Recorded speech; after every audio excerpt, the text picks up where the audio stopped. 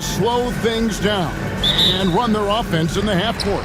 Yeah, both sides are methodical. They want to get into their sets and create quality looks and also have floor balance. I'd be surprised if we see a ton of fast break opportunities tonight. So with Vucevic on the bench, here's the group that Billy Donovan has on the floor. Lonzo Ball out there with Kobe White. Then it's Smith. Then it's Josh Giddey. And it's Booz Ellis in at the 4. You gotta commend the concentration White showed there. He doesn't get thrown off kilter easily. Simons kicks to Ayton. Ayton sets the pick for Avdia. Back to Ayton. Oh, and the jam by Ayton. And look at Ayton get up there. You have to enjoy watching the big man getting tricky with it. Booz Ellis' shot is good. Well, he can beat you in a lot of ways. Very challenging to defend. And stand a positive for the Bulls over the last couple seasons. They've really done a good job of taking care of the ball. Yeah, Kevin, that's been an emphasis for them. You don't want to beat yourself. So you look up and down the roster, it's a pretty disciplined group. But it's also the kind of thing that can change from year to year. And the shot clock expires. 24-second violation.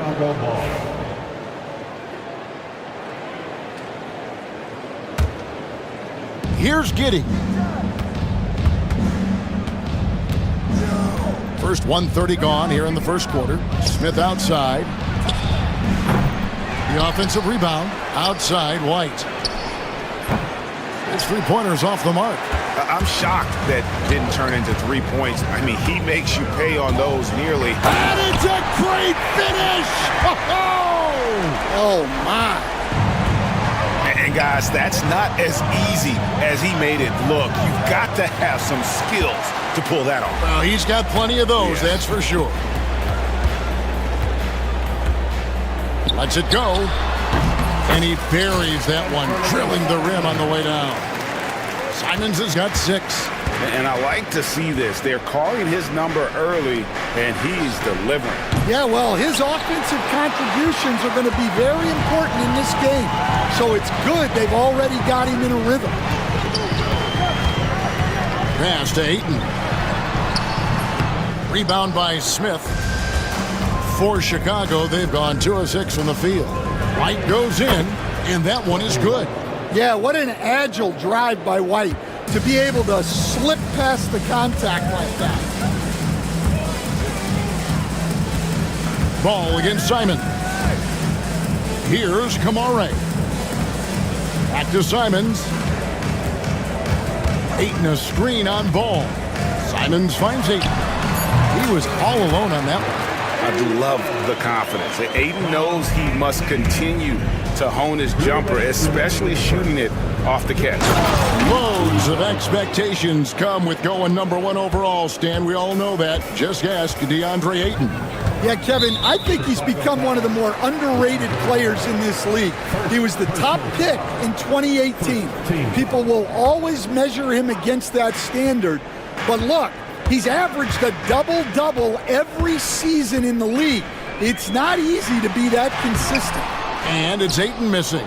That's a surprise. I mean, really out of character for him to miss when the defense is not right up on him. The kick out to Ball.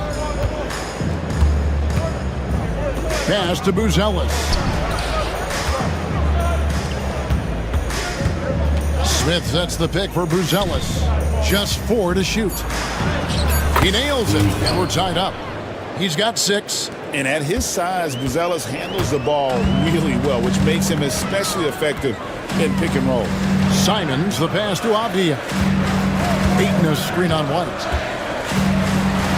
And finished off by Avdia. And a long windup and strong follow-through on the one-hand jam. Yeah, he's not going to mess that one up. Oh, wow, what a great move inside. That is incredible. It doesn't take much to get Booz Ellis up to the rim. He just pops off the floor and is right there. Well, you love the unselfishness, makes the next pass, and enables his team to capitalize on the possession.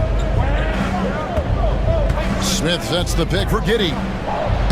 Laid in with a nice touch off the glass. Yeah, there it is again. On a lot of their possessions this first half, they've established great inside position. And Simons, here we go. And that is the exact type of opportunity this offense is looking to create. Yeah, quality offense will serve you well in the long run. You can't settle for bad shots. And it's Smith missing. Simons against Ball. And the slam dunk by Simons. Ooh, just powered it down with both hands. You know, he's not going to mess that one up. Oh, no, not this fella. He is a superb finisher. What a performance from Anthony Simons. He has been the story for the Portland Trailblazers. For moments during that quarter, it felt like a one-man wrecking crew. It seemed he was doing everything.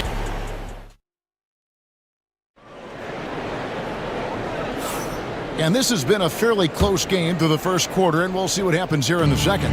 And taking a look at the Trailblazers' performance here, boys, what do you think they're doing or not doing?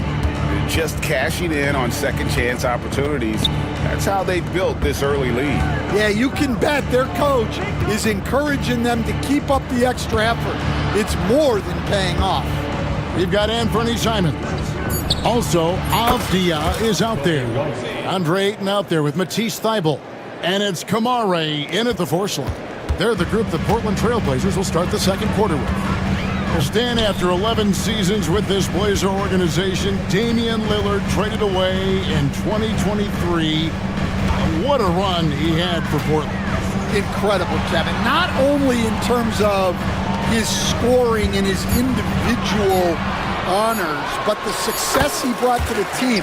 While they didn't get over the top and get to the finals, they were a consistent winner. If you were a fan in Portland, you had a good team to come and watch for all of those years. Smith sets the pick for Buzelis. Driving the lane, and then Buzelis with the dunk. Look at the moves from Buzelis. The big fella showing great quickness on the attack. Ayton, the pass to Thybulle. Good ball movement here by the Trailblazers. Here's Avdia, and Portland again with the bucket. I mean, even he was surprised to be that open. And White kicks the ball. Here's Buzelis. He's got 10, and it's in. Basket number 6 for him thus far. He has only missed 2 shots from the floor. And at almost 7 feet, Buzelis is really tough to slow down. And when he's on, there's not much you can do. And the basket by Kamare. We'll see if they can finally hold on to a lead. It's been back and forth all night. Well, this is why the fans are here. Each team trading blows, increasing the entertainment value. Stan, of all the different styles of offense in this NBA, what style is the toughest to defend, toughest to stop? Kevin, I don't think there's really any difference in terms of styles or systems in terms of what's tough to stop. It's players. And it's how well a system maximizes their best players. That's what makes teams tough to stop. And contact on the shot, so he'll be shooting free throws here. In his first 3 seasons in the NBA, Stan, Anthony Simons only started 5 games. Now he is out there a lot and getting starts. Well, look, Kevin, he played under Damian Lillard. Not a bad role model for Anthony Simons. Another 6'3" guard with explosive scoring capability. And foul on the shot, so he'll get a chance. And yep, we thought we might see it. And the coach's challenge has been triggered on the personal foul call. At the line for the Bulls, Josh Giddey. After the taking 2 shots. The play will be reviewed. Tough. The action is so fast that it's really tough to catch everything in real time. The wonders of technology. We've seen replay reviews so effectively, and involving the coaches by being able now to challenge like this is something a lot of people have been hoping for. And the announcement on the review is that the foul was called in error.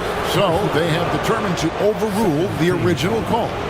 And guys, this is what it's all about, getting the call right. And I think in this case, the video review showed that while it was a tough call to make on the floor, they got it right with the review. You know, Stan, the Blazers started the rebuild process with the big Dame Lillard trade to Milwaukee. Kevin, it takes guts for a GM to make a move like that, and it didn't go well early on. But they've got to trust the process and stick with the plan that they made. Wide a screen on Avdia, and Giddy gets it to go. You talked about a back-and-forth game. This is the definition. You have to love these kinds of games, scoring-wise, keeping everybody on their toes. Took him no time at all on that one. Simons has got 16. Well, they have to be thrilled with how reliable he's been tonight. Smith with a screen on Avdia. Smith with the basket on the assist from Giddy. Smith's got the lead, back up to 1 now for the Bulls. Pass to Kamare. Simons against Ball. Stolen by Ball. And then Buzelis with the dunk. Yeah, and Ball constantly looking for ways to come up with steals. Outstanding at covering a lot of ground with his overall length. Here's Simon. Oh, what a jam! Simons! And guys, I don't know that this is the time for that kind of flair. In a close game, the important thing is to get the 2 points, not necessarily the dramatic. Oh, come on. He had to go for that, didn't he? My goodness. Pass to Kamare. There's a screen. Back to Simons. Oh, what a jam! Simons! He's put on a show for these fans. I can't believe he pulled that one out in the course of an actual game. Well, at first, White shows the burst, then the control off the drive. Back to Simons. Drains the three-pointer. Simons has got 23 points. Well, the defense gave that away. He's a skilled shooter who you have to contest. Looking to make plays for others. We've seen this from him all night. Yeah, when there's been an open man, he's found him, and you love to see a guy dishing it like this. Outside, Simons. And the three off target. And Billy Donovan decides to call timeout. He wants to make some adjustments to the game plan, clearly.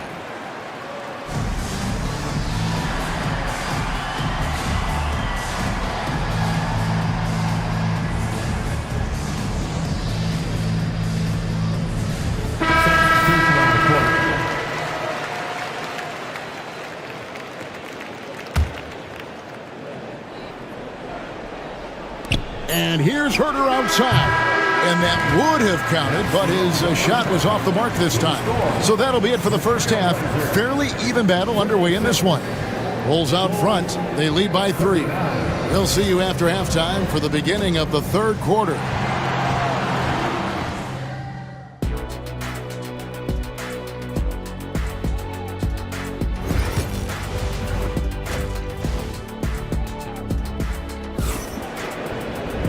We've got second half action for you, and if the next couple quarters are similar to the first, this one could go down to the last possession.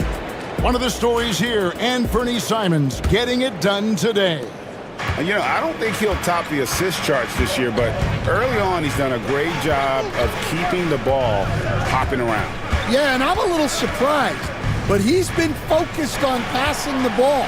You gotta give him credit. So with Vucevic on the bench, here's the group that Billy Donovan has on the floor. Kobe White is out there with Ball. Then it's Josh Giddey. Then it's Buzelis, and it's Smith in at the 5 spot. And the call will be against Lonzo Ball. That'll be his second foul of the game. Some changes for Chicago. Patrick Williams, he's checked in for Smith. And Kevin Herter subbed in for Josh Giddey. And it's a great finish! Oh, my. And he makes it look easy, dunking it hard with one hand. We've seen some flashes, Coach, from Shaedon Sharpe in his career. He can get hot in a hurry. Well, look, Kevin, he is a great athlete, and when his shot starts to fall consistently, he can be electric. Right now, he's putting it together little by little. He's just got to continue to improve. Really nice job there by Buzelis. Already sees the floor at a high level. Henderson for three. And out of bounds. The Bulls will take it. Chicago ball.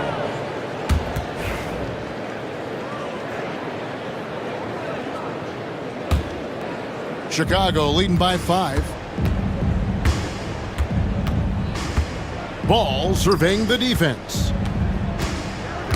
Knocks it loose. And stolen by Thibault. It's Henderson on the wing. Down low. Williams kicks to Henderson. Williams sets a screen for Henderson. Got a piece of it. Back to Williams. Oh, and the jam by Williams. An unreal athlete. Williams gets off the floor with such ease to power it down. Ball, the pass to Williams. Back to Ball. And Billy Donovan decides to call timeout. He's ready to talk things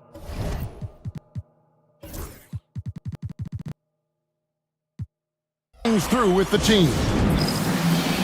Always working hard. Your Blazers breaker dance crew. And now around 2 minutes gone by in this half. Herder passes the ball. Henderson pulls it in. And here's Henderson. He'll bring it up for the Portland Trailblazers. It's a three-point game. Pass to Williams. Kicks it out to Grant. Back to Williams. 5 on the clock. Thibault for 3. The basket is good off the assist from Williams. Thibault's got it all tied up now for Portland. And the league giving a bit more leeway, GA, to defenders. As a hard-nosed defender yourself, I'm sure you like that change. Oh, I do. I mean, we all love the intensity of playoff basketball. So why not bring a certain level of physicality to the regular season? Williams, a screen on Ball. The kick out to Williams. 2 minutes remaining in the third. Releases. And the slam by Williams. Yeah, hard trying to keep Williams off the boards. He makes it a mission to keep possessions alive. And it's slammed in by Williams. Fundamentals, guys, using the one-hand slam. Really makes the basics look pretty exceptional. Stolen by Ball. Drives to the hoop.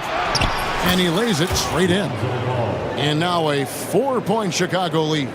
And I love how Ball accepts the contact on his way up, not allowing it to alter his shot. And he's going to get whistled for that foul, G. That was intentional, but not exactly logical. How about pointless to foul there? I mean, I don't know where his head is, but it's not in the game. Chicago making a switch here. Smith is checked in. Out of this world. Sharp is so quick into the air, and then he just hangs forever. Able to do things most others can't. Here's Grant. Basket is good. He'll get a chance for one more at the line. And folks, the coach's challenge has been initiated for a personal foul. Close game like this, and he thought it wasn't a good call. At the line for your Trailblazers, Grant. Personal fouls can be tough. The action is so fast that it's really tough to catch everything in real time. The wonders of technology. We've seen replay reviews so effectively, and involving the coaches by being able to challenge like this is something a lot of people have been hoping for. And so the word is in. They've decided that the call stands as it was made on the floor. And, you know, even if a coach still feels this wasn't the right call, you got to acknowledge the effort being put in to reviewing it. The double checking, and the game continues on. Andre Ayton's checked in for the Trailblazers. Avdia comes in for Matisse Thybulle.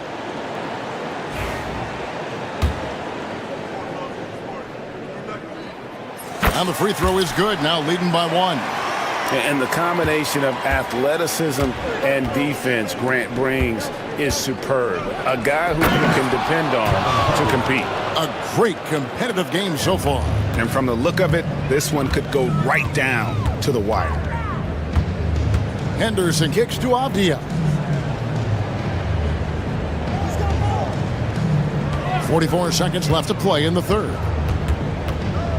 Back to Henderson. Just 5 to shoot. And then Henderson with the dunk. A little like Donovan Mitchell there. Henderson makes some really tough shots in traffic. Here's Herder. How's that for an answer? Right back with the dunk. Those plays can make a difference in a game like this. Well, you know it's going to fire up, Greg, everybody on that bench. And guys, you cannot allow that in a close game. You have to make it harder than that. Avdia, and the rejection by Smith. And it's going to be out of bounds. The Trailblazers will retain possession. Bull substitution. Number 3. Josh 6 on the shot clock. The Trailblazers need to get off a shot. And then Sharp with the dunk. Oh, reversed it home. That was pretty. Agreed. The agility on display. Here's Ball going inside, and Ball slams it in. Big hops from the backcourt. Oh, absolutely. And maybe just what they need to get this game, GA, going in their direction. Yeah. That concludes the third quarter. It continues to be an exciting neck-and-neck game. Bulls lead by 1. And do not go away, as we'll be back in just a few moments with the start of our fourth quarter coming up next. And let's go back to a terrific pass that we're calling tonight our State Farm assist of the game. Yeah, and I like the fact we get to see this pass one more time. A magnificent feed. And you love to see your off guard taking over the playmaking duties with this much skill. Yeah, and if you have both guards dishing like that and putting up points, wow, a coach's dream. And I know I speak for all of us when I say I can't wait to see what kind of finish awaits us here in the fourth quarter. Grant steps in at 4 with Ayton, the big man, in the middle. The guard pair are Henderson and Sharp. And it's Avdia in at the 3. That's the group on the floor for Portland. Williams for 3. Rebound by the Trailblazers. Sharp with it. Pass to Ayton. Now here's Grant. Ayton a screen. Shooting foul as the whistle blows. He'll shoot 2 free throws. first personal foul. And really the defense fouling there to prevent the layup, but that's exactly what you need to do. A different look now for Portland. Matisse Thybulle comes in for Sharp, and it's Simons in for Scoot Henderson. Bruce Ellis is checked in for the Bulls. White comes in for Kevin Herter. Here's Giddey. Avdia with the rebound. Portland has gone 4 of 8 tonight from three-point land, shooting 50% on the 3 ball here. From 18 feet away, the shot's good from Simons. Simons has got 25 points in the game. Well, what I want to know, where is the communication defensively? Well, I can tell you, this kind of defense will drive coaches crazy. A little over a minute and a half of the fourth quarter gone now. Grant finds Simons. Thybulle with the ball. Pass to Grant. Good ball movement here by the Trailblazers. And the layup is good after a nice lead pass. Grant's got the lead up to 5 now for Portland. And getting points inside important for Grant. Allows him to get a little bit of extra room on the perimeter when he needs it. Simons surveying the D. I'm sure he'd like to have that back. That's a missed opportunity. Buzelis with the ball, working on Grant, and there's the whistle. That goes on Denny Avdia. That'll be his second foul of the game. The Trailblazers making a switch here. Kumar is checked in from the arc, and it's Portland with the rebound. Outside, Simon. Here he goes. Pass to Kamare. Simons on the wing. He's covered by Ball. Simons kicks to Avdia. tries it from the top of the key. That's tipped. Making good use of his length. Buzelis able to track down the block that time. Count it. They continue to battle out there, so close to taking the lead. Yeah, this is definitely a close one. Let's see if they have enough in the tank to take the lead here. Here's the screen. Here's Kamara. Simons against ball. A nice shot by Simons. Locked and loaded tonight. Whenever he's got any kind of a decent look, he's knocked it down. And that's who you want to go to with the game on the line. Here's White. And the rejection by Ayton. Tremendous at anticipating when shots are going up. Ayton is outstanding at protecting the rim. And then Smith with the dunk. And coming down the stretch here, both teams still on fire. Yeah, in hopes that your opponent is just going to go cold, that's not going to happen. It doesn't look like in this one. This might go down to whoever has the last possession. Right wing. Pass to Simon. Beyond the arc. Knocks down the three ball. Simons has got 7 points for the quarter. And for the defense, that is a heart-sinking moment when you see him that wide open from beyond the arc.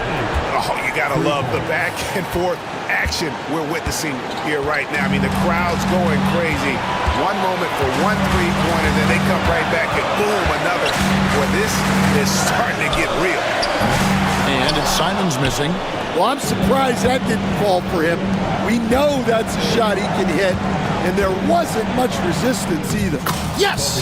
And what a sensational bucket to bring them within one. Big-time basket at a big-time moment. Yeah, don't you just love to see a player embrace that kind of pressure? Oh, fellas, that was vicious two-hand monster slam. Guys, I don't think there was anyone who could have stopped him on that one. Pass to White. To tie it up. Off target from downtown. Simons against ball. Outside Simons.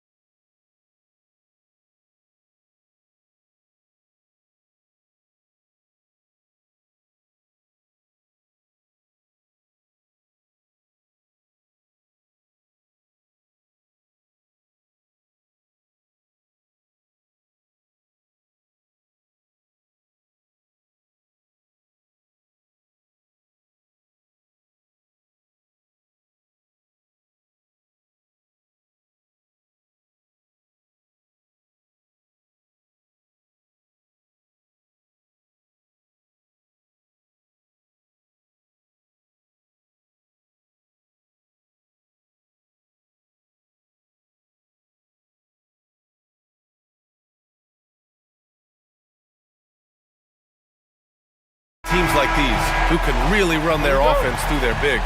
BA, over the years, one of the things I've heard from coaches quite often is how effective a three-tool big man can be.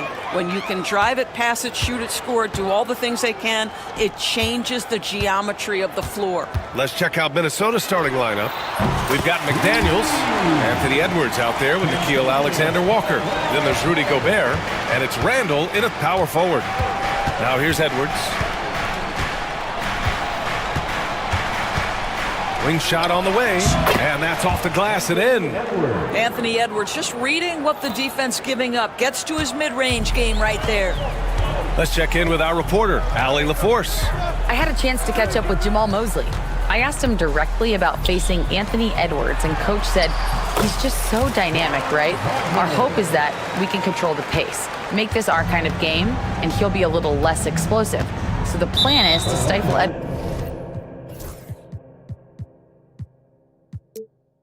Edwards by not letting him play at his tempo. Back to you. Okay, thank you, Allie. First team foul. And we're about a minute into the first.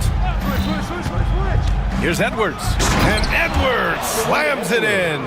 Well, in pick and roll action, you've got to be aggressive as a scorer. Anthony Edwards with the bucket. Doris, one of the most physical guards in the NBA, Anthony Edwards. If you want to talk about a prototypical NBA body, it's Anthony Edwards. He's got size, strength, athleticism, but beyond that, he's so skilled. Three-level scorer, versatile on the defensive end, fearless when it matters. Anthony Edwards may be the next face of the league. Now here's Suggs. Wagner inside. Randall's there. The three from Banchero. Pure from three-point range. His ability to shoot off the catch is a big plus. Banchero has quick reactions, a really versatile scorer. Edwards, the pass to Gobert. And Gobert with the stuff. B.A., when he gets the rim in his sights, it's tough to stop. So aggressive and a determined finisher. Nice. Now here's Suggs. Down low. And he jams it home with authority. I tell you, don't be surprised when Franz Wagner gets up above the rim and finishes. This guy loves to attack the basket. McDaniels a screen. Alexander Walker with it. Wagner picks him up, and that one drops. And setting the tempo with an assertive move. Like, where was the defense on that play? To me, that's a complete lack of communication on that side of the ball. These guys need to be talking to each other. Now here's Suggs. Wagner outside. Isaac with a screen on Randall. Down to 5 on the shot clock. Wagner, the pass to Isaac. And the dunk by Isaac. Well, take advantage of your strengths. As a roller, Jonathan Isaac has incredible length to finish. That is a pretty play. Such a multi-talented threat on the offensive end, and you love his confidence. Banchero with a screen on Edwards. Suggs, the pass to Banchero. Yep, that one goes. Yeah, that play shows Banchero's strength and his determination. And let's quickly check out the scoring breakdown here for the Magic. Well, you got to be impressed with how selfless they've been so far. Their passing has been simply outstanding. I think the other thing they've done a great job of is making their presence felt inside, converting tons of paint opportunities. Oh, and Gobert powers it home. We always know this has been a strength of Rudy Gobert, getting the offensive window. Nicely done. And it really feels like the chemistry of this Timberwolves team has taken a step forward. And B.A., you know this. Winning always enhances that energy and chemistry. But beyond that, this is a roster full of players that have had individual success, and now they're hungry and thirsty for team success, because that's the true measure. Here's Banchero. He's got 6. Kicks it out to Wagner. Let's go with a 3. The putback. Controls the rebound and the putback. Oh, what tenacity on the boards. Banchero takes pleasure in capitalizing on the offensive glass. Edwards for 3. Sends it home from three-point land. Edwards has got 7 points in the game. Defensively, you can't afford to get stuck on the pick.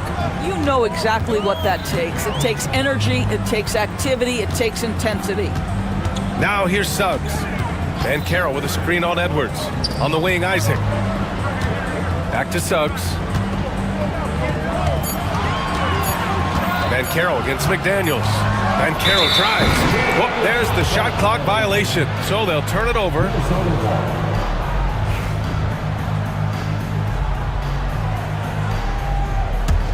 Timberwolves trail by 4. 3-second difference between the shot clock and the game clock.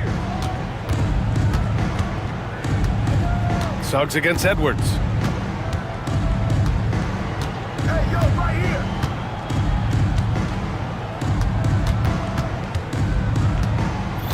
Gobert with a screen on Suggs. And here's Edwards outside.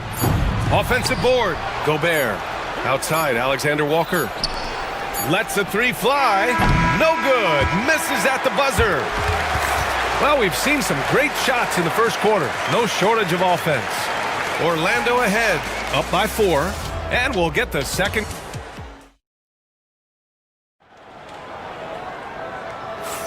And for those of you just tuning in, second quarter action is where we are. And for Orlando, what jumps out to you guys, stat-wise? Well, clearly they played well in the first period because of their selfless attitude. I'll tell you, that willingness to make the extra pass, that is what creates good looks. It also forces the defense to scramble. The backcourt is Suggs and Caldwell-Pope. Isaac and Wagner make up the forwards. And it's Ben Carroll in as a pivot spot, manning the middle. That's the group starting the second quarter for the Magic.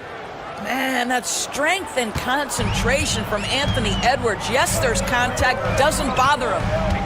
Suggs with it. He's picked up by Edwards. Ooh, and they immediately answer back with a dunk on the other end. Oh, my! That's why we have those breakaway rims. Dude, he risked pulling the whole thing down to the floor right there. And here's Edwards outside.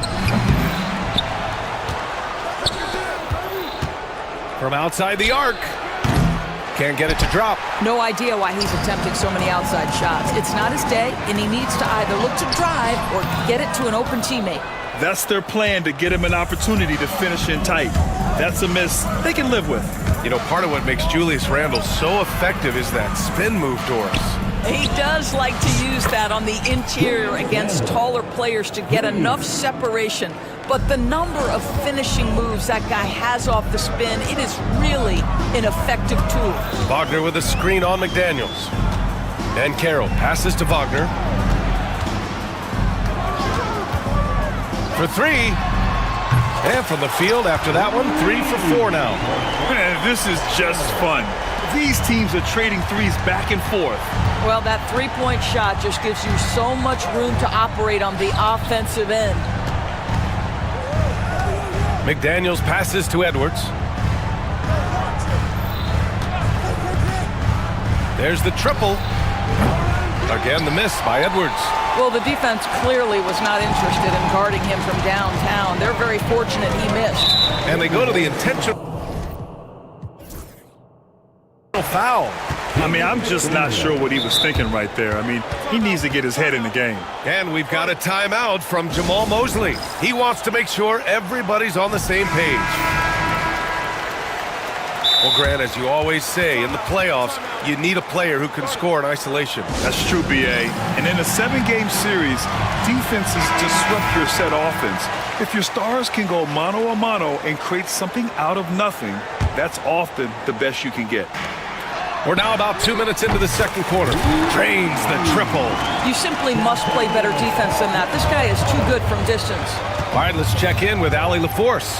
Well, the Timberwolves, no doubt, a team to be reckoned with. Coach Chris Finch said, we come in every single night and compete. No matter what the circumstances are, we expect to win. We root for each other, so I feel like we have all the makings of a tough team. And they have reason to be confident, Allie. Thank you. Wagner with a screen. And Carroll passes to Wagner. Shot clock at 5. It's rebounded by Rudy Gobert. And it's Edwards with the ball for the Minnesota Timberwolves. 7-point differential. A deep 3. Oh! Edwards showcasing the range. Anthony Edwards has got his rhythm, and he's got a well-rounded offensive game. Look out. And Carroll with a screen on Edwards. Pass to Wagner. From about 19. And it's Gobert with a rebound. Gobert's got 6 rebounds in the game. Edwards for 3. It's picked off. Here's the break. Here's Banchero, and Gobert with a block. Wow, insanely tough to get a shot off when Rudy Gobert is around. Wow.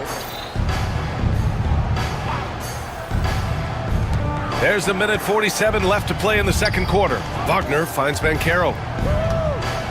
Back to Wagner.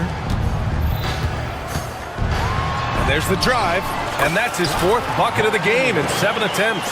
That's a big-time finish by Franz Wagner. Might be young, but he is undeterred. Gobert with a screen on Suggs. And here's Edwards outside. And the Timberwolves hit again from deep. He's the last guy you want to leave alone on the perimeter. Here's Wagner. Outside, Caldwell Pope.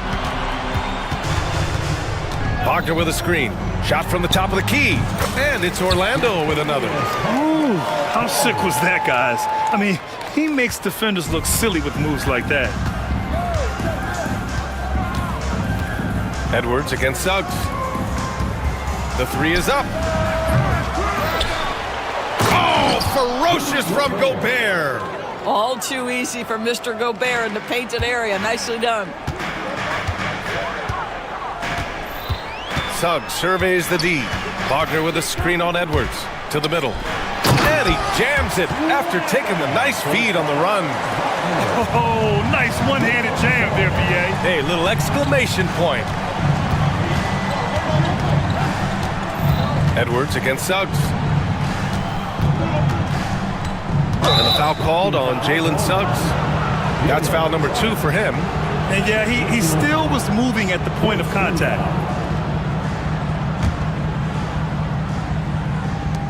24 seconds left in the second quarter. Edwards against Suggs. 5 on the clock. Again, the miss by Edwards. Now Wagner. He's got 11. And Carroll left side. Back to Wagner. Yep, that one goes. And it's a 7-point Magic lead. Unselfishness can be infectious. Terrific teamwork. And so it's the Orlando Magic closing out this quarter with a 7-point lead. Great shot selection right now, keeping the game simple and getting high percentage looks. We'll be right back.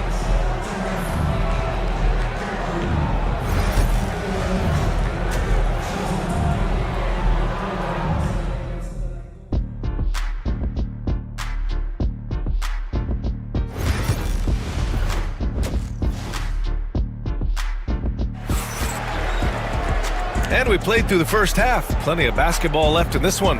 Boy, you gotta like what we're seeing from Anthony Edwards. He's hit shot after shot from deep. He's so locked in right now. Well, he's in a great rhythm, looking comfortable and confident. And Chris Finch calls timeout here. A moment to rest and confer on the game plan. On the court for the Timberwolves, Rudy Gobert is out there with Julius Randle. Then it's Nickeil Alexander-Walker. Then there's Edwards. And it's McDaniels in at the small forward position. Magic leading by 7. Here's Banchero. Banchero hammers it home. Ooh, getting up there. I mean, Banchero wants everyone to know he's a threat to hammer it down. The 3 ball. McDaniels can't hit. Orlando has gone 4 of 6 from 3-point range thus far. And stolen by Edwards. Edwards with a step, and Edwards slams it in. Oh, Anthony Edwards thinks this game is a dunk contest. Go ahead, young sir. What a finish. Well, Doris, we've heard Anthony Edwards declare himself as the best player in the league. Well, PA, when you got the game to back it up, you don't mind putting yourself out there. And Anthony Edwards has charisma, highly skilled, and he's fearless when it matters most. Look out for the Ant-Man. Reed's checked in for Minnesota. DiVincenzo comes in for Edwards. And we've got a timeout from Jamal Mosley. And we might see some changes. Coach potentially looking to adjust. So for the Magic, Wagner comes in for Wagner. And Black subbed in for Suggs. Timberwolves trail by 7. Outside, DiVincenzo from behind the arc. He drops it from range. DiVincenzo's gotten himself going here. His first points of the game on the deep ball. Here's Black. DiVincenzo covering. Black passes to Wagner.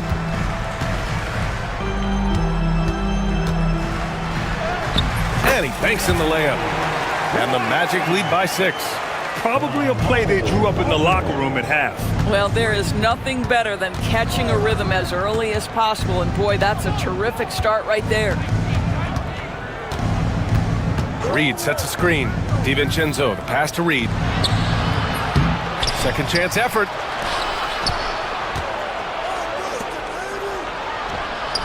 From the right block, the shot is good. Reed's gotten his first points in this one. You have to appreciate the doggedness and intensity on the glass. Wow. Here's Black. And he bangs it home with one hand.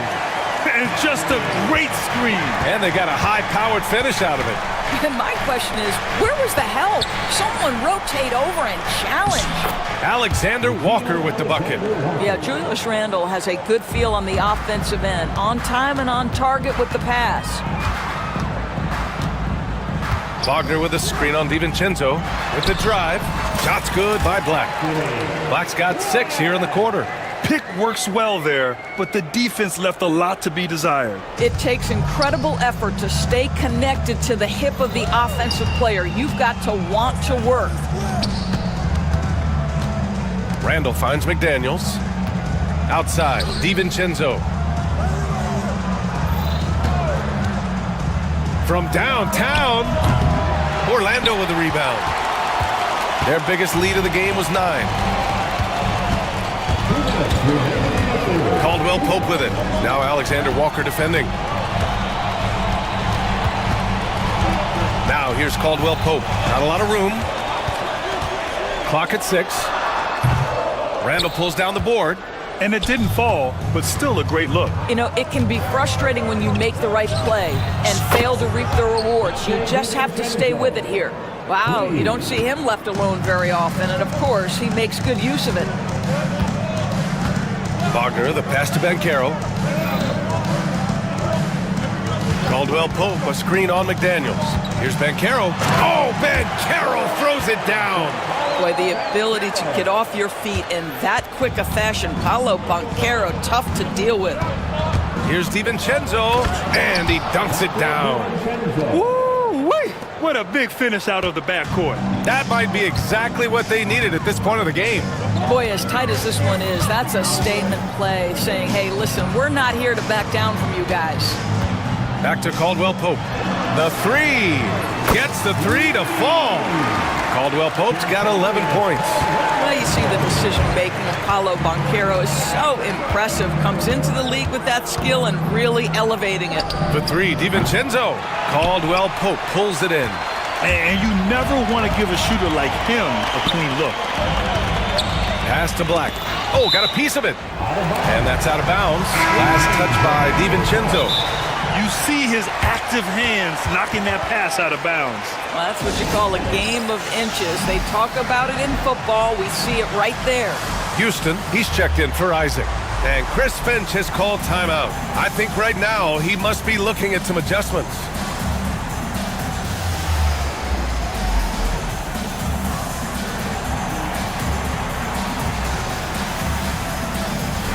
Orlando making some changes. Wagner's checked in for Banchero, and Suggs is subbed in for Black. Rudy Gobert's checked in for Minnesota. Edwards comes in for McDaniels. Wagner with a screen. Here's Caldwell Pope, and the 18-footer right on the mark. Caldwell Pope's got 5 points in the quarter. 2-second difference between shot and game clock. Reed can't hit. Magic leading by 8. Now here's Suggs.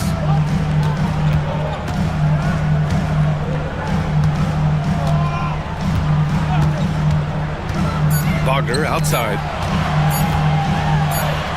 Lays it up and banks it in. 15 points in the game. and just totally relentless, only increasing the intensity level. One thing I enjoy is watching players who don't pay attention to the score. You lock in on the moment and play the right way. And so it's Orlando earning this break in the action, up 10. And a worthy candidate tonight as we take a look at our State Farm assist of the game. You can count on him to deliver a few assists like this one each and every night. You know a thing or two about a point guard's job. Set the table for your teammates. Done there perfectly. The fourth quarter has arrived. So good to have you with us. The backcourt is Suggs and Caldwell-Pope. Wagner is out there with Franz Wagner. And it's Houston in at the 3. So that's the lineup on the floor for the Magic. And Chris Finch calls timeout here. Coach clearly has something he wants to say to his team right now. Bancaro, he's checked in for Orlando. Isaac comes in for Houston. Julius Randle's checked in for Minnesota. McDaniels comes in for DiVincenzo. And let's send it over to Allie LaForce. I was able to listen in on what Chris Finch was going over with his team, and he was adamant that they need to tighten up their D. That lack of communication at that end has led to breakdowns, wide open shooters, and easy buckets. He sounded pretty frustrated, guys. Allie, thank you. Wagner with a screen. Here's Caldwell-Pope. Rebounded by the Timberwolves. Gobert's got his 8th rebound here tonight. Here's Edwards. Oh, a sensational slam by Amp. This guy is so explosive. Anthony Edwards off the bounce. My goodness. Suggs against Edwards. Kicks it out to Wagner. And he says right back at you with a big dunk of his own. Slams it down with 2 hands. Man, they're really getting aggressive now. Alexander Walker, the pass to Edwards. Fires the 3. It's rebounded by Wagner. Orlando leading by 10.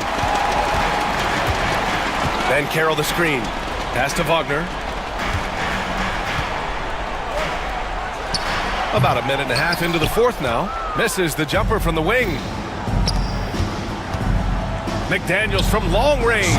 Knocks down the long J. McDaniels got his first bucket of the game, and he's on the board for 3.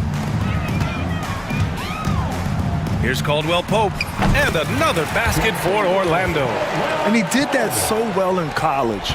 Suggs sharing it well in the league, too. To the paint. Here's Gobert.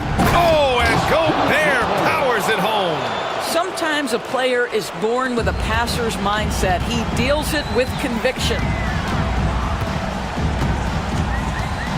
Now here's Caldwell-Pope, covered by Alexander Walker. Wagner outside. He gets it to go again. 9 for 13 so far. Boy, when he catches a rhythm, Franz Wagner is relentless offensively. Edwards finds McDaniels. The 3 is up.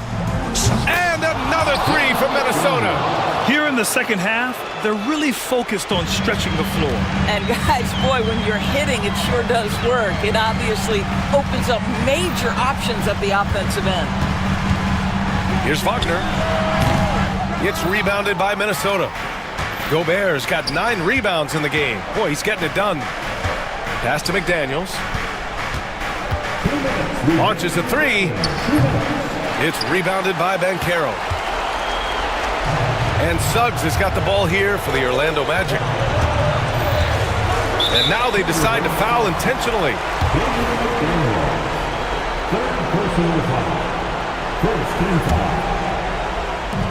A minute 50 left in the fourth quarter.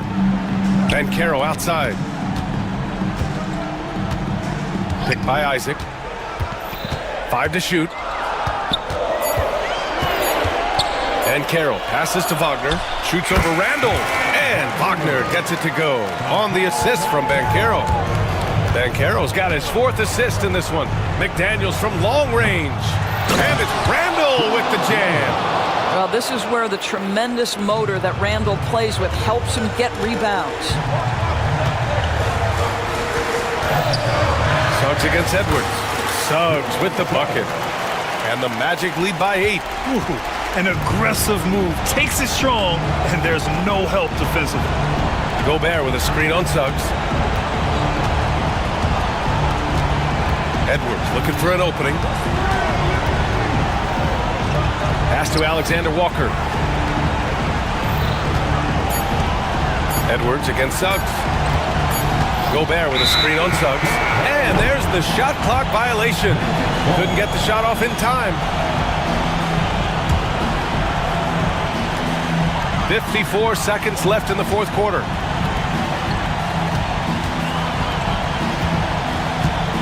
Back to Banchero.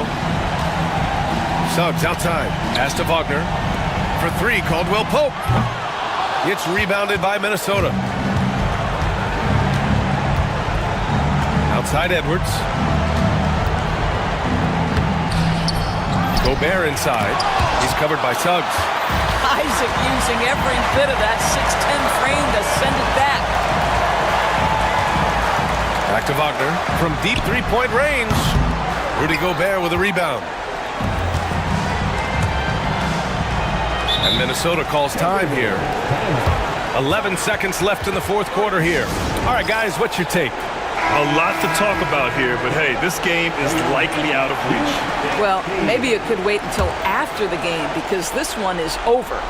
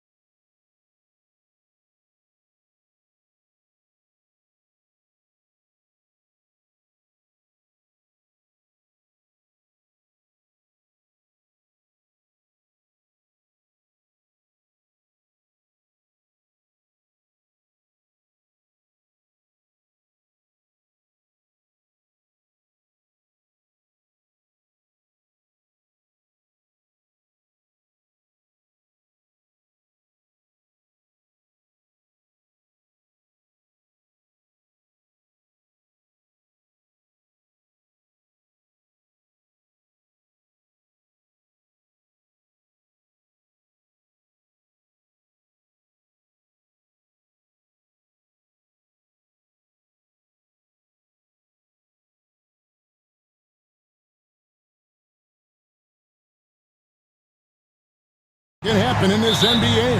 Kevin, we see upsets happen all the time. It's what makes the sport great. You can't take any team or game for granted. So here's Oklahoma City's starting group. In the backcourt, we'll see Gilgeous-Alexander and Caruso. The post pair form will be Williams and Holmgren. And it's Dort in at the small forward position. 2 free throws coming up, and they call. And here we go with the coach's challenge. Not surprised in a competitive game like this. And he's disputing the personal foul call. At the line for Chicago, Josh Giddey taking 2 shots. And this is the time now where the officials can review in closer detail what constituted the original personal. The previous play is under review. A lot easier to determine. Indeed, and the one thing with replay review is that when you see the slow motion replays, After the review, the ruling on the floor is overturned. fast the action really is and how hard it can be sometimes, Greg, to make the right call. And the announcement on the review is that the foul was called in error. So they have determined to overrule the original call. And guys, this is what it's all about, getting the call right. And I think in this case, the video review showed that while it was a tough call to make on the floor, they got it right with the review. There's the drive, and down it goes, jamming that one home. And Giddey is just so clever at finding ways to the rim, good at ripping through holes in the deep. For 3, Holmgren, Ball with the rebound. And you could tell he thought that triple was going to fall. Here's White. The kick out to Williams. To the inside. Here's Giddey. Down it goes, his 3rd basket. He's now 3 for 4. Not afraid to try his luck down there. Giddey on the interior. Thunder have gone 1 of 3 from the field to start this one so far. It's Gilgeous-Alexander with the drive. And out of bounds as Chicago gains possession.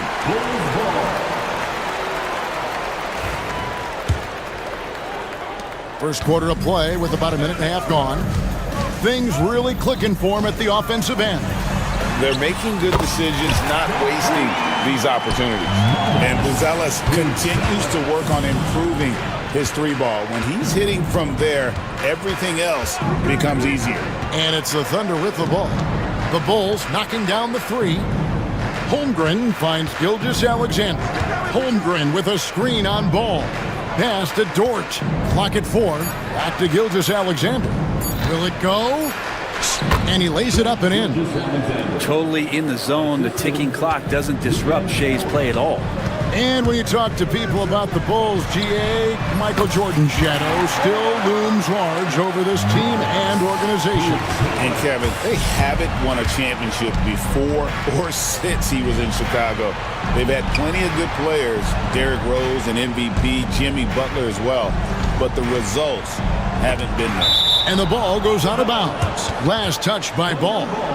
A split second late, but almost came up with a steal there. Real close, and I'm sure next time you might time that a little bit better and get a hand on it. Now, here's Gilgeous-Alexander. Down to 5 on the shot clock. For 3, Holmgren. And it's White with the rebound. And so White will bring it up for the Chicago Bulls. They're leading by 8. Buzelis' shot is good. When you find yourself up double digits in the first quarter, you know you're doing something right. Well, dominant so far. That's the responsibility of the starters. Now let's see if everybody else who plays in this game makes the same kind of high-level contributions. For 3, Williams. And the rebound goes to the Thunder. And now we've got the intentional foul. Really no idea why you're fouling in a situation like that. You know, maybe there's some bad blood between those two. On the wing, Gilgeous-Alexander. He's covered by Ball. Drills it from outside. And with that threat of the outside jumper, Holmgren generates space for this offense. Taken away by Williams. Over Williams. Williams gets the bucket. Such a critical part of how their offense is going to flow. Things are only working when he seems to be on the floor. It's Giddey with the drive. Right side, ball. Shakes him out to White. Plenty of space. And the Bulls with another miss. Thunder trailing by 5. Gilgeous-Alexander with it. Now guarded by Ball. The shot's good from Gilgeous-Alexander. Gilgeous-Alexander's got 6. You have a guard like Gilgeous-Alexander that fights inside. It can add some spunk to your team. And they've scored several times already here in the first quarter on the inside. Here's Gilgeous-Alexander after the Bulls pick up 2. Dort finds Gilgeous-Alexander. Pass to Williams. The shot's good. Gilgeous-Alexander making the play. He has 5. SGA with some good movement, creating an easy opportunity for a teammate. And the rebound goes to the Thunder.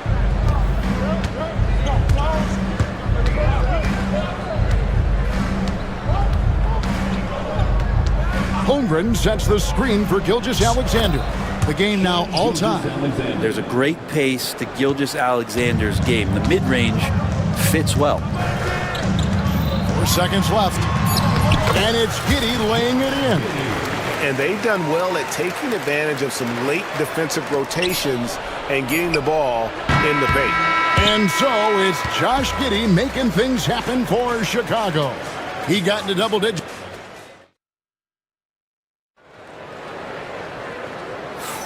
And if you're just tuning in, it's been a pretty even game through the first quarter. And guys, what do you think about the offensive approach we've seen so far for Chicago?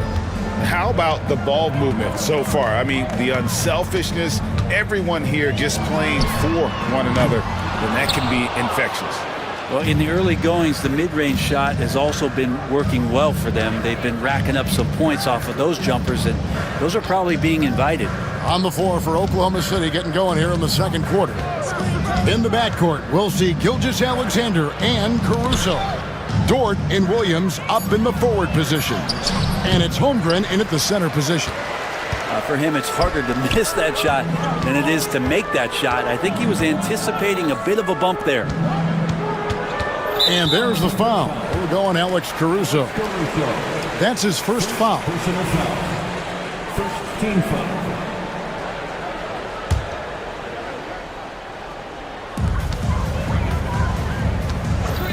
Here's Giddey. 10 points for him. Buries it from three-point range. Giddey's got 13. And Giddey, one of those guys who really can stuff the stat sheet. Holmgren sets the screen for Gilgeous-Alexander. And the dunk by Gilgeous-Alexander. And he's an automatic finisher when he gets into that area. He is, and he picks the simple one-hand stuff to get the 2 points. Buzelis' shot is good. You know, it used to be teams hoarded their cap space to make a big splash in free agency.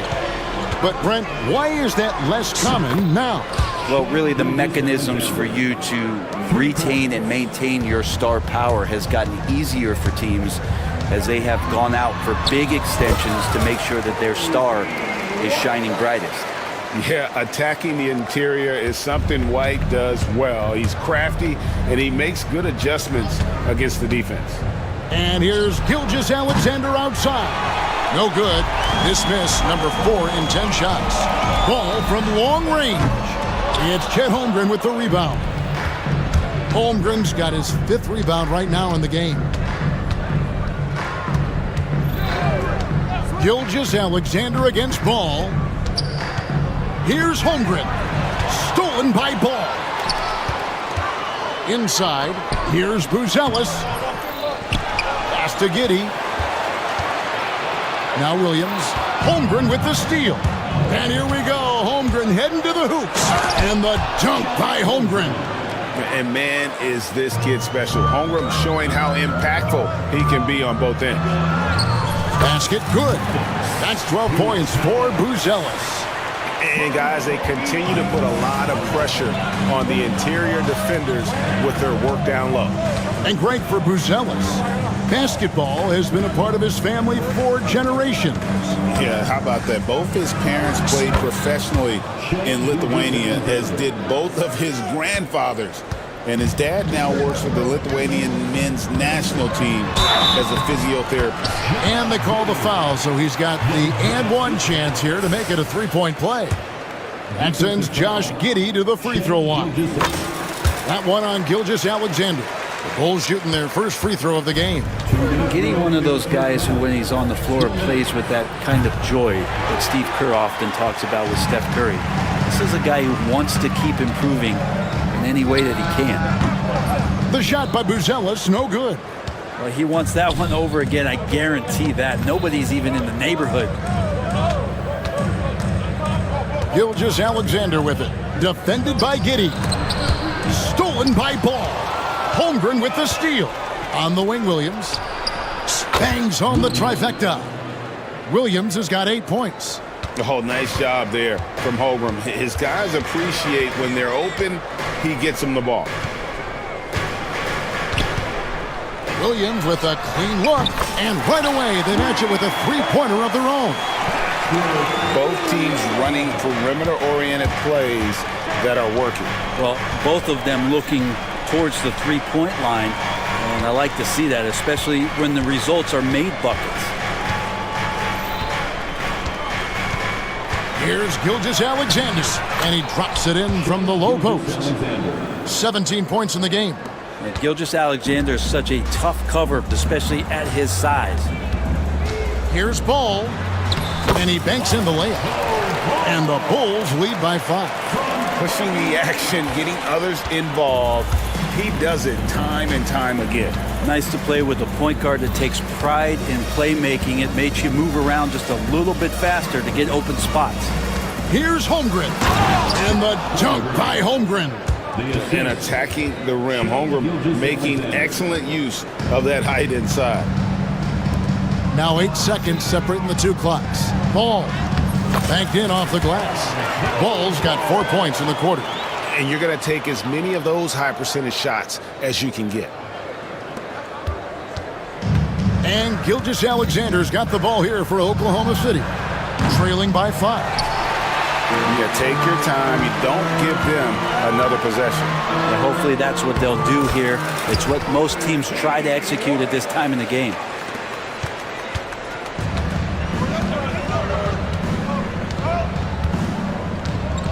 Gilgeous-Alexander deciding where to go with it.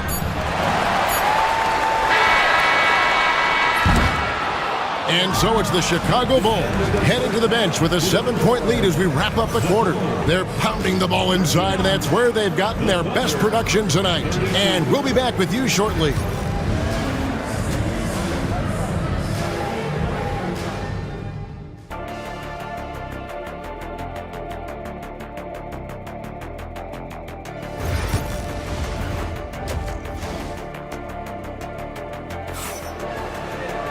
And we've got third quarter of basketball for you. 2 quarters in the books. You know, Shai Gilgeous-Alexander has been exceptional here tonight, guys. Really impressed with the shot selection through the first half. Just taking what he can get from the defense. Yeah, I'm thinking back to the first half and wondering, did he take a low percentage shot? Everything efficient. Williams is out there with Kevin Huerter. Then it's Ball. Then it's Buzelis. And it's White in a point. That's Billy Donovan's 5 as we get going here in the second half. And the layup falls. And it's 6 points for Kobe White. It's a great move, and he catches the defense completely off guard. Well, just ripping through right there as he finds the open spot and gets right through there. High basketball IQ play. 6 to shoot. The second chance effort. Rebound by Williams. Not sure what the D was doing there. Clearly a breakdown. You can ill afford to give a guy like him that good a look. First personal foul. First team foul. Substitution for the Bulls. Huerter with it. Outside Collins. It's stolen by Hartenstein. It's Williams, high post. And the shot goes in. I just think that's trouble. You're gonna let that guy shoot layups. You're asking for it. Here's Phillips. There's the killer two-handed slam. And a solid playmaker. White has a great sense for when he should look to give it up. Thunder trailing by 7. Williams looking around. Buries it down low. Williams has got 12. Just over a minute and a half played here in the third. And it's Ball penetrating. Misses from short range. For Oklahoma City, they've gone 3 of 5 to start the second half, developing a nice rhythm out there. Outside Williams for the 3. Collins grabs the miss. And I think that one could have easily have fallen for him. And here's Herter outside. They get it back. Outside Collins. There's the triple. The Thunder pull it in. Now Williams. Outside Williams.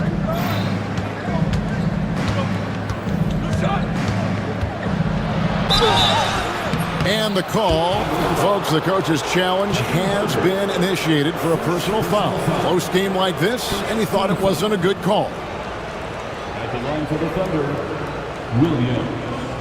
2 shots. And I think when it comes to some of the more difficult calls to make, personal fouls can be tough. After the review, the ruling on the floor is overturned. Everything in real time. The wonders of technology. We've seen replay reviews so effectively, and involving the coaches by being able now to challenge like this is something a lot of people have been hoping for. And the announcement on the review is that the foul was called in error. So they have determined to overrule the original call. And guys, this is what it's all about, getting the call right. And I think in this case, the video review showed that while it was a tough call to make on the floor, they got it right with the review. White, good. And love the commitment from White. Took the bump, went up strong, and rewarded with 2 points. Caruso kicks to Williams. A three-pointer is right on target. Williams has got 7 points here in this quarter. That's just a lapse right there. No matter what, somebody has to be there and get a hand up in the shooter's face. And I like the back and forth here, showing confidence from range. It seems like they're going to find out who can make the deepest threes. Right now, it's a shootout. Williams from outside. Here's Hartenstein. It's good from inside. Hartenstein's got his first 2 points. And a better box out saves them 2 points there. It didn't seem like anybody was really aware there to go and collect that rebound in the possession. Oh, taking it to the rack with power. Hammering down the two-hand slam. Thunder trailing by 7. Here's Williams. Collins grabs the miss. And there's the foul. Go on Alex Caruso. That's foul number 2 for him. And Chicago making a switch here. Giddy's checked in. We've got 1:18 left here in the third quarter. Herter, no good. Well, Thunder have gone just a bit under 50% from the field since halftime. 5 out of 11. Stolen by Collins. And here's the fast break. Paul leading the way. No one near Herter as he lets it fly. And he's good on the 3-ball. Herter's got the lead up to 10 now for Chicago. And look at how the hustle game has been going for the Bulls. I like their defense tonight, and we don't talk about that side of the ball enough. You can really change a game when you get a bunch of steals and get out in transition.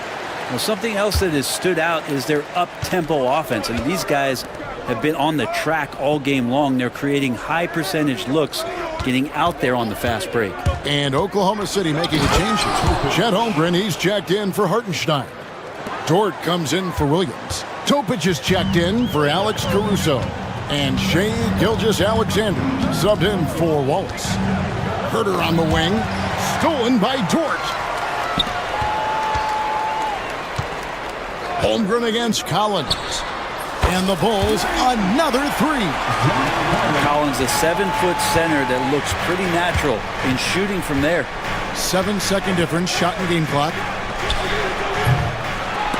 That's tipped. Here's Topic.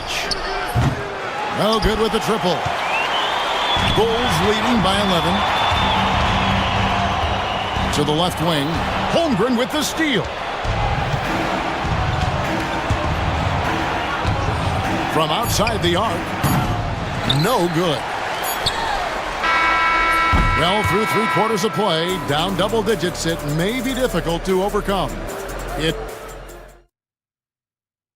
And now let's go back to a play from earlier as we show you our State Farm assist of the game. And the definition of teamwork right there, guys. I mean, what great communication between them, and what a beautiful feed. The coaches talk about it all the time, but to be able to play with that kind of feel, nice play, collaborating, improvising, and organic.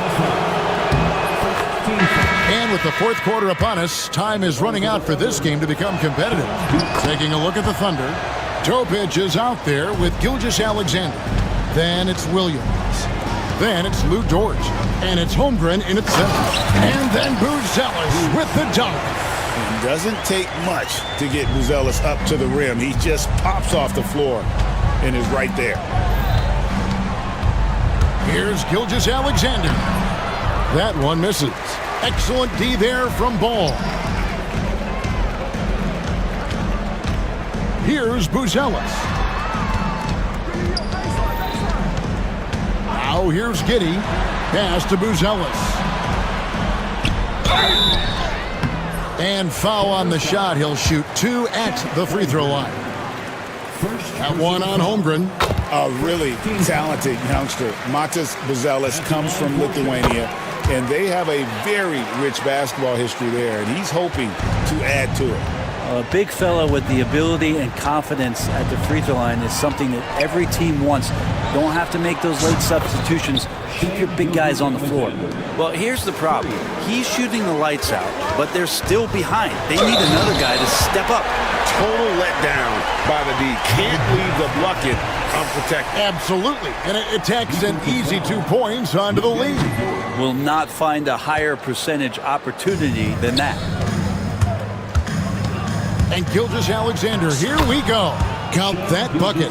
And you just see that burst. Gilgeous-Alexander, hard to catch him once he gets that first step. Ball, the pass to Herter. Lets it fly.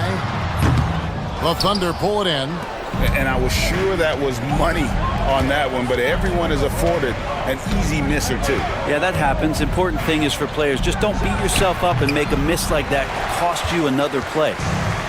And so it's Giddey with it. He brings it up for the Bulls. 13 points was their biggest lead in the game.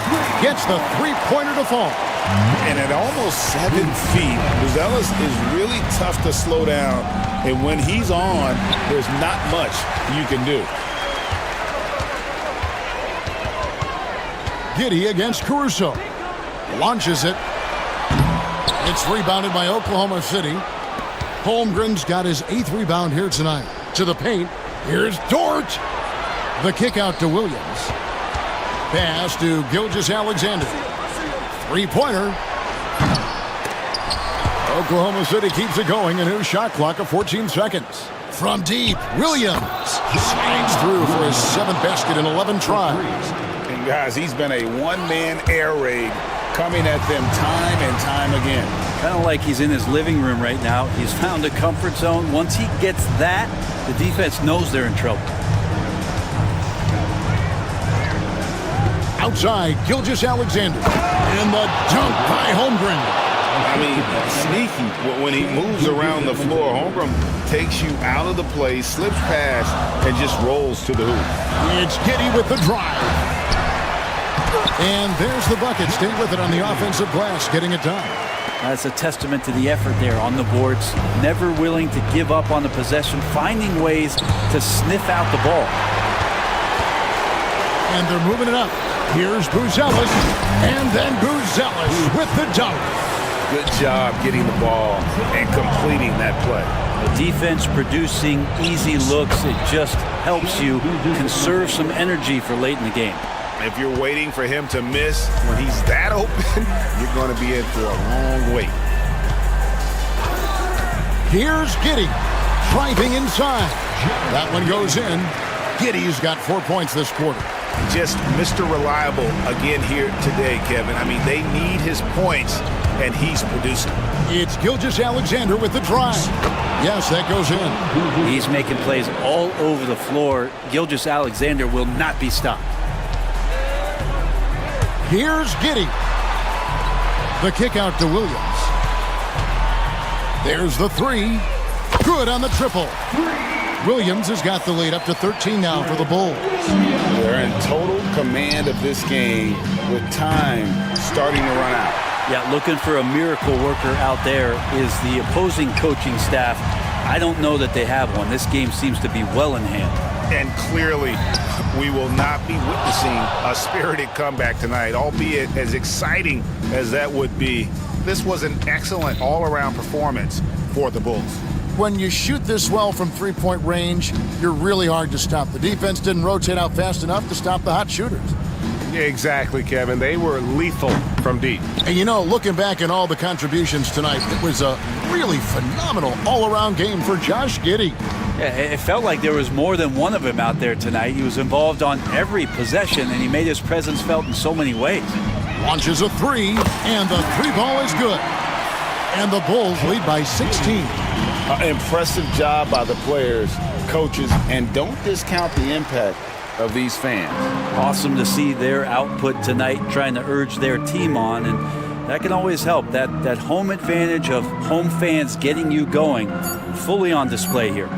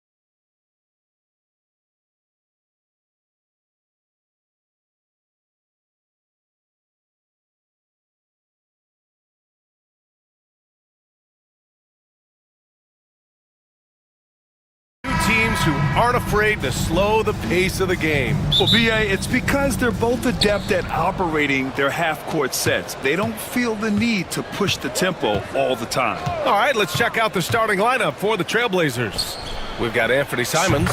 He's out there with Denny Avdia. Matisse Thybulle out there with DeAndre Ayton. And it's Kamare in at the 4. Outside Edwards. Pass to Randall. Edwards against Thybulle. Edwards, the pass to Alexander Walker. 4 on the clock. And there's the slam dunk to finish it off. Ball distribution was there. I mean, outstanding work all the way around. And it's Simons with the ball for the Portland Trailblazers. Ayton, the screen on Edwards. And it's Simons penetrating. Pass to Kamare. Back to Ayton. And stolen by Gobert. And he's going for the oop here. And it's Randall with the jam. Just another way Randall can beat you. Good hands for the catch and finish at the rim. Knocks down the triple. Defensively, you have to stay connected to him on the perimeter. Edwards against Thybulle. Picked by Gobert. Here's Edwards. And Edwards slams it in. We've got liftoff here, folks. Once Edwards sprints past the defense, it is an absolute wrap. Oh, my I mean, just goodness. hard on that one, BA. That'll be a move to remember. Wow. Yeah, great creativity in the air. A circus dunk for you right there, guys. And Edwards slams it in. Boy, great take by Edwards, making the correct decision in the pick and roll there. And Anthony Edwards has stated that his goal is to ultimately surpass Michael Jordan. Hey, look, that is a lofty goal to run after. I don't know if he'll catch him, but I like the fact that he's ambitious enough and confident enough to put it out there. His ability speaks for itself. This guy's a star already, and his star continues to shine. His work ethic and confidence give me belief that he's going to have a chance to at least get close to that. We know about 25 years ago, there was a guy named Kobe Bryant who sought to do something similar to what MJ did, and he got pretty close to matching. Boy, that foul looked intentional. Not exactly what you'd expect here. Yeah, I know. It just doesn't make sense given the situation. You don't want to stop the clock right there. I'm not quite sure what he was thinking. Yeah, but that's no excuse for that kind of foul. I mean, that might be an explanation for it, but certainly doesn't justify it. And even then, it's just not a good play. Here's Simons. The Timberwolves getting their last shot to go. To the wing, right side. Randall with a steal. Back to Gobert. Avdia with a steal. And it's the Trailblazers on the break. Pass to Simons. Pulls up on the wing. Minnesota with a rebound. Boy, defense non-existent there, but they catch a break as he whiffs it. Picked by Gobert. Edwards, a pass to Gobert. Oh, and Gobert powers it home. Gobert plays as tough at the rim offensively as anybody in the league. Simons outside. Here's Avdia. McDaniels covering. Back to Simons. Ayton, a screen on Edwards. Just 5 on the clock. Simons passes to Ayton. The three-pointer off the mark. Minnesota leading by 5. Edwards looking it over. Randall outside. Lets it go from deep. The shot misses. The Trailblazers have gone 3 of 5 here in the opening quarter. Edwards against Simons. To the inside, Kamare. Out to Simons. Ayton, a screen on Edwards. To end the drought, gets it to go. That makes him 2 for 3 in this game. And, you know, coaches will take possessions like that all day long. Phenomenal use of the screen there. Edwards against Thybulle. Gobert. Oh, and Gobert powers it home. He knew exactly where his man was going to be. Outstanding lead pass. Pass to Kamare. Thybulle on the wing. Here's Kamare. Simons with it, guarded by Edwards. Here's Kamari. Three-pointer, no good. Outside Edwards. Gobert with a screen on Thibault. The ball's knocked loose. Thibault with a steal. Up in time. The shot off that time. And so the first quarter is in the books. Timberwolves ahead.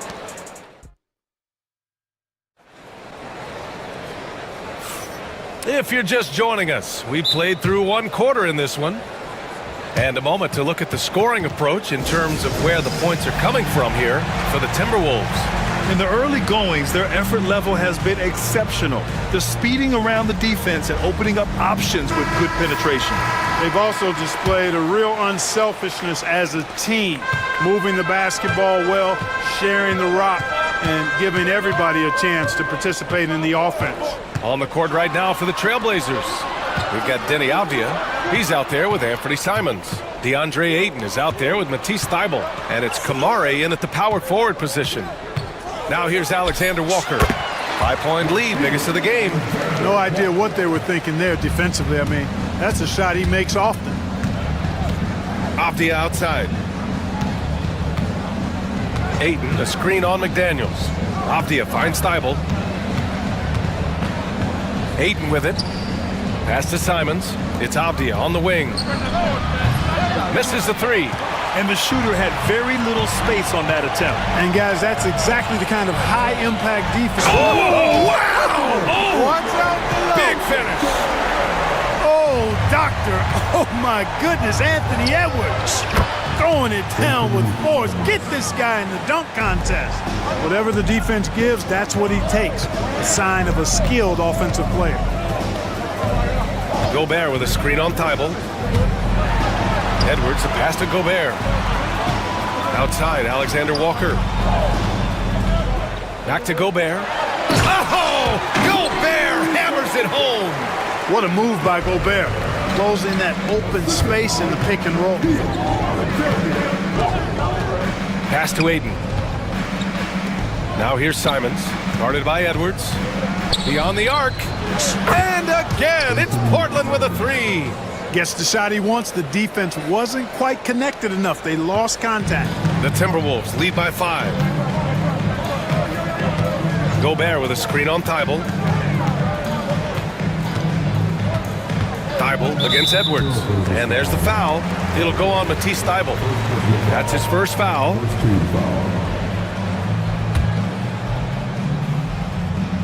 Quarter 2 and about 2 minutes in. Edwards, a pass to Gobert. And the elite bigs today can score posting and facing up, Clark. Can all those options make it hard to decide which way to attack? Well, I agree with you there, and I think it's a good problem to have, quite honestly, B.A. I mean, that's also, I think, where coaching and analytics comes into play. Trying to keep track of what approach is going to work best for you. To the wing on the left. Gobert finds Randall. Back to Gobert. Randall outside. Shot clock at 6. Uses the glass on the layup. And the Timberwolves lead by 5. Boy, he's a wrecking ball on offense. Randall, so good at finishing inside. Pass to Kamari. Avdia outside. Here's Kamari. Check by Randall. Kamari, that's good. Excellent tempo on the play, and he leads his teammate perfectly.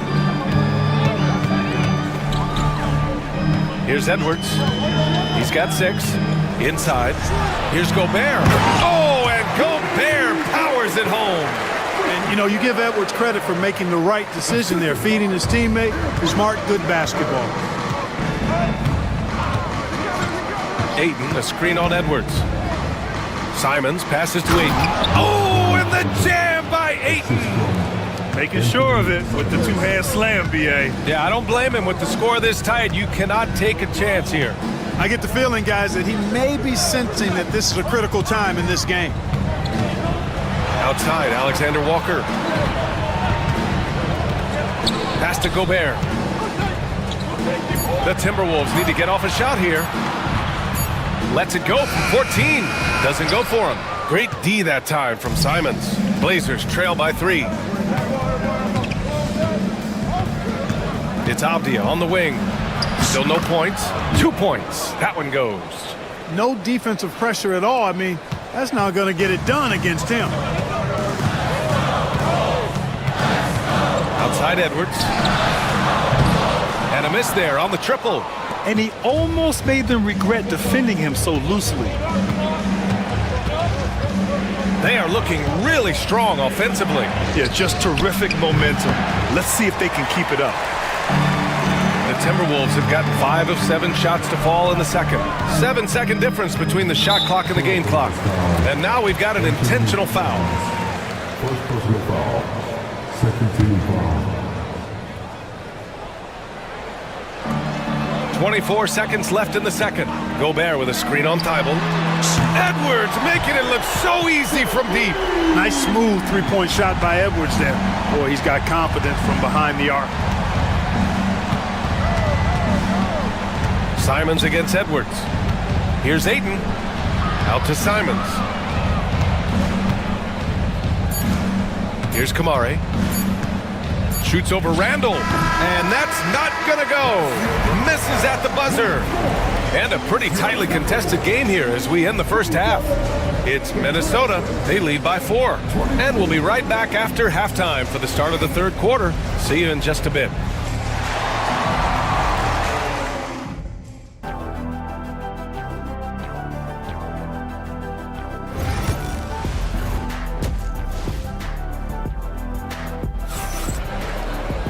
And after a fairly even first couple of quarters, this second half could turn out to be a great one, as both teams trying to gain an edge. You look at Anthony Simons, he's been playing really well. You just love his patience offensively in the first half. Waited until he got the looks he wanted. Well, you know what, guys? It was all about efficient offense, not rushing things, taking your time, finding the best shot on every possession. Nas Reed out there with Julius Randle. Then it's Nickeil Alexander-Walker. Then it's Dante DiVincenzo. And it's McDaniels in at the small forward. So that's the Timberwolves 5. You know, Randle has a nice package. He's got a good touch, good mechanics, and he's a capable mid-range shooter. Henderson, the pass to Graham. Now here's Thibault. It's Avdia on the wing. Here's the pick. Going inside. And the layup is good off the glass. Avdia's got his second basket of the game. A great move. I mean, the defense has no response. Yeah, if that's a harbinger of things to come, he's looking at having a very big second half. Hey, if you can't block it, sending him to the line can be the next best thing. Yeah, exactly. Prevent the layup, give him a little bump, and then maybe they'll think twice about coming into the lane next time. And if they don't think about it, at least they might be distracted by your presence. Sharp, he's checked in for Portland. Boy, the upside DiVincenzo has is obvious. I mean, now it's up to him to continue working on his game and keep getting better. Here's Grant. Oh, Grant throws it down. Now that's how you use the screen right there. And it leads to a thunderous finish. That was nice. And, you know, not enough help from the defense there to compensate. He gets a clean look, and that's exactly how you draw it up. A chance here to catch up with Allen from the sideline. Well, Jeremy Grant averaged single digits in points the first 4 seasons of his career, but over the last 4 seasons, he's scoring over 20 a game. He said it all changed for him back in Detroit, adding, quote, "I grew as a player, being the #1 option and seeing different coverages. Now I'm reaping the benefits," unquote. Brian? All right, Allie, thanks. To have a big who's great at the line, such a plus. It's Williams, high post. It's rebounded by Minnesota. Their biggest lead of the game was 9. Now here's Alexander Walker, guarded by Sharp. Alexander Walker, the pass to Reed. No good on the 3. And here's Henderson. He'll bring it up for Portland. 6-point game. And he takes that one up and powers it through. Yeah, head first down the lane. Henderson wants to throw it down on your head.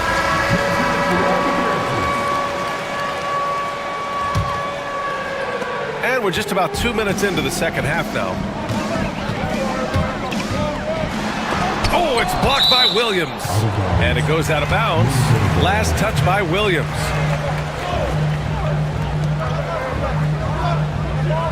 DiVincenzo against Henderson.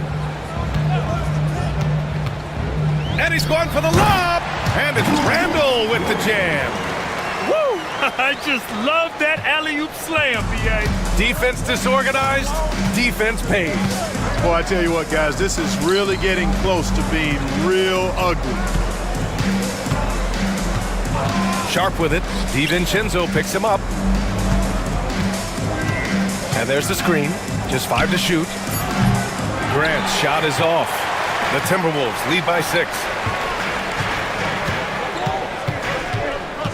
Just over 2.5 minutes gone by in the second half. Reed passes to Randall. Reed sets a screen. Randall finds Reed. A slam dunk by Reed. Well, I tell you what, his vertical is awesome, off the charts. A short center who still makes his presence felt. Henderson against Randall. The drive by Henderson. Here's Williams. Minnesota with the rebound. DiVincenzo, the pass to Randall. And he gets that one. And now a 10-point Timberwolves lead. And just not letting up at all. I mean, you have to love this approach. You want to get the ball to the guys who make plays. If it's working, keep working it. That's what I say. Keep the pressure on him. The officials were right on top of that one. Clearly a foul. I mean, didn't give him any choice but to blow the whistle. I mean, you got to play without fouling. Henderson hits them both. You have to love how Scoot Henderson plays beyond his size. I mean, using the quickness and agility to get the better of bigger players. I mean, that's impressive for a young guy to be doing. And Scoot Henderson picks up the foul. That'll be a second foul of the game.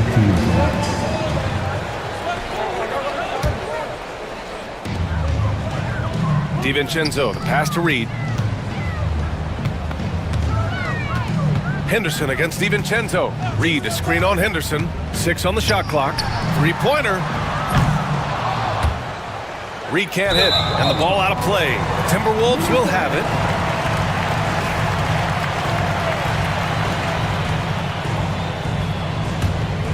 Minnesota leading by 8.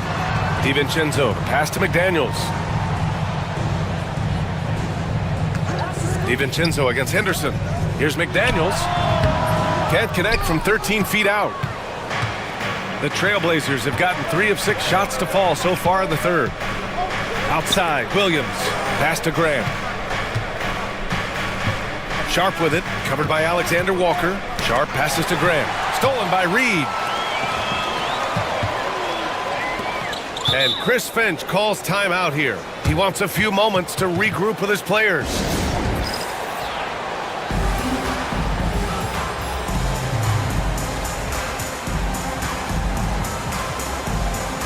Minnesota with some changes. Rudy Gobert's checked in for Julius Randle, and it's Edwards in for McDaniels. A big group substitution here for Portland. DeAndre Ayton, he's checked in for Williams. Kamara comes in for Grant. Thibault, he's checked in for Avdia. And Simon has subbed in for Henderson. Good work there as it goes. Gobert's got 10 points. This is Gobert's comfort zone, using his size to capitalize down there. And stolen by Edwards. Outside, DiVincenzo. No good with the triple. Outside Thibault from deep. Oh, it goes! He got it off in time! How about that one at the buzzer? And so it's the Minnesota Timberwolves closing out this quarter with a 7-point lead. What has them in front right now, by and large, they're taking great shots. All right, stick around. We'll be right back after this. With 3 quarters behind us, let's see what this 4th period holds in store. And from the sideline, let's catch up with Allie.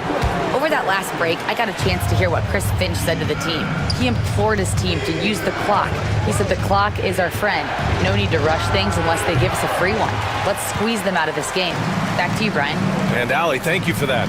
And on the floor for Portland here in the 4th. Inside, it's Grant playing next. Oh! throw it down! Nice! Boy, the athleticism of Edwards is something to behold. Love watching him sky up to throw it down. Three-pointer Sharp. Nails it from three. Sharp's got his first 3 points of the game. This has been the story of the game, a battle fought on offense. Any lull in the action so far has been short-lived because there have been nothing but buckets in this one. Gobert, no good. Blazers trail by 6. And here's Grant from the arc. Alexander Walker grabs a board.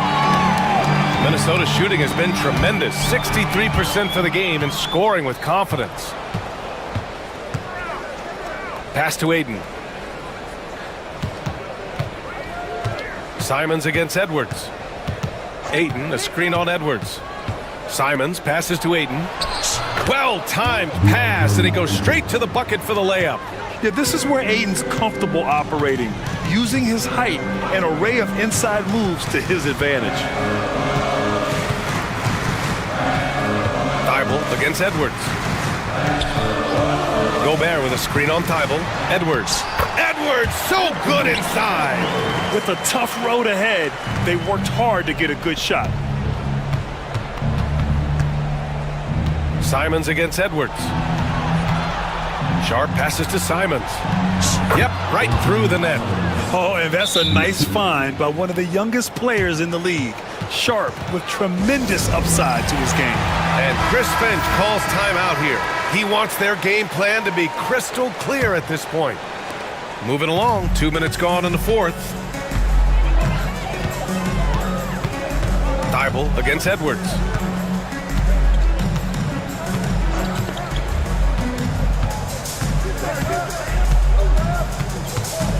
Gobert with a screen on Thibault. Just 5 on the clock. And Gobert with the stuff. Edwards moving that orange like a real pro. We're in the fourth quarter here. Just under 2.5 minutes gone by. Ayton, the screen on Edwards. There's Simons with a three. Making his presence felt here. He's now 6 for 9 in this game. This is what it's been since halftime. Remarkable results from downtown. Boy, it's been a three-point barrage. They came out gunning and have not stopped. Here's Edwards. Pass to Gobert. Get out of Gobert's way. Wow. Gobert calling for the ball in moments like these. Big-time games under his belt. Now here's Sharp, covered by Alexander Walker. Sharp goes in, and that one is stuffed right through. And these are exactly the moments where you find out if a player is tough enough for the NBA. And Sharp showing no fear in a clutch situation. The shot's good. At every level, Edwards has been the go-to guy for his team. It's in his DNA. Outside Sharp. Ayton in the high post. Simons against Edwards. Simons passes to Graham. Up top, Ayton. And that one off the back of the rim and in. Yeah, that's just good basketball there by Grant. Moving the ball to the wide open man and getting an assist out of it. Edwards, a pass to Gobert. And Gobert with the stuff. And just shredding apart the defense with his passing. He's helping to pace this offense so well. You know, numbers don't always tell the story, guys, but his assist totals do paint the picture here. I mean, he's got everybody involved. Ayton, the screen on Edwards. Pass to Ayton. Simons with it.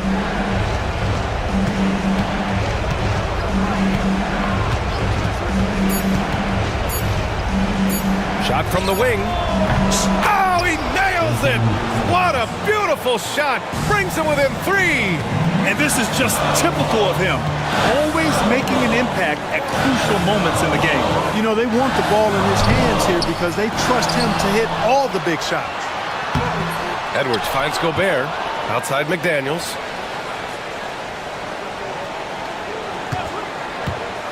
Tries yet again. Portland with a rebound. That's the shot they wanted. It just didn't fall. You know what? That's a confidence shaker for him, though. I mean, that's a shot he expects to make every time. They'll probably slow things down now. Burn the clock while you have the lead. I like that. Edwards with it.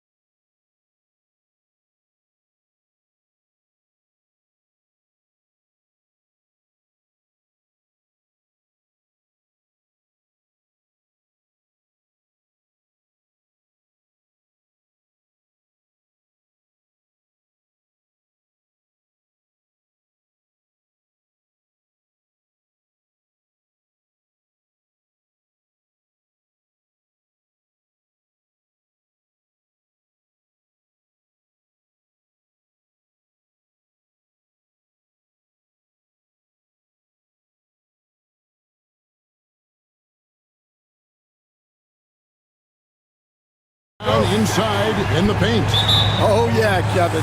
Expect this one to be really physical. If either team backs down, they can just get run over tonight, but I don't expect that to happen. It's going to be a slugfest. We love those kind of games. They're a lot of fun. Well, you aren't kidding. A look at the Magic starting group. In the backcourt form, it'll be Suggs and Caldwell Pope. Isaac in the front court along with Wagner. And it's Bancaro in at the pivot spot, manning the middle. Here's Gilgeous-Alexander. Dort misses. Poked away. It's Gilgeous-Alexander with the drive. And the dunk by Gilgeous-Alexander.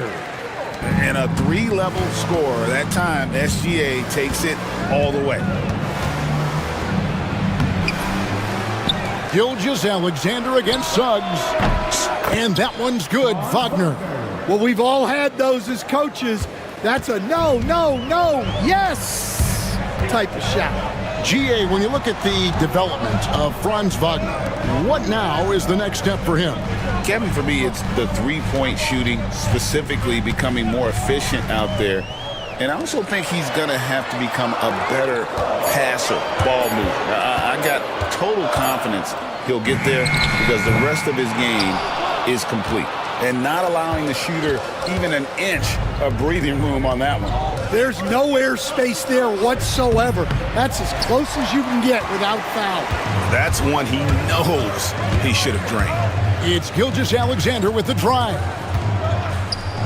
Dort finds Gilgeous-Alexander.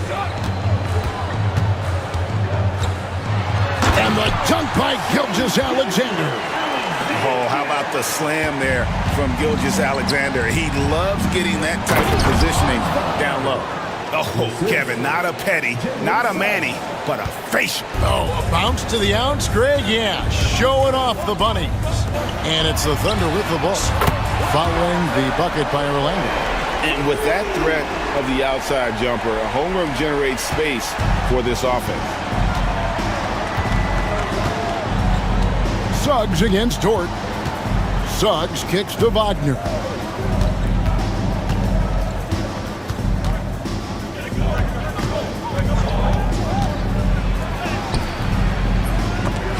It's rebounded by Oklahoma City. Wow. Missed the easy one right there, right at the rim, but came up empty. Here's Gilgeous-Alexander. And that'll be 2 free throws coming up. Officials on the call. And yep, we thought we might see it. And the coach's challenge has been triggered on the personal foul call.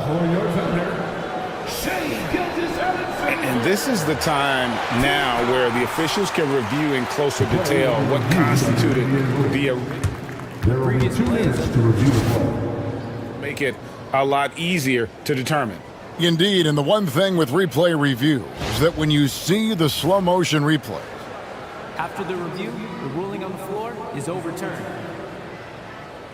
and how fast the action really is, and how hard it can be sometimes, you know, Greg, to make the right call. And the announcement on the review is that the foul was called in error. So they have determined to overrule the original call. And guys, this is what it's all about, getting the call right. And I think in this case, the video review showed that while it was a tough call to make on the floor, they got it right with the review. Get up, Jalen Suggs. This guy also a terrific football player in high school. Although they were eliminated in the first round, last season was a success stand for the Magic. It sure was, Kevin. I don't think many people had them even making the playoffs, but they fought hard, pushed the Cavs to 7 games, and gained valuable playoff experience. And now we've got some time to check in from the sidelines. You got for us, DA? Kevin, thank you. Paolo Banchero is not skipping steps. Magic superstar says it's like anything in life, it's a process.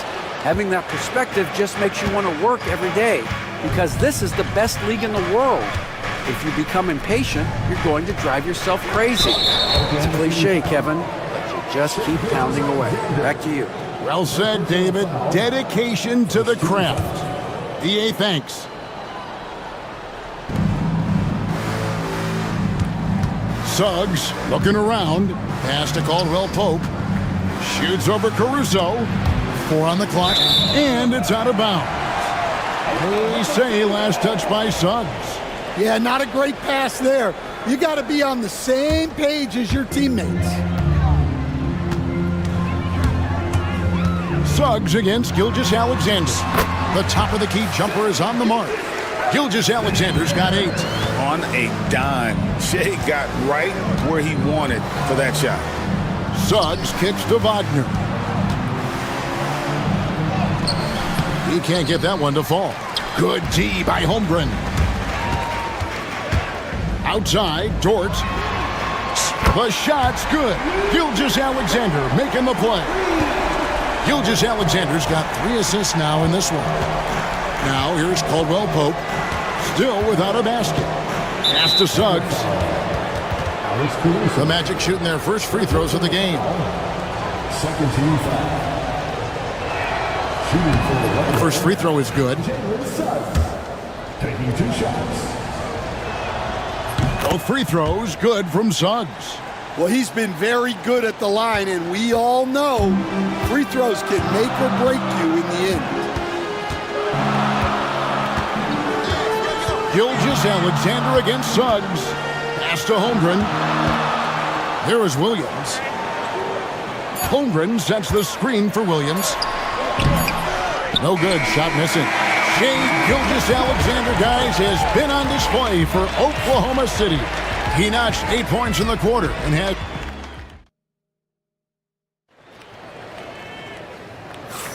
And thanks again for tuning in. If you're just joining us, we've played through 1 quarter of action so far. And guys, what do you think about the offensive approach we've seen so far for Oklahoma City? Well, the coaching staff's game plan is very clear. Move the ball on the perimeter and shoot the shots with no hesitation. And they're making their own luck with how hard they're playing, forcing turnovers and turning that into offense. This is how the floor looks for the Magic starting the second. In the backcourt form, it'll be Suggs and Caldwell Pope. Isaac in the front court along with Wagner. And it's Banchero in at the center, filling out the middle. And that's a special play coming from the 1 spot. You know, his passing can take a backseat for that dunk. Wow. Wow, that is an impressive vertical for a point guard. My goodness. Franz Wagner, as we know, Stan, came into the league with a splash and hasn't really slowed up since. Now, Kevin, I think he's surprised a lot of people. He has never played like a young guy. He's always played with the maturity of a veteran guy, and he just keeps getting more and more responsibility. He's handled it well, and then he could become a perennial all-star. I like that assessment. Holmgren the screen. Williams passes to Holmgren. Wagner outside. Banchero outside. Wagner a screen on Dort. Banchero, that one goes. Count it. Banchero's got 6 here in this quarter. And the paint is where you love to watch Banchero work. With his size and athleticism, he can attack so effectively inside. Caruso, the pass to Williams. And he floats in for the easy 2. Credit the assist on that one. And those are the kind of nice inside looks they've gotten here in the first half. And that one drops for him. And it's 8 points for Franz Wagner. I mean, the number of points they've scored in the paint already here is eye-opening. Here's Gilgeous-Alexander. And again, it's Oklahoma City. And he had a good look, and Gilgeous-Alexander made it pay off. The Magic trail by 5. Suggs kicks to Wagner. On its way from Caldwell Pope for 2. And there are the Magic with another bucket. And here's Gilgeous-Alexander. He'll bring it up for Oklahoma City. Their biggest lead of the game was 9. Outside Williams. The shot's good. Gilgeous-Alexander making the play. Gilgeous-Alexander's got 4 assists in the game. Banchero passes to Wagner. Banchero a screen for Wagner. Another shot. Banchero kicks to Isaac. 2 minutes remaining in the first half. 2 minutes. Caldwell Pope against Caruso. Shot clock at 5. Charity stripe shot. Wagner. And Wagner able to finish. Wagner's got 10 points. Oh, a nice tip in to salvage the points from that missed shot. Yeah, and those second chance points can add up. And the dunk by Holmgren. And attacking the rim. Holmgren making excellent use of that height inside. An intentional foul committed, but for what purpose, Greg? I'm not sure. A scene of confusion right there. I can't imagine why he thought it was a good idea to foul there. And Jamal Mosley has called timeout. Looking for a breather and maybe just one or two things to talk about.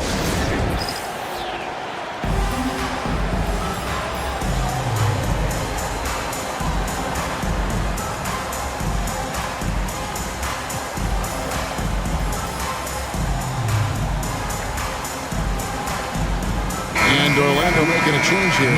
Wagner's checked in.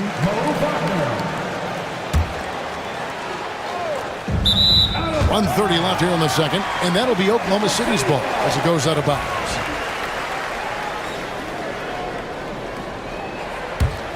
The Thunder leading by 6.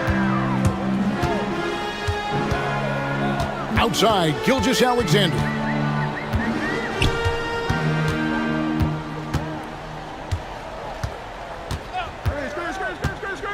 To the middle. Holmgren the pass to Gilgeous-Alexander. Shot clock at 3, and Mark Daigneault calls timeout. This will give him a chance to discuss some potential alterations.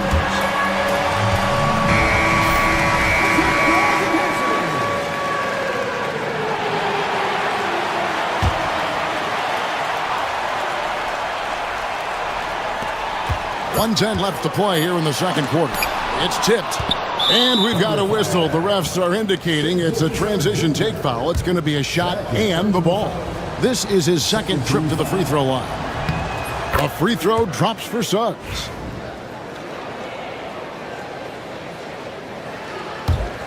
The Magic trail by 5.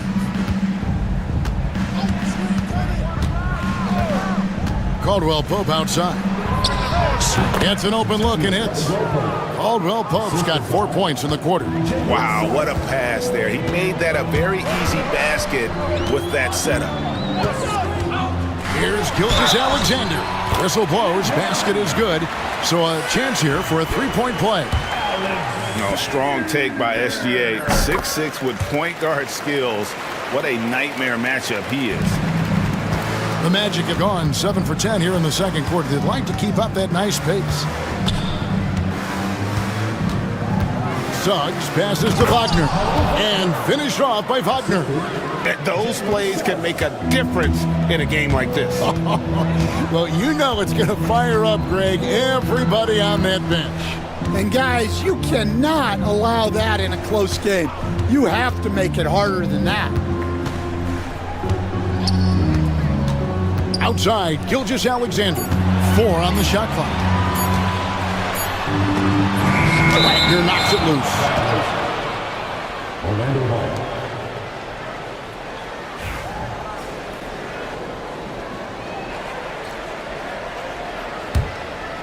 Here's Suggs. He's got 5.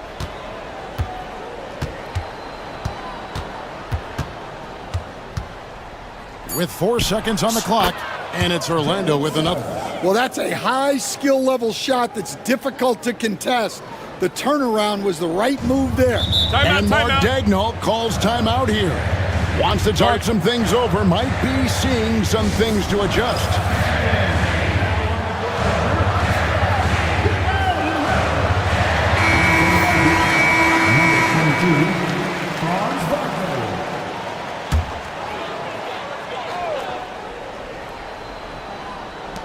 Here's Gilgeous-Alexander. Plays it up off the glass. Gilgeous-Alexander's got 17. He's creating good looks and shooting very efficient. Shea Gilgeous-Alexander, guys, has been on display for the Thunder. He finishes with 9 points in the quarter. The D is having all sorts of problems with him. And a chance now to send it over to David Aldridge. Thanks for the great interview, David. And we'll be back for the third quarter of basketball following halftime.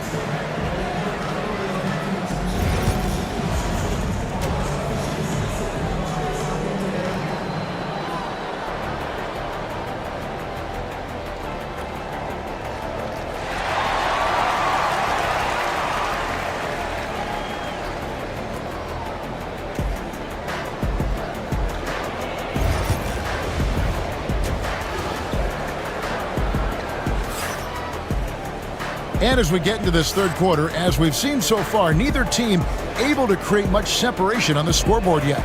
You know, Shai Gilgeous-Alexander has been exceptional here tonight, guys. Well, he left his mark on that first half with his quick hands. Great sense of timing to pile up the steals. And because of that, I expect to see a huge emphasis on ball control moving forward. Dort and Williams up in the forward positions. Wallace is out there with Alex Caruso. And it's Hartenstein in its center. And that's who Mark Daignault starts the second half with. Chet Holmgren, he's checked in for Oklahoma City. Gilgeous-Alexander comes in for Cason Wallace. Holmgren with a screen on Suggs. And it's sent back by Isaac. And that long wingspan of Isaac aids him there in turning away shots, but it's also the timing he displays when he attacks the shooter. All right, Stan, hypothetical situation. Down one, shot clock is off. If you could pick anyone in the NBA, who do you want taking that shot? Well, I'm going to go back in time a little bit, Kevin. The guy who really made my career for me as a head coach. I'm taking Dwayne Wade. He was the best that I ever saw. Not only did he have the ability to make clutch shots, he managed the game clock as well as anybody I've ever seen. The situation was never too big for him, was it? Never was, and he's so smart in addition to being as talented as he was. Orlando trailing here. Banchero, a screen for Suggs. Inside. And finished off by Banchero. Oh, love that. Banchero moves so well with and without the ball. Outside, Dort. The shot's good. Gilgeous-Alexander making the play. Gilgeous-Alexander's got 6 assists now in the game. And even 3-on-3 break. Here's Gilgeous-Alexander. Williams looking around. Holmgren with a screen on Caldwell Pope. And the whistle blows. It's going to be on Paolo Banchero. That's his first foul. First team foul.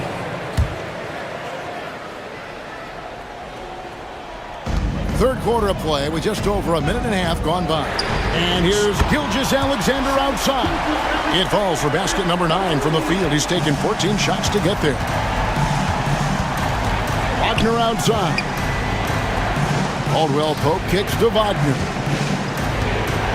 And he drives in. It falls through, making him 6 for 11 in the game. And his presence as a scorer, it just has a calming effect for the rest of the team. He's a fallback option whenever they need one. Holmgren the screen. Back to Gilgeous-Alexander.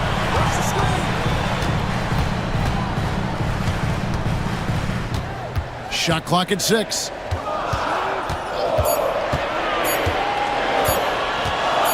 Back to Holmgren. And there's the shot clock violation. Couldn't get the shot off in time.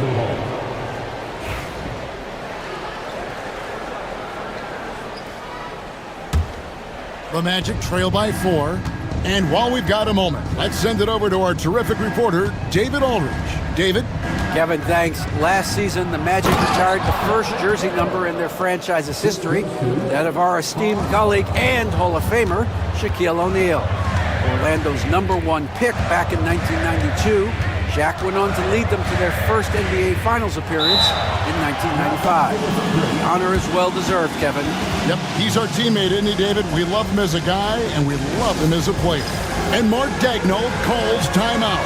He wants a minute here to get things straightened out with his team.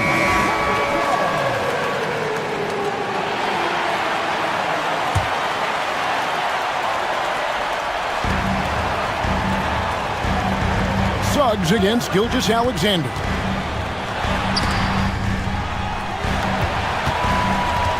Here's Williams. Oh, wow, what a great move inside. That is incredible. Oh, he got fancy with that one. Yeah, maybe trying to give them the momentum boost they need to break this game open. Big hops from the backcourt. Oh, absolutely. And maybe just what they need to get this game, GA, going in their direction. Yeah, what a huge dunk. Making a statement right there. Holmgren sets the screen for Gilgeous-Alexander. Takes the three. And Chet Holmgren hits from deep. Holmgren's got 8. Their ability, again, to stretch the floor, particularly in this second half. Yeah, and where has the defense been? They've been content to let them fire away. They've got to close out to the arc. Such a wide open look. He's got 14. And as we see Suggs develop his game, you'll see more of this. Jalen with the ability to operate off ball. Ball's knocked loose, and that'll be Oklahoma City as it goes out of bounds. Thunder retain possession.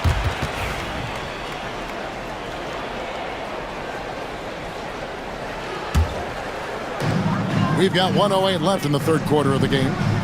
Holmgren sets the screen for Gilgeous-Alexander. On defense, Isaac using all of his height and wingspan, and it really creates a situation where the offensive player is uncomfortable. 4 on the clock. Here's Gilgeous-Alexander, and there's another one for the Thunder. The Magic trail by 4. Banchero right side. Isaac finds Wagner. With the drive. Thunder with the rebound. Their biggest lead of the game was 9. Over to the left wing. Outside Williams. Fires the 3. Rebounded by Isaac. Isaac's got 4 rebounds now tonight. Suggs against Gilgeous-Alexander. Banchero, that's good. And this is something Banchero continues to hone, wanting to become a dangerous threat. Timeout. And Mark Dagnall calls timeout. And coach has decided they need a moment to talk things over.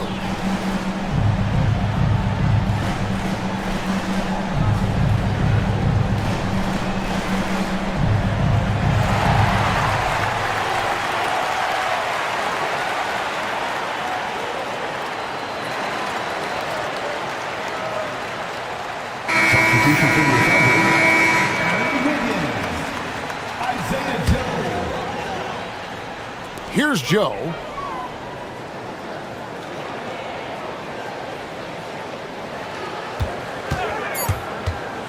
On the wing, Williams. Good if it goes. And the last shot at the buzzer doesn't go in for him. And as we finish the third quarter, it's still close. Both teams trading baskets. Thunder lead by 1. And a chance right now to show you our State Farm assist of the game. And, you know, you can always count on him for at least a couple of these pretty assists over the course of a game. And this one, a thing of beauty. Well, that is what coaches want from their point guard. Set others up, play the game the right way. And with these teams locked in a very close contest, this fourth quarter promises to be a good one. It's time now to hear from our Hall of Fame reporter, David Aldridge. What's the latest, David? Thanks, guys. I got a chance to hear what Jamal Mosley was saying to the team. Now, he begged his guys to get after it on the break. He said, let's keep up the tempo, guys. You know how dangerous we are on the break. Be confident with the ball. Take risks. Move it, guys. Okay, David, thanks. Fourth quarter on the floor for the Magic. In the backcourt form, it'll be Suggs and Caldwell Pope. Isaac in the front court along with Wagner. And it's Banchero in at the 5 down low. And Banchero is putting it all together, capable of scoring from all 3 levels. Gilgeous-Alexander deciding where to go with it. Holmgren in the post. Isaac on him. It's tipped. Now Suggs pushing it up. No one to stop him. And Suggs throws it down. And really good habits paying off for Suggs. He's finding shots and drumming up points for his squad. Gilgeous-Alexander can't get it to go. And here's Isaac. He'll bring it up for Orlando. It's a 1-point game. Here's Wagner. Count it. And he'll have a chance for a 3-point play. That one on Gilgeous-Alexander. Folks, the coach's challenge has been initiated for a personal foul. Close game like this, and he thought it wasn't a good call. Franz Wagner. One shot. And I think when it can be tough. The action is so fast that it's really tough to catch everything in real time. The wonders of technology. We've seen replay reviews so effectively and involving the coaches by being able now. A challenge like this is something a lot of people have been hoping for. And the announcement on the review is that the foul was called in error. So they have determined to overrule the original call. And guys, this is what it's all about, getting the call right. And I think in this case, the video review showed that while it was a tough call to make on the floor, they got it right with the review. Well, he led him with the pass there, almost like a quarterback timing a route. That was impressive. Wagner, and the rebound goes to the Thunder. Holmgren's got his 5th rebound right now in the game. And so they choose to intentionally foul. Yeah, not sure what that was about. I mean, talk about a brain cramp. First team foul. And so here is Oklahoma City. Gilgeous-Alexander passes to Holmgren, and the whistle blows. It's going to be on Jalen Suggs. That'll be his 2nd foul of the game.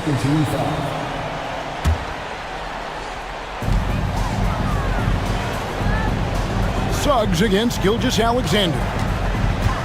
Down low. Here's Holmgren. And he gets the whistle. 2 for... And here we go with the coach's challenge. Not surprised in a competitive game like this. And he's disputing the personal foul call. And I think when it comes to some of the more different... It is so fast that it's really tough to catch everything in real time. The wonders of technology. We've seen replay reviews so effectively and involving the coaches by being able now. A challenge like this is something a lot of people have been hoping for. And so the word is in. They've decided that the call stands as it was made on the floor. And, you know, even if a coach still feels this wasn't the right call, you got to acknowledge the effort being put in to reviewing it. Double checking, and the game continues on.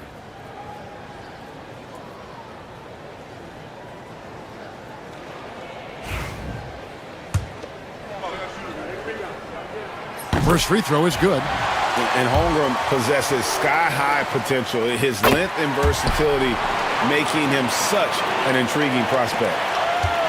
Orlando, they've gone 3 of 4 in field goal attempts since getting things started here in the 4th. Banchero is screened for Suggs. And Suggs throws it down. Just the kind of play they need in a game this close. You know, that's the kind of aggression they want from their floor leader. Well, it's always a big plus when you have a point guard that can attack the rim like that, puts so much pressure on the defense. We're in the 4th quarter here, just under 2.5 minutes gone. Banchero with the ball. He's picked up by Gilgeous-Alexander. Well, Thunder have gone 2 of 4 from the field since we started the final quarter of play. Caruso kicks to Holmgren. Outside, Gilgeous-Alexander. 5 to shoot. Takes it inside, and Gilgeous-Alexander throws it down. And moving with such speed, the quickness of SGA's drives, something to admire. Wagner against Holmgren. Caruso with the steal. Gilgeous-Alexander against Banchero. And that'll be 2 free throws coming up. Officials on the call with the foul. And Gilgeous-Alexander understands how to draw contact, especially when he's looking to score. And Jamal Mosley has called timeout. And clearly an important juncture. He's going to have some choice words with his team.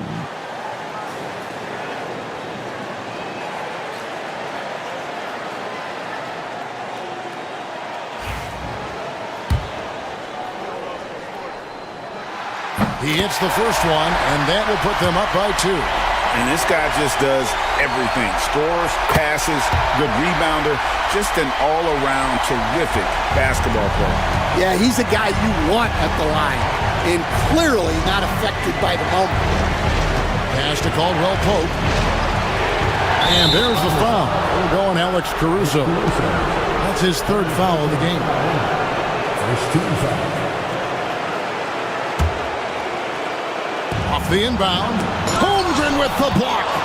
Already set the summer league record for blocks in his first game. Holmgren, one of the best young shot blockers in the league.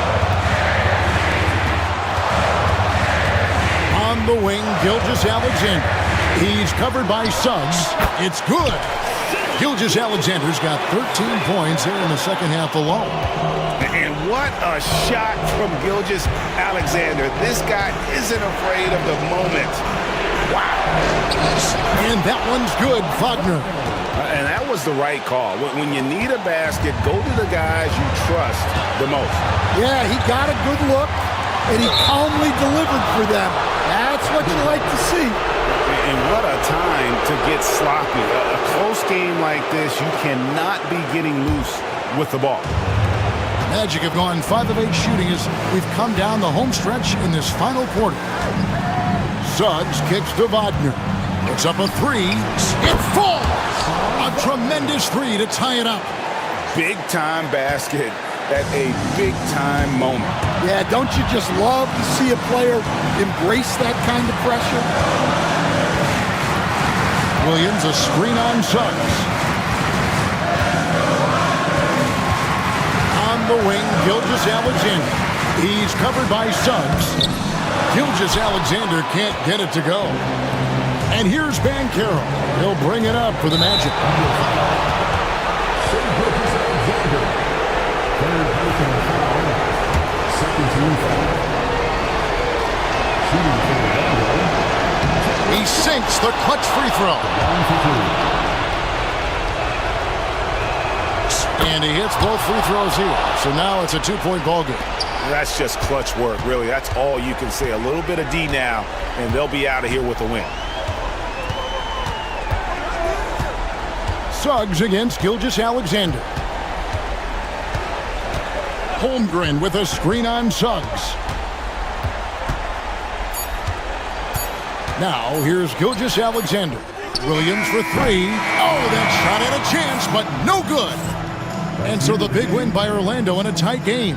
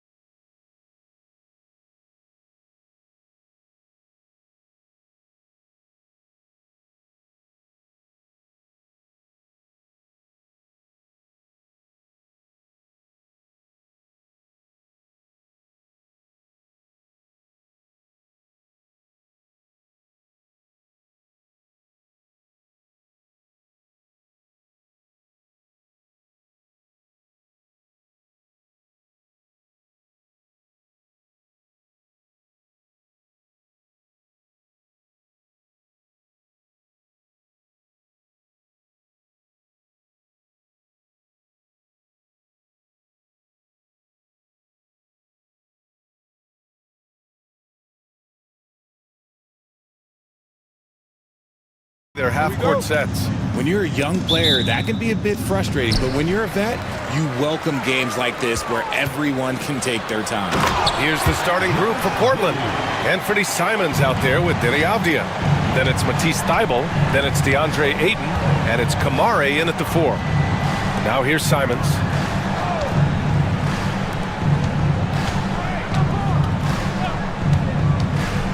Into the lane. Hey, how's that for an answer? Right back with the dunk. So courageous, taking it right to the defender. Oh, this dude knows how to finish in traffic. Wow. Pass to Avdia. Back to Simons. Now Ayton. To the paint. Smith with the rebound.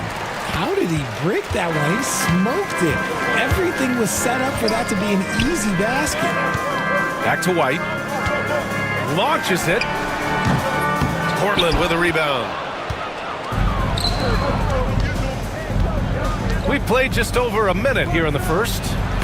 They grabbed their own miss. And Ayton with the stuff. Just a strong sequence there from DeAndre Ayton. The Bulls have gone 1 for 3 so far. Giddey into the lane. That shot is off. Nice D from Avdia.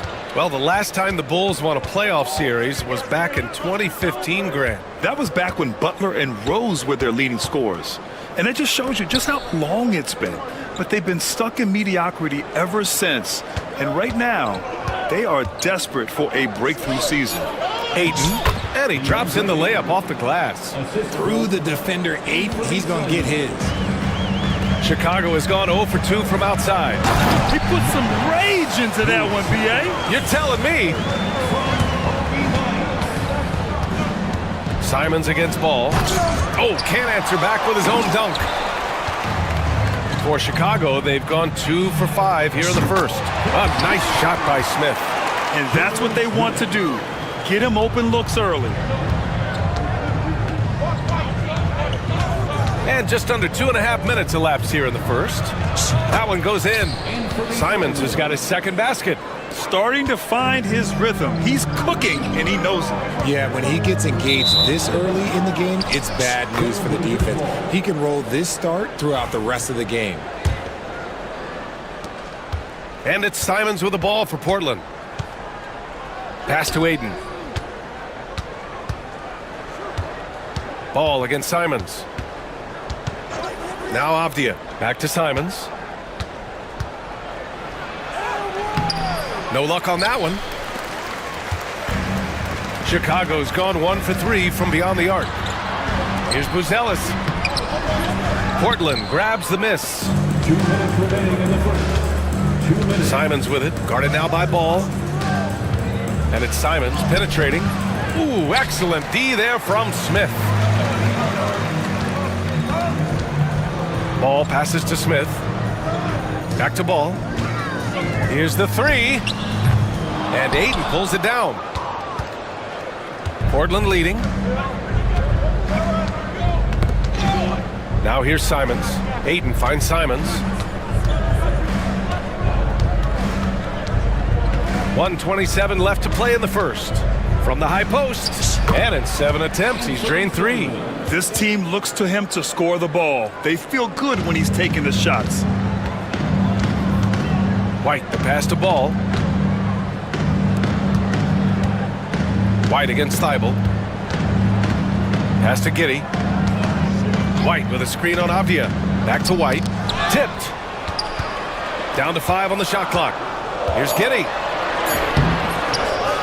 The kick out to White from the arc. Sinks it from distance. And that ties it up. His three-point shot looks so pure. The defense allowing him to get comfortable out there.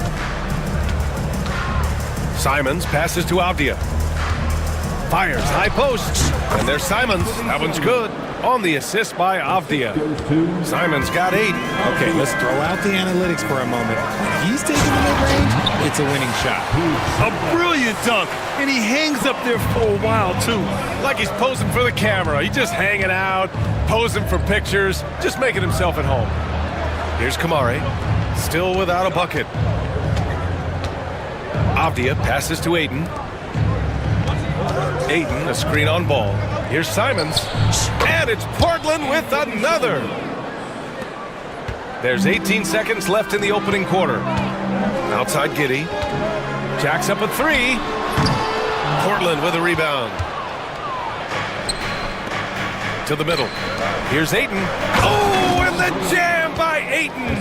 He finds a shooter in motion and is confident he can thread him with the lead pass. Well done. Three-pointer, Buzelis. And no good. Trying to get that one to fall. Anthony Simons has been leading the charge for the Trailblazers. He puts together.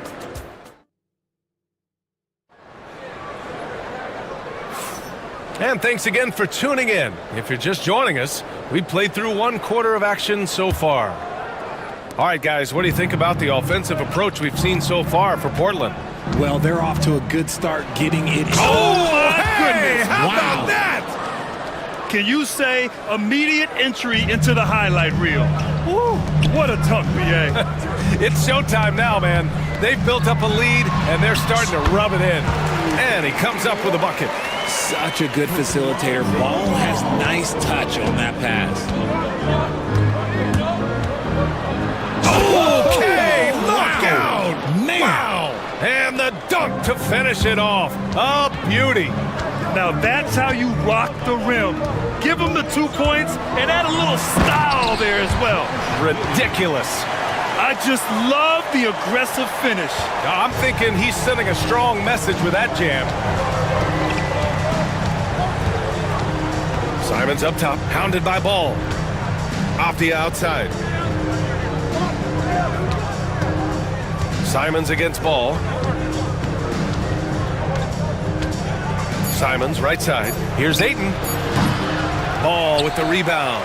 That's a decent look for him. He just couldn't convert. Here's Buzelis. Oh, it's blocked. It deflects off the backboard. Got a hand on it, and it's out of bounds. They say it was last touched by Smith. Second quarter of action, about a minute and a half played. Pass to Kamari. Now here's Thibault. From deep. Kamari, no good. The Bulls trail by 4. Smith outside. Here's Giddy. And he's going to the line for 2. And they're not happy with the call here. Coach has given the...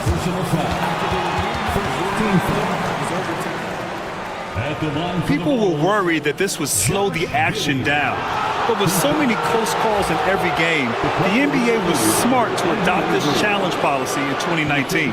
You know, one thing this does for a coach is let his players know he's got their back. If they're adamant that the call was wrong, he'll back them up and make the refs take another look. So they see clear evidence of a bad call, and they're going to overturn it. Probably the right decision. And give credit to the officials for recognizing the mistake and correcting it. Nobody likes to say they got it wrong, but they fixed it in a hurry. Here's White. And that one is hammered home. Well, you see, the ability to get the ball where it needs to go is what really stands out regarding Buzelis. Simons outside. Pass to Aiden. Here's Thibault. Aiden, a screen on Giddy. Here's Thibault. Off target with the 3. And so it's White with it. He brings it up for the Bulls. Trailing by 5. Smith outside. Down low. Stolen by Aiden. Simons outside. On the take. And there's the call on Lonzo Ball. That's his first foul. First personal foul. First team foul. Now for those joining us now, we're in the second quarter, about 3 minutes gone by. Good instincts to read the path and get in a position to pick it off. The shot by Buzelis, no good. Trailblazers lead by 5. Simons, left side.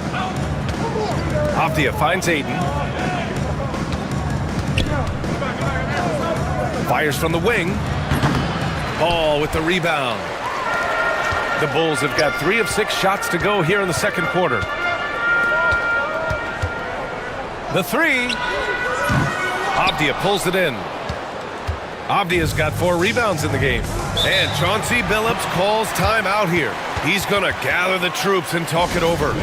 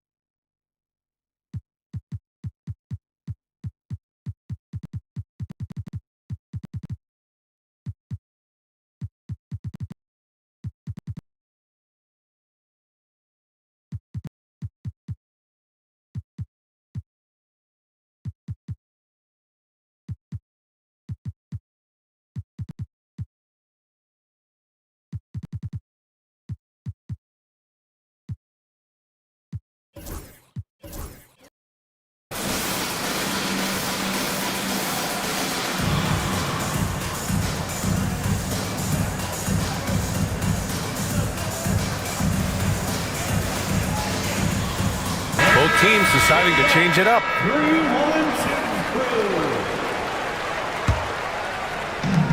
A minute 20 left to play in the first half of basketball. Williams passes to Thibault. Williams a screen on Herder. 4-3. Thibault, that's good. And the Trailblazers lead by 8. If you give a shooter of his skill an opening like this, he's going to take it every time. Outside White. It's stolen by Thibault. For the finish. And the big dunk at the end of the break. This is intelligent basketball. Forcing a turnover and then immediately starting the fast break. And timeout is called by Billy Donovan. He's going to talk it over with his guys. On your feet, fans, it's time for... Ellis is checked in for Collins. Number 14, Modest. There's 48 seconds left in the first half. Drills it from deep. Buzelis has tremendous court vision for his age and is willing to make the extra pass. Outside, Williams. Oh, tried to dunk it home, and they want a second opinion on that call. The signal for the coach's challenge has been made. Shooting for Portland. Many of these personal foul calls still disputed even after the video review. There's no doubt there's going to be a gray area in a lot of these calls. But at least we have the option to take a second look, so the officials can be sure they get it right. And they've made their decision. The call will stand. And as much as it hurts to lose a challenge, I think Coach would challenge that call again if he could. He really disagreed with the foul, and he's still peeved.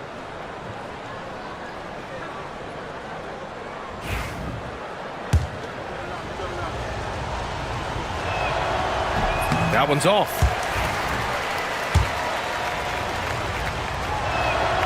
Good on the second one. 35 seconds left to play in the first half. White against Thibault. Outside White. Ball outside. 6 to shoot. To the inside, Buzelis. And he takes the feed in stride and slams it home. And that's a well-timed play with Buzelis ready to catch and finish. Pass to Williams. Williams, a screen on Williams. And here's Grant from the arc. And so it's Portland leading by 6 as we wrap up the quarter. Getting lots of great looks, shooting it well. That's why they're up. Back after this. 29. Fans, please direct your attention to center court and get ready for the fan half-court shots. Drumline. They're thinking about the shot. And if you're just joining us, we played through the first half in a game that's been fairly even so far. You look at Anthony Simons, he's been playing really well. Slicing up the defense, living in the lane. Terrific first half for him. And when you rip through the D like he did in that first half, you gotta stay aggressive. Keep getting to the rim. Patrick Williams out there with Kevin Herter. Then it's Kobe White, then it's Ball, and it's Buzelis in at the pivot spot, manning the middle. That's the group for Billy Donovan, getting going here in the second half. It's Williams, high post. Back to Henderson. Williams punches it home.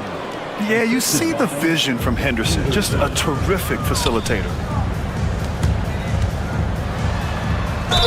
And the bucket counts. And he is on his way to the line. He'll try to make it a three-point play. And he'll be shooting his first free throw.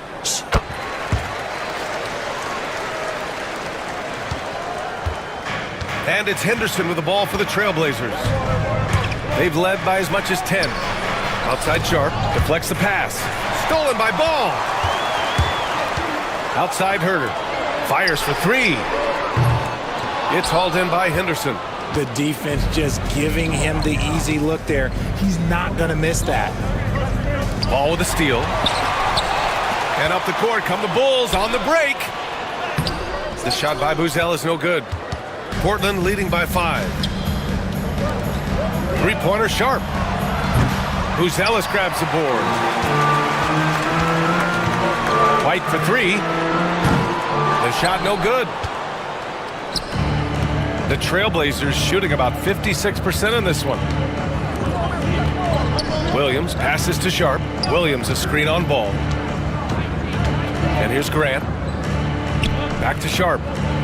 Pass to Williams. 5 to shoot. From the wing. No good there. I guess we can credit the defense for that one going wide. They did everything they could to influence the shot. Here's Buzelis. Outside, Williams. They set the screen. This one for three. And it's Buzelis that time on the assist from Williams. Buzelis has got 9. And that's a promising shot through Buzelis. Pass to Graham. Three-pointer. Hits a three-pointer. And the Trailblazers lead by 5. Man, this is just fun. These teams are trading threes back and forth. This is today's NBA. Hey, we see this kind of exchange more often than not. White with it. Guarded now by Williams. Inside. And it's flushed down. A nice jam. And the defense has to offer more resistance. Can't let guys like Buzelis get this close to the rim. Graham with a screen on White. Henderson, the pass to Graham. Henderson scanning the floor. No good from outside. The Bulls trail by 3. It's stolen by Henderson. 2 minutes. 2 minutes. 1 minute 58 left to play in the third quarter. Pass to Williams. Back to Henderson. Williams a screen on White. Left side Thibault. Ball with a steal. And up the court come the Bulls on the break. Sharp against White. Back to Ball. White with it. For the tie. Williams grabs the board. Just over 3.5 minutes through the third. Henderson drives in. And Williams punches it home. You know, I like that decision from Henderson, giving up the rock. Chicago has gone 1 of 4 here in the third from range. Thibault against White. Outside Sharp.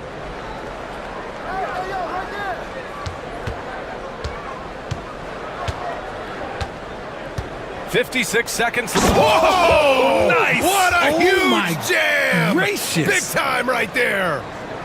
The burst. Man, Sharp can go from 0 to 100 in the blink of an eye. Three-pointer, Buzelis. Yes, sir, and it's Ball with the assist that time. Ball's got 3 assists in the game. This is that modern big man play. Tall guys who are comfortable draining shots from deep. Williams misses. I think the defense will live with him taking mid-range jumpers, but maybe just a little bit more resistance. It's Herder on the wing. Guarded by Sharp. Pass to White. Shot clock at 6. Williams passes to White. Fires the 3. And again, it's the Bulls from deep. A quality pass, setting up a quality shot. It's just textbook basketball. Now here's Sharp. To the middle. Here's Williams. And Williams punches it home. And although he's undersized at his position, his vertical, yeah, that'll clean up a few mistakes. Timeout. And timeout is called by Billy Donovan. We might see him looking to make some tweaks to the strategy here.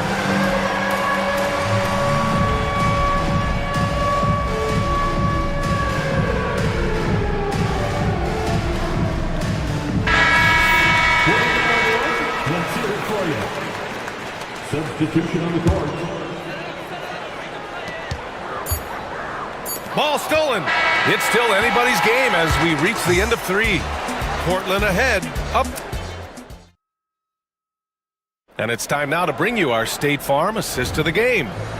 Talk about painting a magnificent picture with that dive. Just a great decision and a perfect delivery. A lot of times a spectacular pass is more impressive than a spectacular shot. This is one of those times. And with 3 quarters behind us, we'll start the 4th in what is still anybody's ball game. And on the floor for Portland here in the 4th. They've got DeAndre Ayton. Avdia out there with Anthony Simons. Then there's Sharp, and it's Kamare in at the 4. And Ayton gets it to go. Clearly paying attention out there. Ayton rolls off smoothly into a nice scoring position. Ball right side. Outside, Williams. Smith with a screen on Avdia. Williams passes to Giddey. And the shot goes down. And you want him taking good shots at this point in the game. And that one was easy. Yeah, it's clear why they go to him in these moments. They know he's going to deliver for him. Simons against ball. Pass to Kamare. Ayton with a screen. Shot clock at 5. And here's Simons outside. It's hauled in by the Bulls. Smith's got 5 rebounds in the game.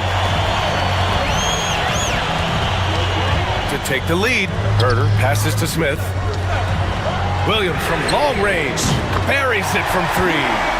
Williams has gotten himself going with a triple. His first basket of the game.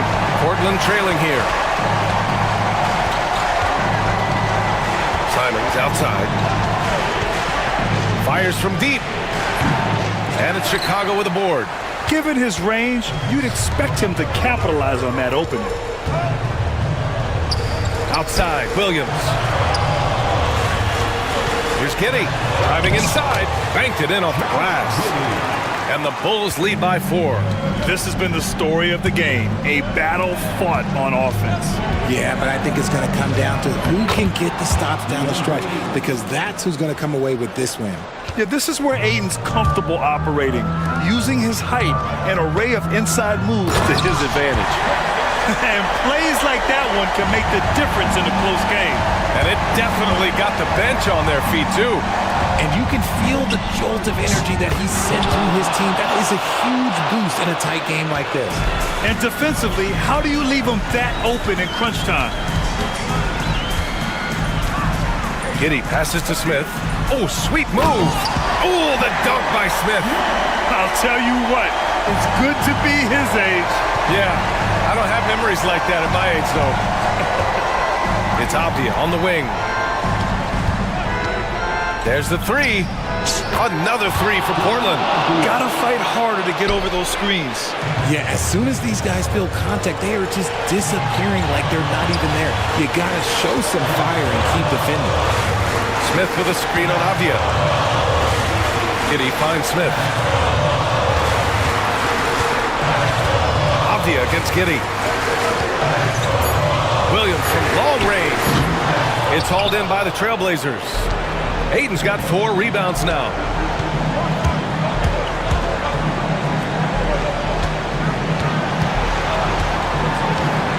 .127 left in the fourth. Out to the right wing. And there's the call on Lonzo Ball. That's his 3rd foul of the game.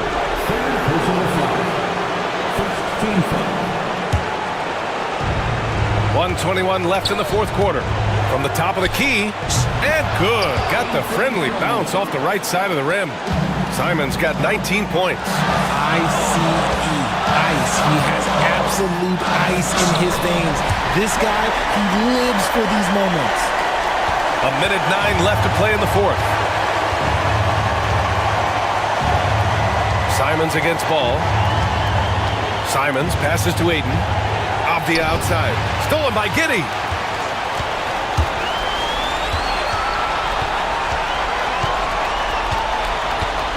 Pass to Smith.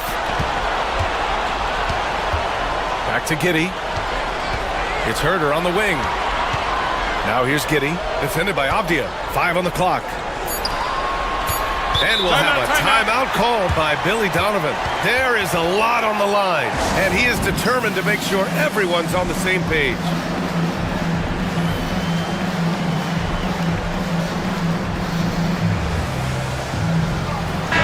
And keeping us updated from the sideline, Allie LaForce.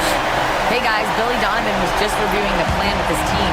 They said in the huddle, this is it. No excuses. Let's figure out a way to win. A couple of players spoke as well, firing up their teammates. A great ending could be in store, guys. Great work, Allie. Thanks. 9 seconds separating the shot clock and game clock. Simons passes to Sharp. Ayton, a screen on Giddey. Ayton, the open look. And it's Giddey with a rebound.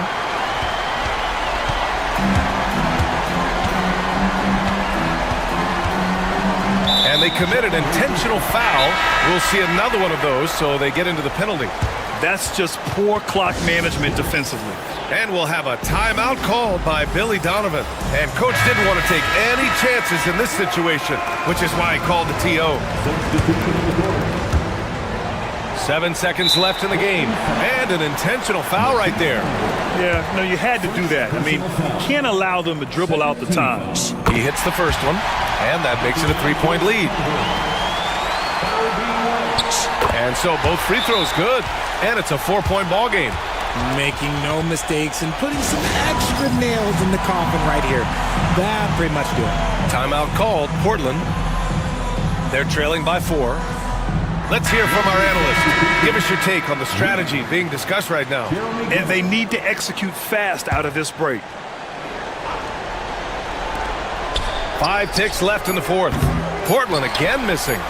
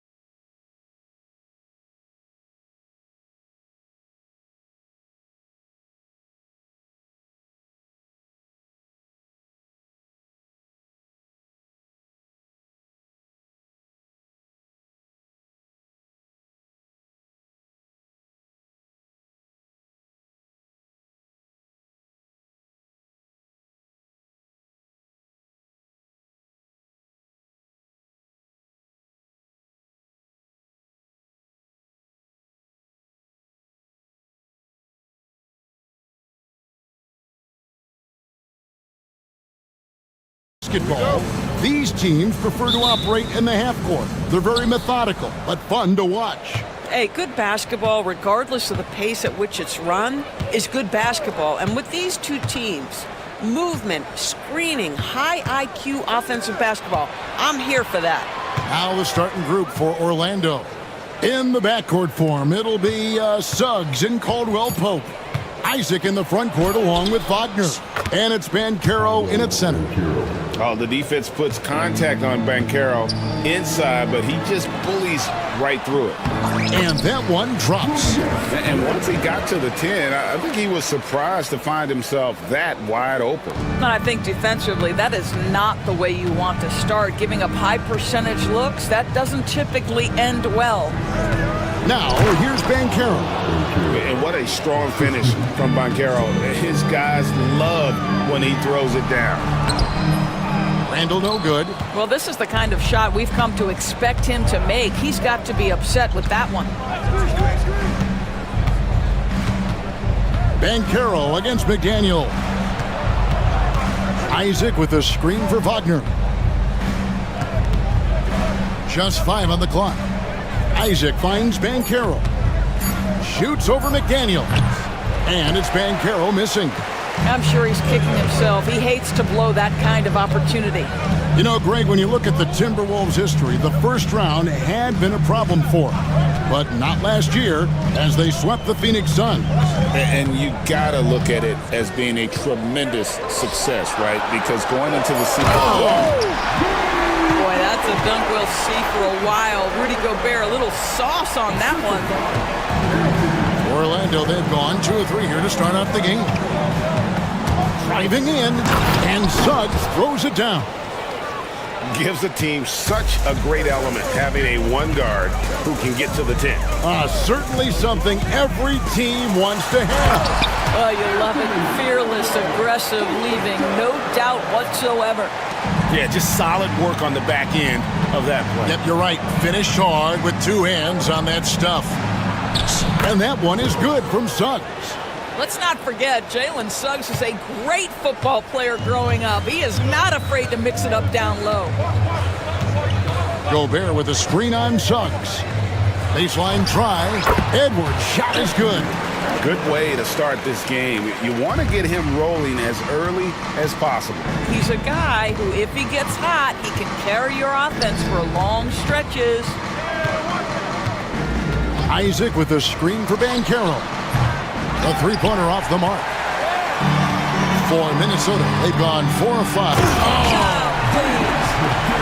Well, keep your head up. Look for an opportunity to facilitate Julius Randle the delivery. Suggs looking around. Kicks it out to Banchero. Pass to Caldwell-Pope. That one's in, his first shot this game. How about the timing? Could be the difference between an assist and a turnover. Nice delivery. 1:37 left to play in the first quarter. And here's Edwards. Oh, and he plucks it off the glass. Wow. Now Suggs pushing it up. No one to stop him. Some nice ball movement by the Magic. And he makes that one. Suggs has got 6. You've got to be willing to get your shot blocked if you're a guard and you foray inside. Jalen Suggs, what a finish. Near the 3-point line, it's Edwards. Great look there, but off target. Well, they'll be happy with that look, even though it didn't fall. I think expect them to go back to it because that's the kind of shot this offense is designed to generate. Wagner a screen on Edwards. And there's the drive. And Suggs throws it down. This is a demonstration of how dangerous Jalen Suggs can be when he decides to take it to the rack with strength. Woo-hoo-hoo. Edwards finds Gobert. You know, when Rudy Gobert is... And yep, we thought we might see it. And the coach's challenge.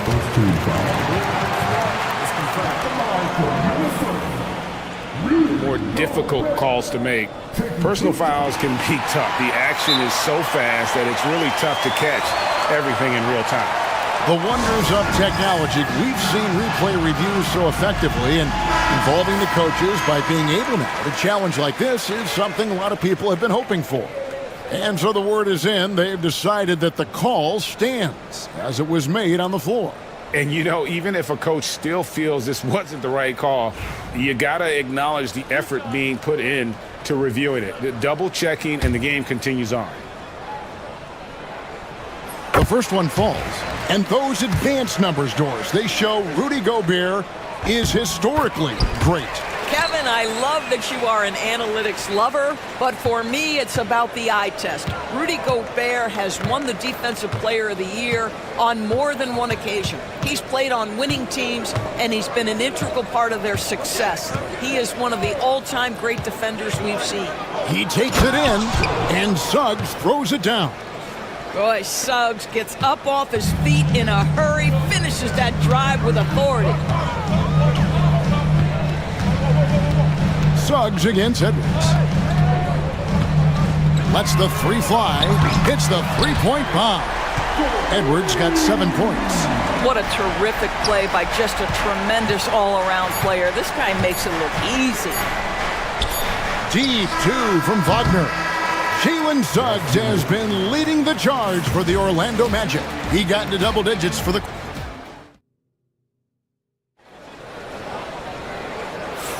And getting going again here in the second quarter. Fairly close game so far. And what do you guys think so far about the offensive approach for Orlando? A lot of high motor play from them in this one, allowing them to kind of charge through the defense and find good looks. And their assist total, also impressive early, creating with the pass and playing for teammates. This is how the floor looks for the Magic starting the second. In the backcourt form, it'll be Suggs and Caldwell Pope. Isaac in the front court along with Wagner. And it's Banchero in at the 5. Gobert with the block. Wow, insanely tough to get a shot off when Rudy Gobert is around. Wow. Edwards against Suggs. Strong move inside by Edwards. And they've done well at taking advantage of some late defensive rotations and getting the ball in the paint. Suggs passes to Wagner. Lays it up and banks it in. And we've seen several lead changes tonight. Neither team giving an inch. And right now you love the chess match, right? The ability of each side to adjust to what the other is doing. Edwards, that's good. Edwards got 4 points in the quarter. Doesn't matter where on the floor Anthony Edwards is. That shot mechanic's so pretty, so fluid. Suggs against Edwards. Suggs kicks to Wagner. The rebound by Edwards. Right there, the defender clearly trying to inhibit a fast break. I think that's a transition take foul. You hear, Doris, people now calling Anthony Edwards one of the faces of the NBA. And I'm assuming you'd agree. 100% agree, because the skills are extraordinary. The development in his decision-making has gone leaps and bounds from where it was. Beyond that, Kevin, he's a lockdown defender, one of the best competitors, fearless in the big moments, and one of the most charismatic young men in the league today. This guy is spectacular. And with an update from the sidelines, let's check in with David Aldridge. Kevin, thank you very much. The Timberwolves have become a rough and rugged team.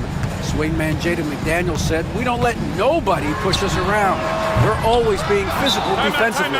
I feel like we're a tough team, super tough. And Kevin, they certainly have the size to hold their own." Always being physical. But David, that's their identity. And we thank you for the report.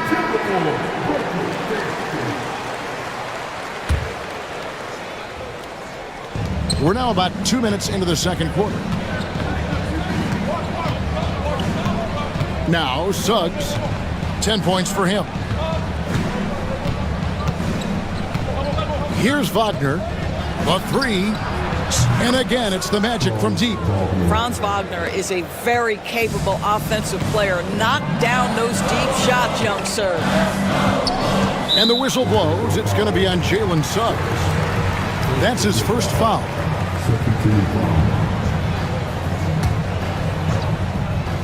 quarter two and just under 2.5 minutes gone by.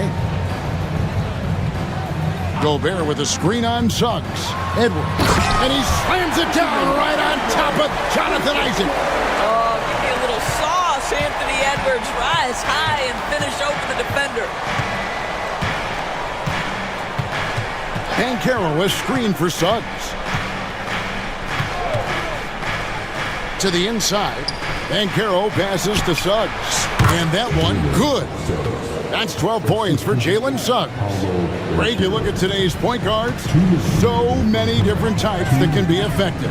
And there's a lot more freedom for point guards to kind of explore the parameters of their game. Sometimes it's steadying an offense. Other times, it's to ignite it. Orlando's gotten both of their three-point attempts to go down here in the second quarter. Suggs kicks to Wagner. Gobert pulls it in. Gobert's got his fourth rebound with that last one here tonight. And the whistle blows. It's going to be on Jalen Suggs. That's foul number 2 for him. Closing in on 4 minutes played here in the second quarter. And the quickness and long arms of KCP, he does a good job of getting into the shooter.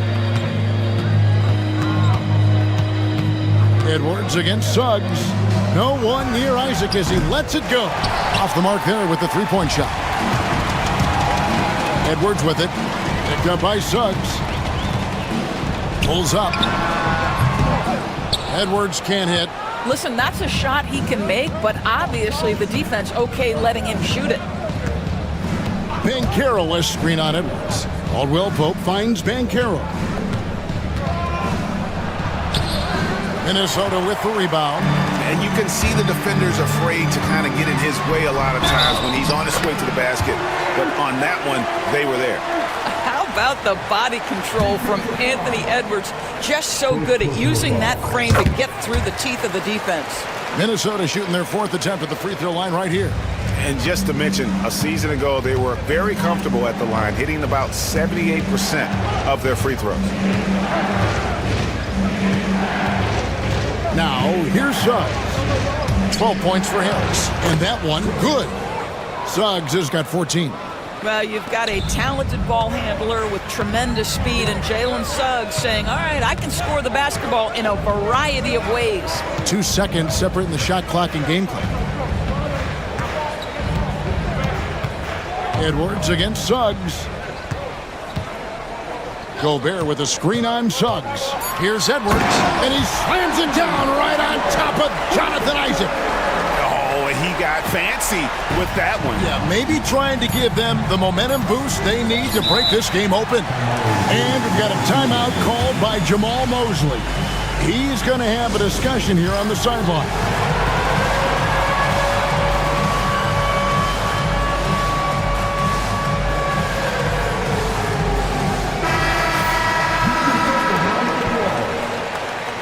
Substitution on court.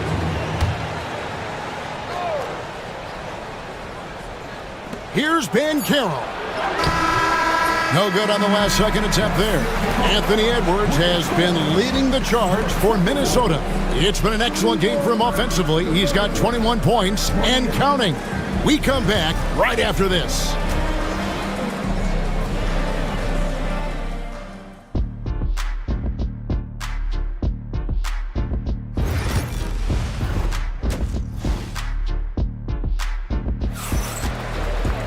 Second half of basketball upon us. We may be in for an exciting finish based on how close of a game it's been so far. You know, Anthony Edwards has been exceptional here, guys.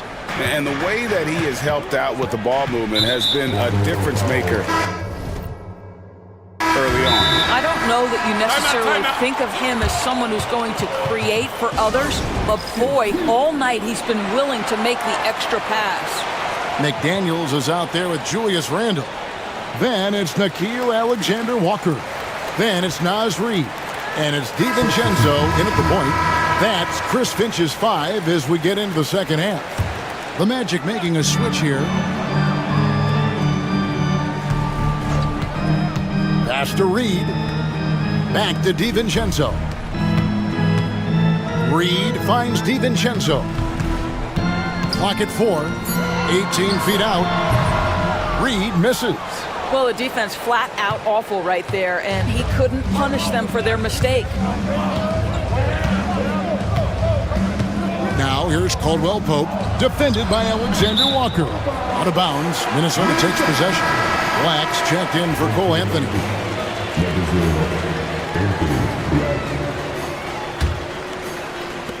Minnesota with the ball. 3-point lead. DiVincenzo with it. To the paint. It's hauled in by the Magic. It's 3-on-3 on the fast break. Here's Caldwell Pope. And good, and it takes a nice bounce off the right iron and down. Caldwell Pope's got the first basket of the second half. That one for the Magic. Here's DiVincenzo. And 2 free throws coming up, unable to get that one to go with all the contact. And with the offense getting right to the rim, at least they saved the layup. The Timberwolves shooting their 5th and 6th free throws of the game. That one falls. So he hits both of them. This is what makes him a challenge to stop. He will beat you from the floor, and he can also beat you from the line. Here's Black for the tie. Reed with the rebound. It's Randall with the drive, and he gets it to go. Guard him big, guard him small. Julius Randle is so crafty on the interior, it matters not. He's going to finish. Into the lane. Banchero against McDaniel. Banchero passes to Wagner. Hands the shot from the wing. Always a threat to score. Banchero, that time with a sweet find. Reed with a screen for DiVincenzo. And Reed throws it down. Oh, taking it to the rack with power. Hammering down the two-hand slam. Pass to De Silva. Sinks the triple.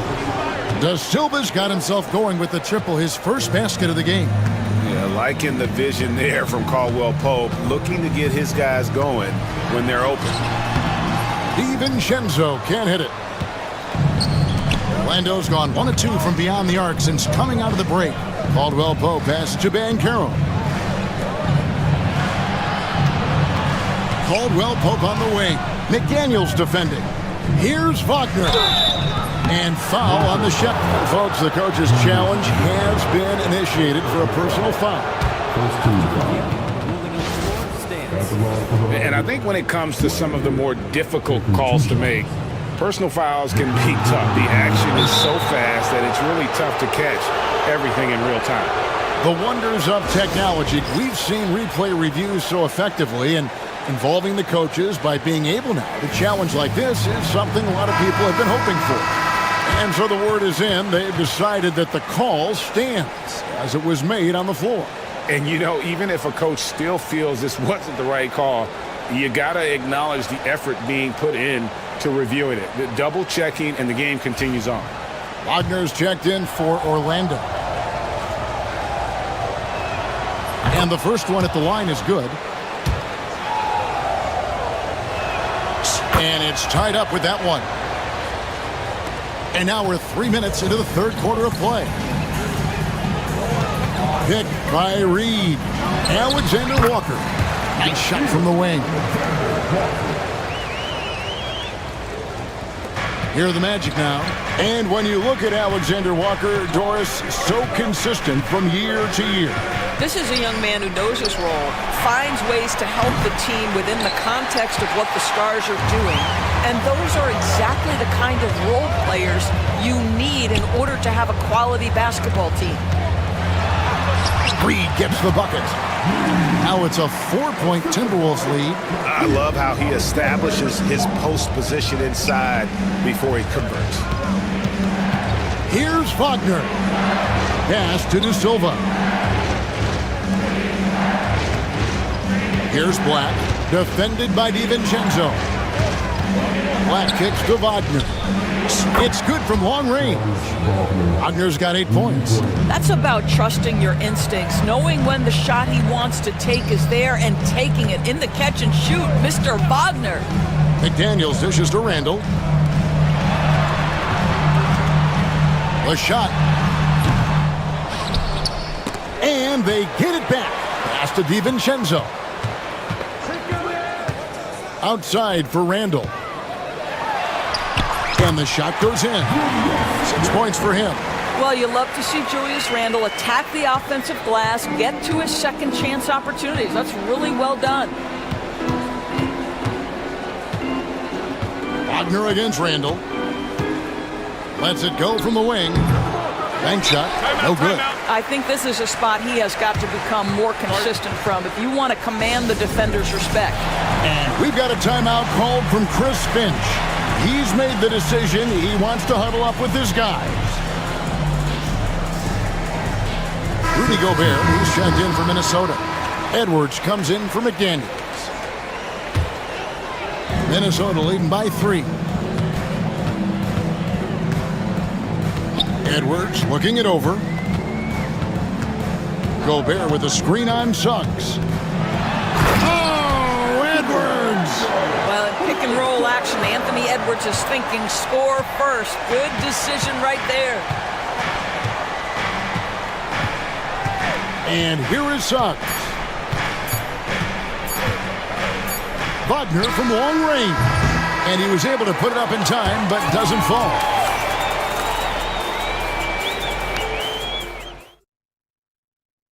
And it's time to bring up the State Farm assist of the game. And he may not be known as a pass-first guy playing out of the 2-guard spot, but he shows here that he can dole out an assist or 2 when he needs to. Well, having multiple playmakers on the floor makes you a much tougher team to defend. 3/10 quarters behind us. 1 more to go. Thanks for being with us as we begin the 4th. And let's head over to the sideline and catch up with David Aldridge. I was able to listen in on what Chris Finch told the team. Now, he kept it simple in the huddle. He said, play smart. If we don't beat ourselves, we walk away with the win. Keep it simple, and we got this. Back to you guys. Thank you, David. On the court for Orlando. In the backcourt for him, it'll be Suggs and Caldwell Pope. Isaac in the front court along with Wagner. And it's Banchero in at the center position. And finished off by Banchero. Oh, you love to see Banchero get off his feet in a hurry and finish with authority. Gobert with a screen on Suggs. Edwards passes to Gobert.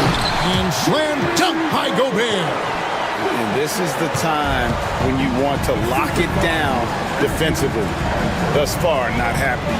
It seems to me a lack of effort and a lack of communication. And it's happening to both sides here late in the game. Their ability, again, to stretch the floor, particularly in this second half. And guys, boy, when you're hitting, it sure does work. It obviously opens up major options at the offensive end. Suggs against Gobert to take the lead. Kicks it out to Wagner. Edwards with it. Picked up by Suggs. Edwards passes to McDaniels. Oh, he misses the dunk. And Wagner's got the ball here for Orlando.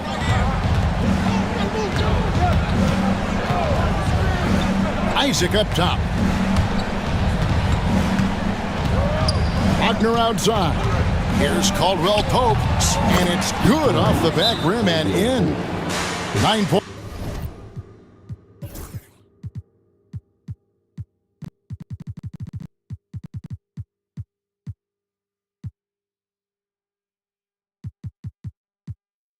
Points for Contavious Caldwell Pope. And Caldwell Pope able to hit those mid-range shots consistently, but that's one the defense will live with. And we're about 2 minutes into the 4th quarter now. Edwards and the power on that throw down. I think his teammate teammates understand that Anthony Edwards has every aspect of his offensive game working, so let's make sure he's got the basketball. Goes straight through the defender for the dunk. Draws the foul. He'll go to the line. Julius Randle picks one up. Big hops from the backcourt. Oh, absolutely. And maybe just what they need to get this game, GA, going in their direction. Boy, as tight as this one is, that's a statement play saying, hey, listen, we're not here to back down from you guys. And we've got a timeout called from Chris Finch. He has decided it's the right time to talk.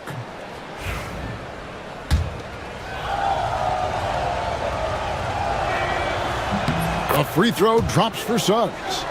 Despite his young age, we know Jalen Suggs has proven to be a tremendous leader. His teammates love playing with this guy.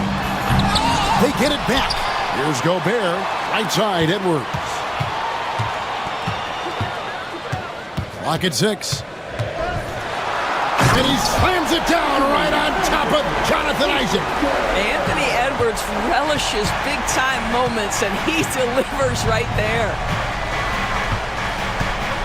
Suggs kicks to Wagner. That one falls. And the Magic lead by 3. Don't you love that a young player like Franz Wagner so willing to deliver in the clutch? Wow. Back to Edwards. Suggs with the steal. Caldwell Pope with a wide open look. Cans it from downtown. Caldwell Pope's got the lead up to 6 now for the Magic.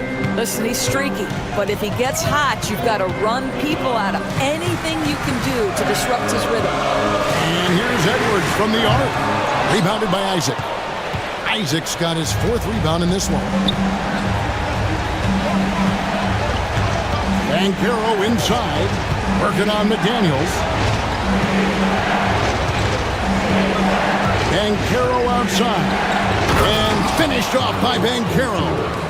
And once Banchero gets going, boy, it's hard to stop him. Given his size and speed, he's going to be a handful. Hits it from 3-point range. Edwards got 9 points here in the second half. Pick works well there. Not much resistance from the D. It takes incredible effort to stay connected to the hip of the offensive player. You've got to want to work. Wagner kicks to Isaac. Kicks it out to Wagner. Misses the 3. The Timberwolves have gone 4 of 8 in this 4th quarter, shooting an even 50% from the field. Randle no good. If you want to cut into a lead, you have got to trust your teammates and move the ball. Some room here for Caldwell Pope. Wasted no time on that shot, but it's off the mark. Edwards finds McDaniel. Not 3 off the mark. We've got 28 seconds left in the 4th. Caldwell Pope pass to Isaac. Back to Caldwell Pope. Shot clock at 6. Banchero is screened for Caldwell Pope. Once again off the mark, Orlando. Here's McDaniels. Misses the deep 3-point attempt. And when you are as good a shooter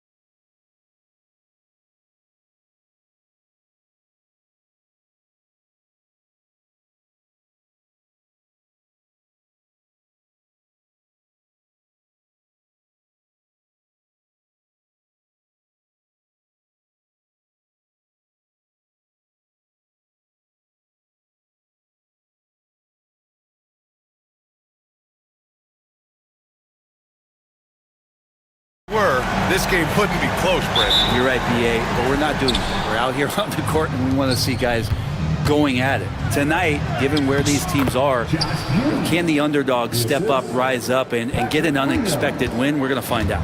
And the starting group for Chicago. We've got Kobe White, Josh Giddey out there with Patrick Williams. Then it's Lonzo Ball, and it's Buzelis in at the 5. Now here's Williams. Holmgren with a screen on Williams. From outside, off the mark. And I'm surprised that didn't go down. I mean, I'm sure he is too. Pass to Giddey. Outside, Williams. Back to Giddey, and stolen by Holmgren. And a fast break now for the Thunder. And laid in to finish off the break. And in transition, Holmgren has speed, but he also plays under control. Here's Ball, and Ball throws it down.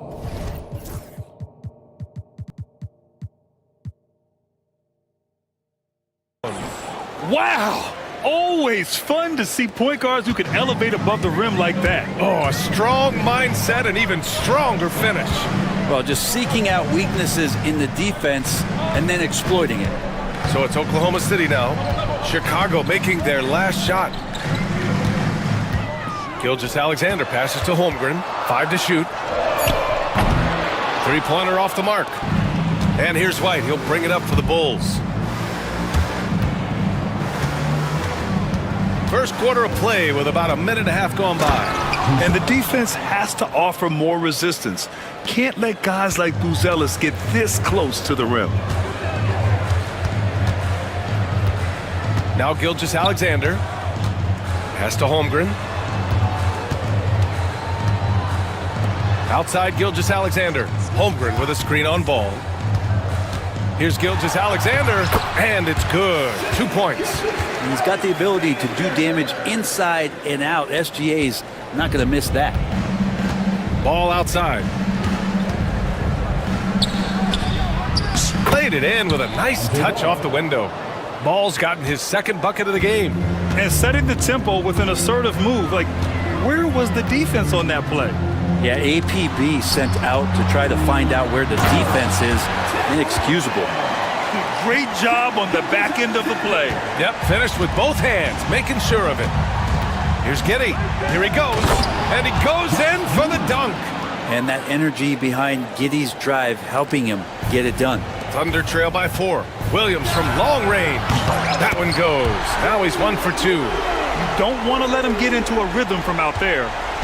And White has got the ball here for the Chicago Bulls. Here's Giddey. Up and in on the layup. Giddey's got 6 points. That's impressive stuff from Giddey, just getting on the interior part of the defense. Gilgeous-Alexander passes to Holmgren. And the big finish by Holmgren. There are only a few players who can hit a teammate like that in stride. Beautiful assist. Grant, how about the rise of OKC in just 2 years, transforming from a 24-win team to the top seed? Incredible, BA. The Thunder drafted well and gave those picks lots of playing time. Plus, they made some fantastic trades.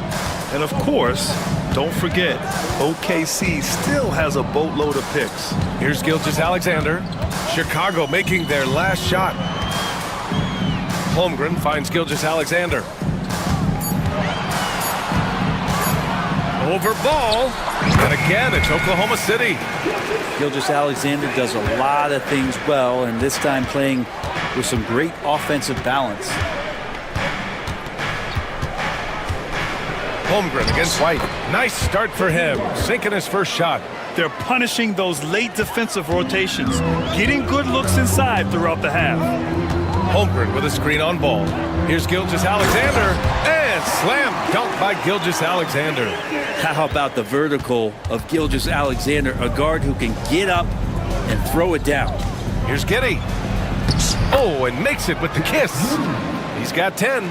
And I love how he's pushing the tempo and creating for others. He does this game in and game out. Incredible. Nice to play with a point guard that takes pride in playmaking. It makes you move around just a little bit faster to get open spots. Both teams are hot. Woo! is a fun one to watch. Yeah, made for TV game here. Pace is great, scoring is coming in bunches, and both of the teams feeling confident right now. We've got a 9-second difference between the shot clock and game clock. Here's Buzelis, and he makes no mistake. Slam dunk. He just rises up and throws it down hard with one hand. That is such a go-to move for him. He holds nothing back on those. Holmgren with a screen on ball. Gilgeous-Alexander against ball to the paint. And the big finish by Holmgren. And you know, as a roller, Holmgren shows great hands, and he makes nice adjustments moving downhill. Outside White. They set the pick. Can't drop the tough three-pointer. And so the first quarter comes to a close. Both teams scoring well, but it's all tied. And back to the start of the second quarter in just a moment.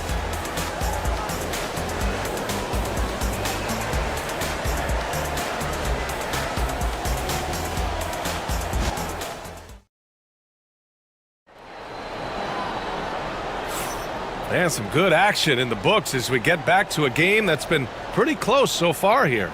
And what do you guys think about the Thunder here in this one? Well, they've used the fast break well to score easy points and keep the defense unsettled. Yeah, they did a great job. Just the initial thrust of that attack, as soon as they got the ball, constantly in transition. Shea and Caruso are the backcourt pair. In it forward, it's Dort and Williams. And it's Holmgren in at the center position, locking down the middle. That's the lineup out there for the Thunder. And so here is Chicago, following the bucket by Oklahoma City. Williams from long range sinks the tray. He's going to punish you if you leave him open. He's more than willing to take the open three when he's got it. Williams a screen on ball. Williams on the wing.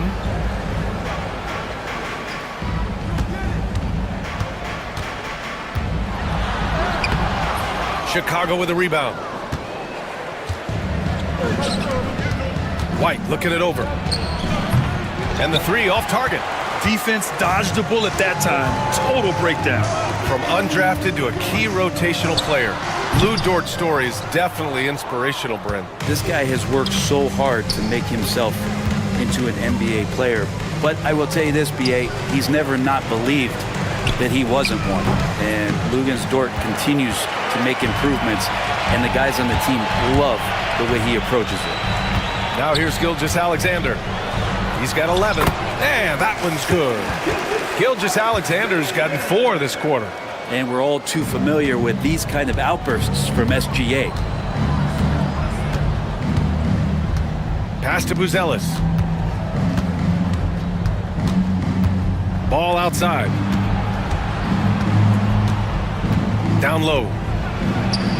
And it's Buzelis that time on the assist by Ball. Buzelis has got 6. He still needs to fill out to be more physical down there, and that will come with time. But Buzelis can handle his own. Gilgeous-Alexander. Holmgren with a screen on Williams. Williams misses. Chicago has gone 1 for 3 from downtown here in the second. Here's Buzelis. He has 6. White with it. Caruso covers. It's White with a drive. Three-pointer. Buzelis nails it from beyond the arc. Now it's a 4-point Chicago lead. Yeah, this demonstrates how confident Buzelis is. He knows he can be lethal off the catch. Gilgeous-Alexander feeling it out a bit. Inside. Here's Holmgren. Easy 2 for Holmgren. SGA with some good movement, creating an easy opportunity for a teammate. Williams finds White. And he slams it in one-handed. And once he gets to the rim, it's fairly automatic. Nothing fancy right there. Just takes his 2 points, moves on. Now here's Gilgeous-Alexander. He's got 13. Oh, he picked him clean. And up the court come the Bulls on the break. Very encouraging to see Buzelis just going off offensively. This rookie is certainly feeling himself right now, and I love it. Ball against Gilgeous-Alexander. It's stolen. And a fast break now for the Bulls. Jumps up. Here's Giddey. Misses in close. Thunder trail by 6. The drive by Shea. Chicago grabs the miss. Buzelis has got 4 rebounds in the game. Puts up a 3. And it's Giddey with the 3. Giddey's got 13 now. And the nice stroke, that's coming along for Josh Giddey. Here's Holmgren. Nails it. He's now 6 for 8 from the floor.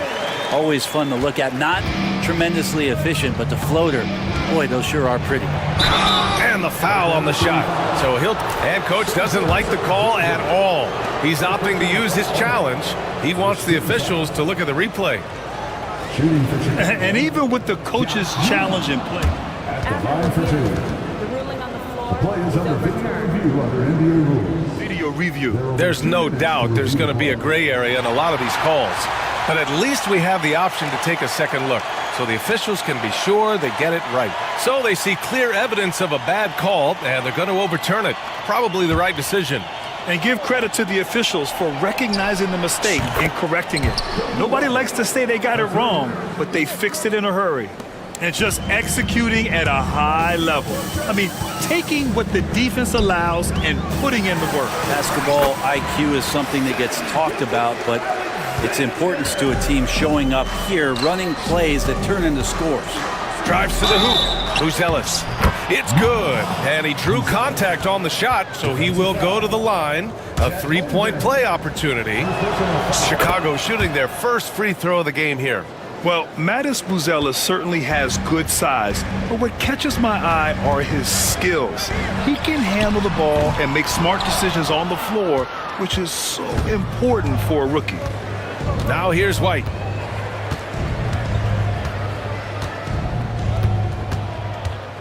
Williams a screen on Dort. And down it goes. Jam that one home. Now that's how you capitalize on a screen. Yeah, good positioning too. Gave him a clear path to the hoop.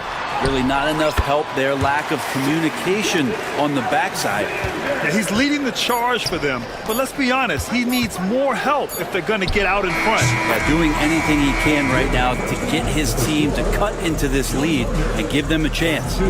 The clock runs out and we are headed to halftime. Bulls out in front. They lead by 13. We've got more in store for you right after this.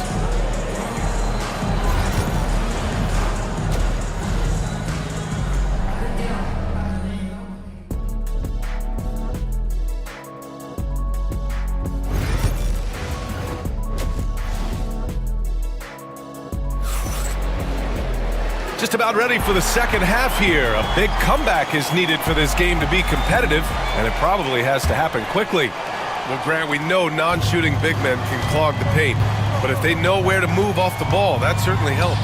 Yeah, you know, big men who know those circle actions, like flashing to the open spot when their man gives help, they often end up with easy looks inside. On the court for Chicago, we've got Patrick Williams, Kobe White out there with Lonzo Ball. Then it's Josh Giddey, and it's Buzelis in at the pivot spot, manning the middle. Clock at 6. Fires it. Hartenstein pulls it in. Pretty lax defense there. He's going to see fewer and fewer chances if he can't bury those kind of jumpers. Williams' shot is good. A shot that Williams continues to work on. You love seeing these type of results. There's Ball with a 3. Counted from distance. Ball's got 7. Oh, you gotta love the back and forth, showing real confidence at the arc. Yeah, both teams finding ways to the three-point line and trying to take advantage from distance. And the bucket is good. A great move. I mean, the defense has no response. Well, just ripping through right there as he finds the open spot and gets right through there. High basketball IQ play. Yeah, here's a list of things I don't want to do, and right at the top is guard that guy. Here's Caruso, and it's Chicago with a board. Oh, can't punish the defense for leaving him open that time. That's a frustrating miss for a really steady jump shooter. White against Dort. Outside White.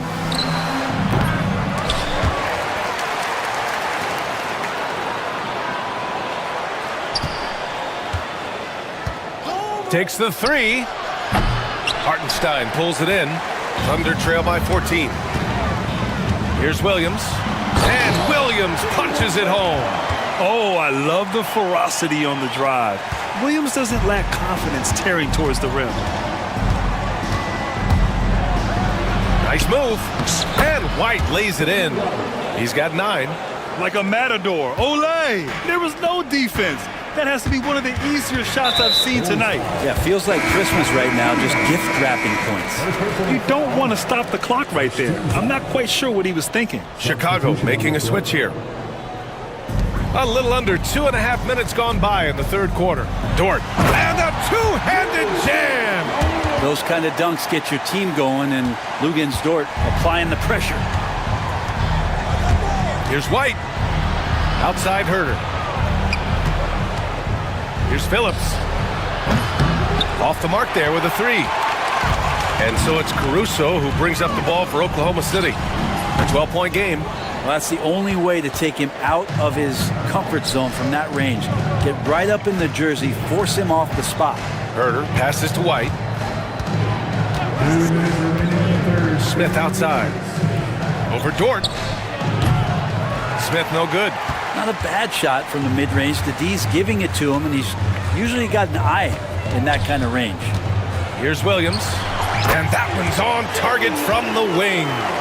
Williams has got 7 points for the quarter. And I like when Williams works in these mid-range areas. I mean, such an impressive score. And Ball gets it to go.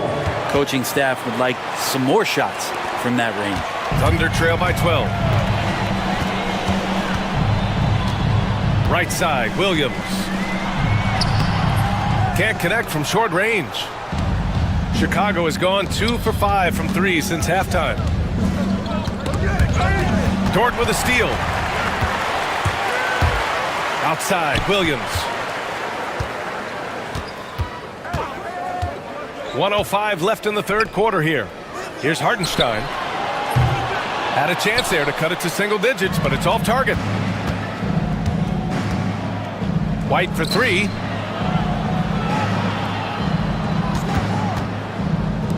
Herder passes to White. Smith with a screen on Dort. 6 on the shot clock. Out to the right wing. Releases. They get the rebound. Pass to Smith. Outside White. Takes a 3. Caruso grabs the board. Caruso's got 4 rebounds in the game. Williams from long range. And another miss by Oklahoma City. Chicago leading by 12. Herder passes to Ball. Now here's Smith. It's good. And the assist that time from Ball. Good passing to set that up. Teamwork on display. And here's Hartenstein. Oh, it would have counted had it fallen, but it is offline. And so it's Chicago, up 14 as we wrap up the quarter. And now we have a moment to reveal our State Farm assist of the game. And from the 2-guard spot, an unselfish play like this sets a fantastic tone. Even though the position is called shooting guard, passing part of your responsibilities in today's game. And we reach the fourth quarter in a game that may already be out of hand. In it forward, it's Dort and Williams. Alex Caruso is out there with Cason Wallace. And it's Hartenstein in at the 5 spot. That's the lineup for Oklahoma City. Smith no good. And this is exactly who you want taking that shot. You just missed it. And Hartenstein gets it to go. Hartenstein's got his first bucket in this one. All the way to the bucket, no resistance. Just swipe the candy from him. Smith inside. He's against Hartenstein. What elevation. He's a smaller but still determined big man. And he likes mixing it up with his impressive vert. Pass to Hartenstein. It's hauled in by the Bulls. Ball's got 4 rebounds now. White, the pass to Smith. Jacks up a 3. Knocks it down from distance. And the Bulls lead by 17. Now you have to extend that defense. I mean, you really really have to stay connected to him at all times. I'm not sure what the defense collectively was thinking there. You got to know where he is at all times. Yeah, that's one way to get back into this game. Keep getting him the ball and let him make the shots. Outside White.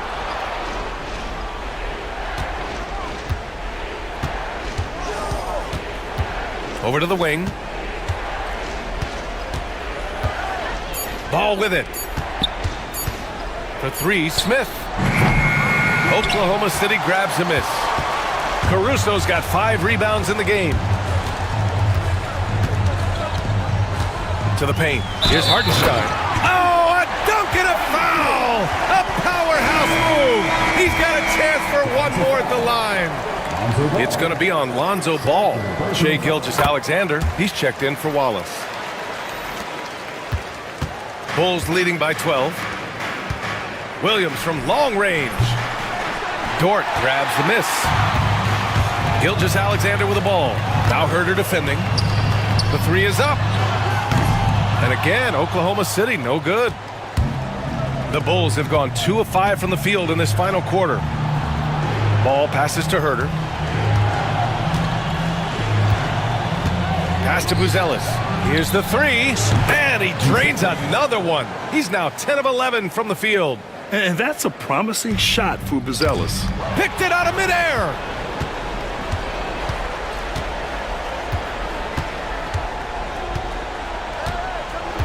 Over 2.5 minutes in the books here in the fourth. And the foul on Alex Caruso. And they stop the action here. They're using their coach's challenge to see if they can get this foul overturned. Substitution on the court. People were worried that this would slow the action down. But with so many close calls in every game, the NBA was smart. The previous play is under review. The thing this does for a coach is let his players know he's got their back. If they're adamant that the call was wrong, he'll back them up and make... After review, the ruling on the floor stands. And they've made their decision. The call will stand. And as much as it hurts to lose a challenge, I think Coach would challenge that call again if he could. He really disagreed with the foul, and he's still peeved. Time now to hear from our reporter, Allie LaForce. Hi, guys. Well, Mark Dagnall was just reviewing the plan with his team. Coach telling their players, let's play with urgency. This is the game. I know we'll win if we play hard. Let's see how the team responds. Good job there, Allie. Thanks.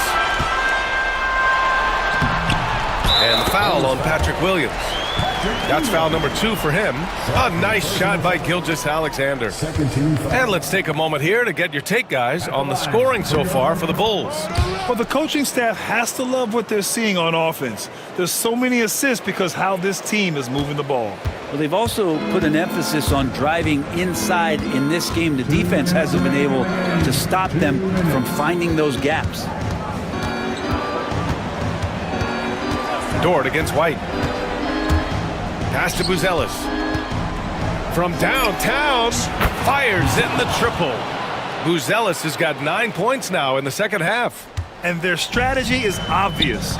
Manufacture looks from outside the arc. And I don't know how they keep doing this, but every time down, the resulting possession ends up at the three-point line and a fairly efficient shot attempt at that. They can take their time if they want. Yes, you have to regroup, make sure you get a good shot. And it's Ball off the drive. Off target from outside.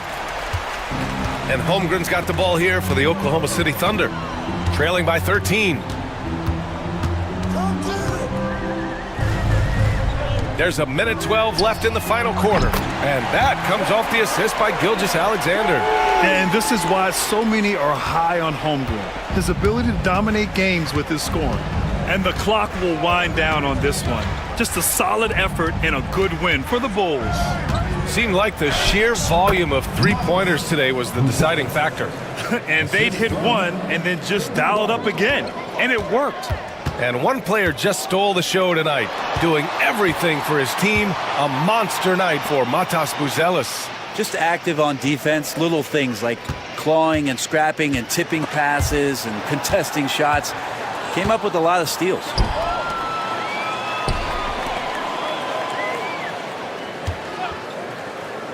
Pass to Buzelis. Ball, a screen on Holmgren. Back to Ball. And Ball throws it down. You got to give them respect. They're doing everything they can to close this out. You loved it. The guys are staying aggressive late in this ball game, just not wanting to let go of the rope. Gilgeous Alexander against Ball.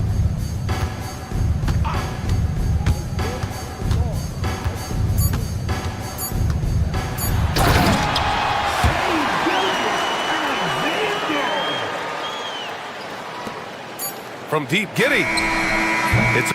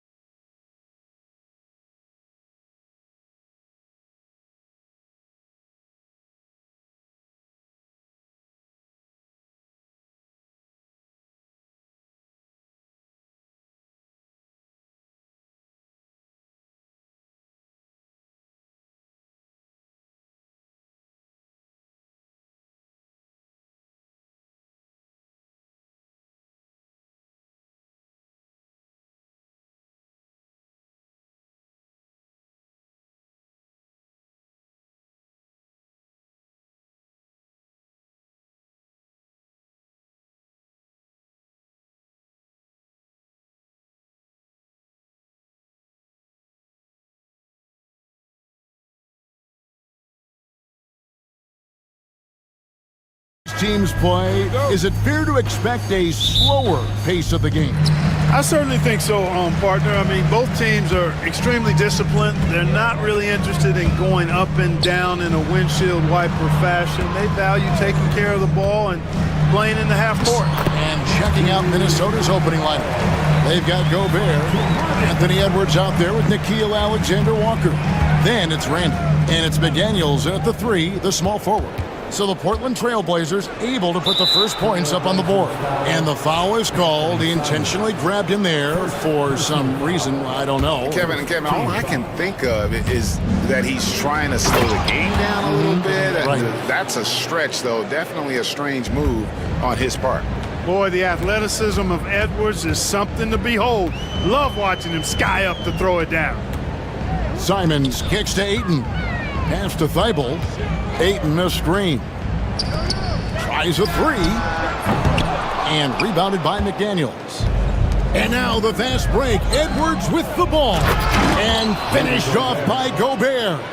Stay clear of Gobert on the dunk now. The force he goes to the rim with is mighty. Here's Simons. Nails it from the high post. Poor design there defensively. They know he's a knockdown shooter from that spot. And you do not want to let him get going early because that can get you cooked. Yeah, another nice bucket down low. They've really been able to work the ball into the post effectively here so far. Avdia, the pass to Ayton. Simons with the ball. Ayton sets the pick for Simons. Lets it fly from 18. Gobert pulls it in. Boy, that's got to be terribly frustrating there. I mean, with the defense not hustling and he still misses, boy, he wishes he had that one back. Randall no good. And typically he has the touch to finish when he's in tight, but not sure on that possession. Pass to Kamare. Back to Simons.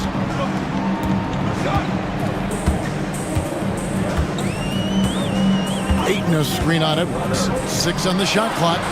And that one's good, Ayton. And a strong showing of physical strength there from Ayton. Defenders have their hands full when he's around the rim. Edwards dishes to Gobert. That'll be Minnesota as it goes out of bounds. Timberwolves retain possession. And he made the right read on that play, but just couldn't secure the steal. You know, fellas, 1 second quicker, and that's going the other way. McDaniels. I'll tell you what, Ayton is a very good defender. Moves his feet well and has the length to alter shots. Thibault can't get it to go. The Timberwolves have gone 3 of 5 shooting the ball so far. Edwards kicks to Randall. Nice form on the 20-footer. Randall's got his second basket of the game. Boy, he is looking confident. Love how they're using him so far. And you know what? They're going to keep using him. I mean, he'll be the centerpiece of their offense today. You can bank on that. Now, here's Avdia. A baseline jam. He gets it in there. And the lack of effort to fight over the screen there makes that an easy shot. Well, I'm going to credit the screen. I mean, that's a good, strong pick he lays there.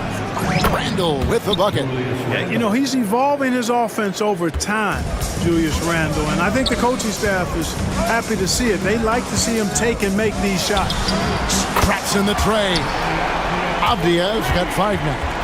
And an eye for an eye. Both teams working to stretch the floor. Nothing like answering back.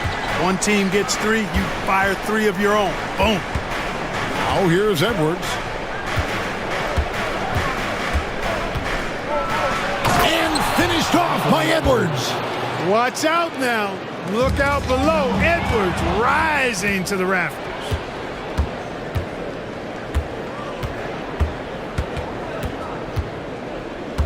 To the middle.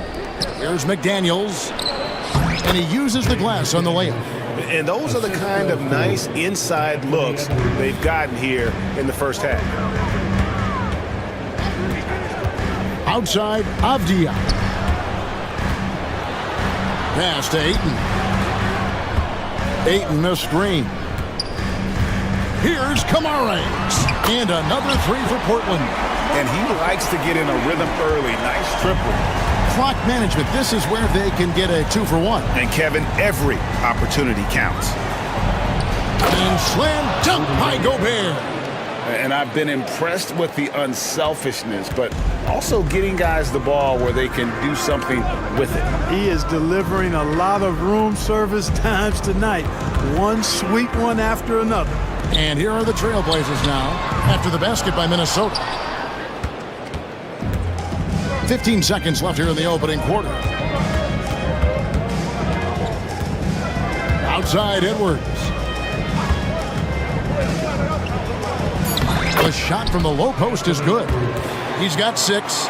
Great job of screening there. Nice job to take it to the rim and get the finish. Ayton, and that shot was up in time, but doesn't go in. Oh, we've seen some great shots in the first quarter. No shortage of offense.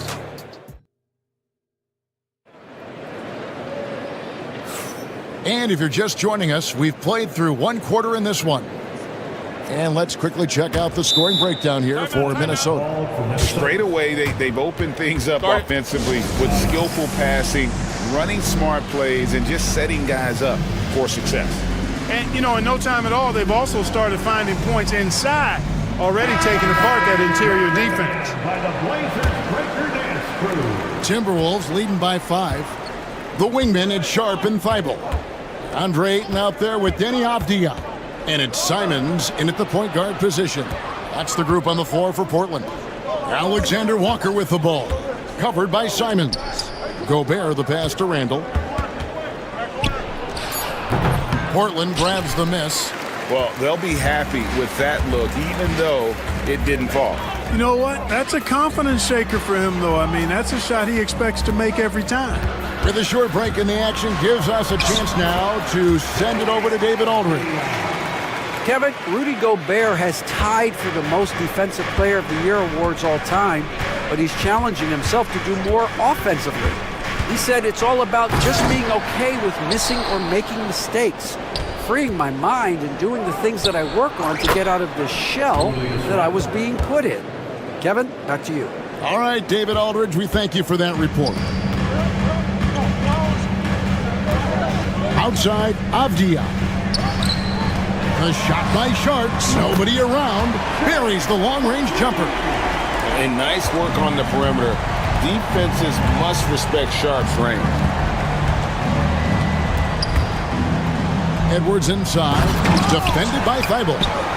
And the rebound paying off as they pick up 2 on the second chance bucket right there. You've got to box out on the boards. When you don't, that's what happens. Pass to Avdia.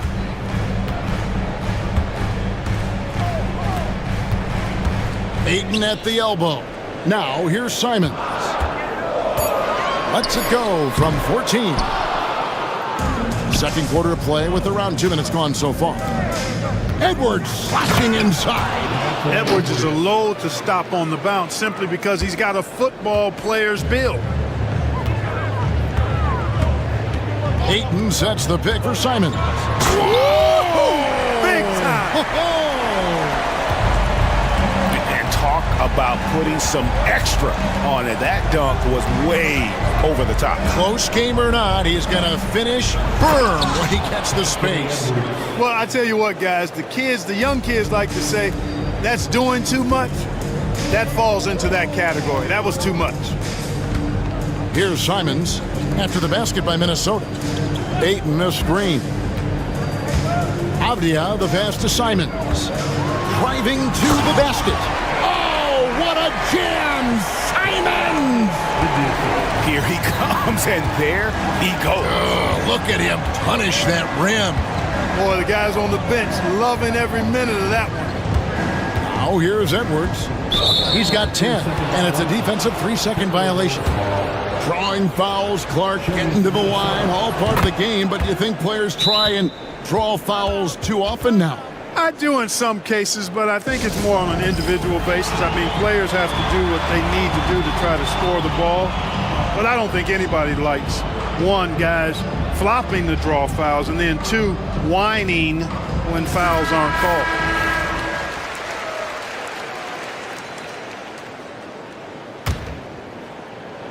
About 3 minutes played so far in this second quarter. 2 minutes. 6 to shoot.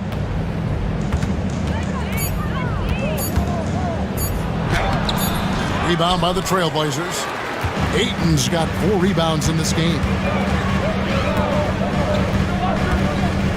Outside, Avdia. And Thibault now top of the key. Pass to Ayton. And just over 3.5 minutes played here in the second quarter. Softly drops in the floater. And padding that field goal percentage. Just hard to stop Ayton when he gets the ball that deep. Edwards shooting fearlessly from the arc. One of the things you've got to admire and respect about him is his aggressiveness at the offensive end, always in attack mode. Thibault on the wing. Trailblazers moving the ball around. Sharp on the wing.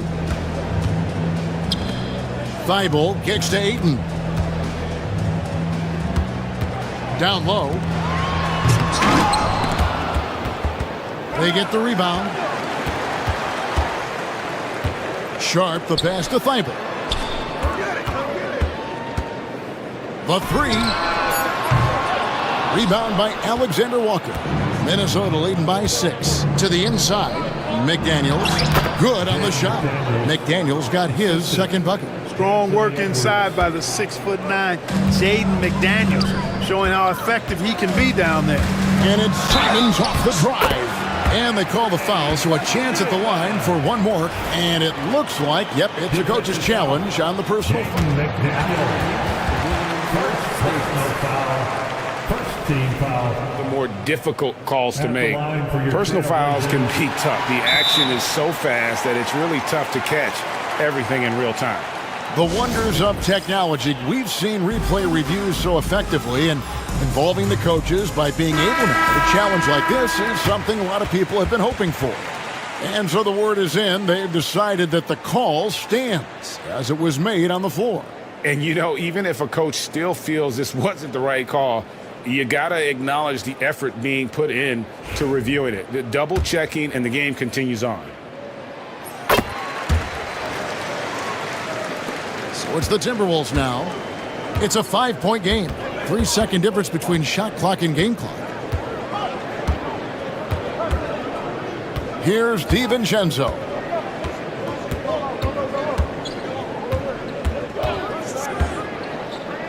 Clock at 6. Reed with a screen on Sharp. The finish was nice, but the setup was better. Yeah, G8, the pick working to full effect before the stuff. And, you know, not enough help from the defense there to compensate. He gets a clean look. Not going to halftime just yet. Officials signaling they are going to review the tape. And the NBA Replay Center in Secaucus is queuing it up, and even before we look at the replay, I'm pretty sure he got that off in time. Yeah, that's how it looked to me, and that's the call we should see here, but no harm in going back to the footage and making absolutely certain. And a close game so far through the first 2 quarters as we reach halftime. Timberwolves lead by 5. And don't go away.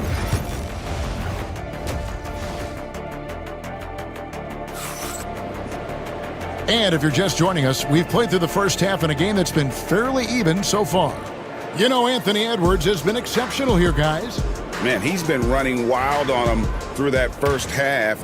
Absolute dynamite on offense. And you know what? I'll be interested to see just how much he's got left in the tank. That first half had to take a lot out of it. And on the floor for Chris Finch as we get into the second half.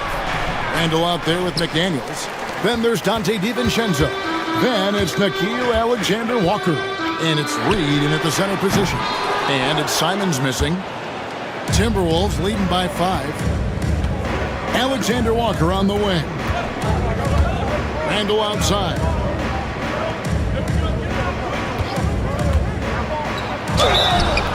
And contact on the shot, so he'll be shooting free throws here.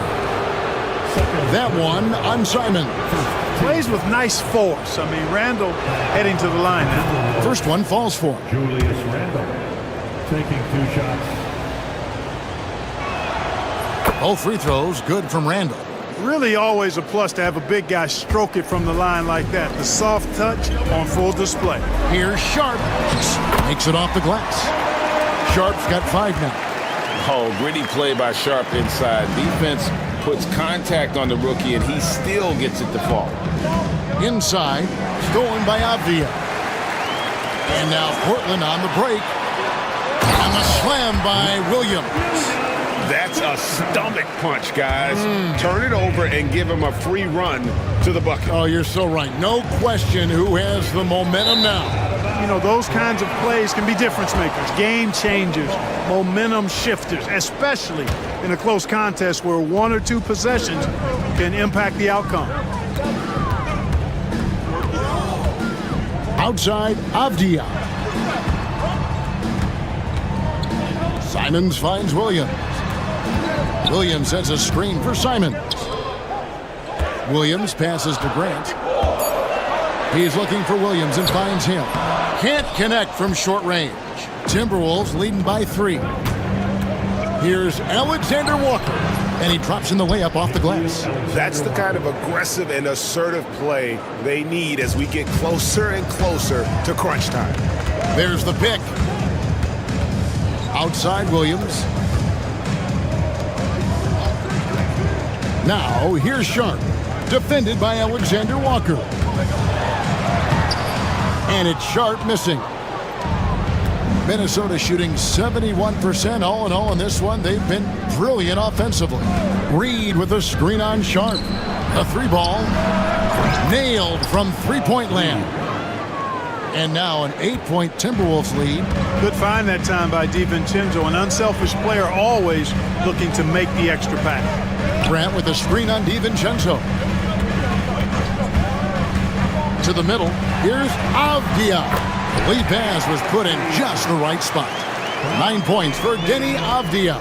A super high percentage shot there. You just can't allow him to get that close. Reed with a screen for DiVincenzo. Pass to Reed. Back to DiVincenzo. And here's Randall.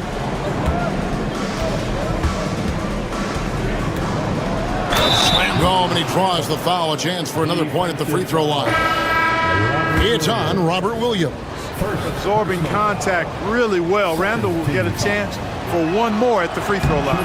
And the Trailblazers making a change here. Henderson's checked in. And so Henderson will bring it up for the Portland Trailblazers. They trail by 9 points. Outside, Avdia. And finished off by Avdia. Already a gifted passer, Henderson has solid vision for such a young player. Reed with a screen on Henderson. Here's the 3. Reed gets the bucket. Reed's got the lead up to 10 now for Minnesota. Unwilling to let up even for a moment. That's his killer instinct, just fanning the flames. Yeah, I love the fact he doesn't play the score. He just keeps coming, attack mode. He doesn't know how to step off the gas pedal. And an eye for an eye. Both teams working to stretch the floor. Nothing like answering back. One team gets 3, you fire 3 of your own. Boom. Here's Randall. That ball is good for another field goal. His 6th. He is 6 for 9 on the stat sheet. For Randall, another bucket. He continues to expand his offensive game. Shooting foul as the whistle blows. He'll shoot 2 free throws. The Trailblazers shooting their 2nd and 3rd free throws tonight. And he knocks down the first one. At the line for 2. And Sharp drops them both. Here's DiVincenzo.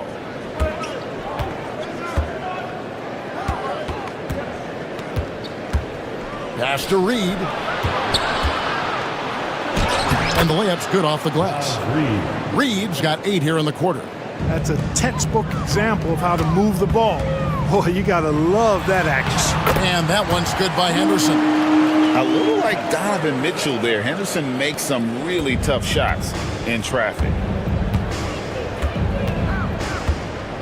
DiVincenzo against Henderson. Reed with a screen for McDaniel. And Reed throws it down.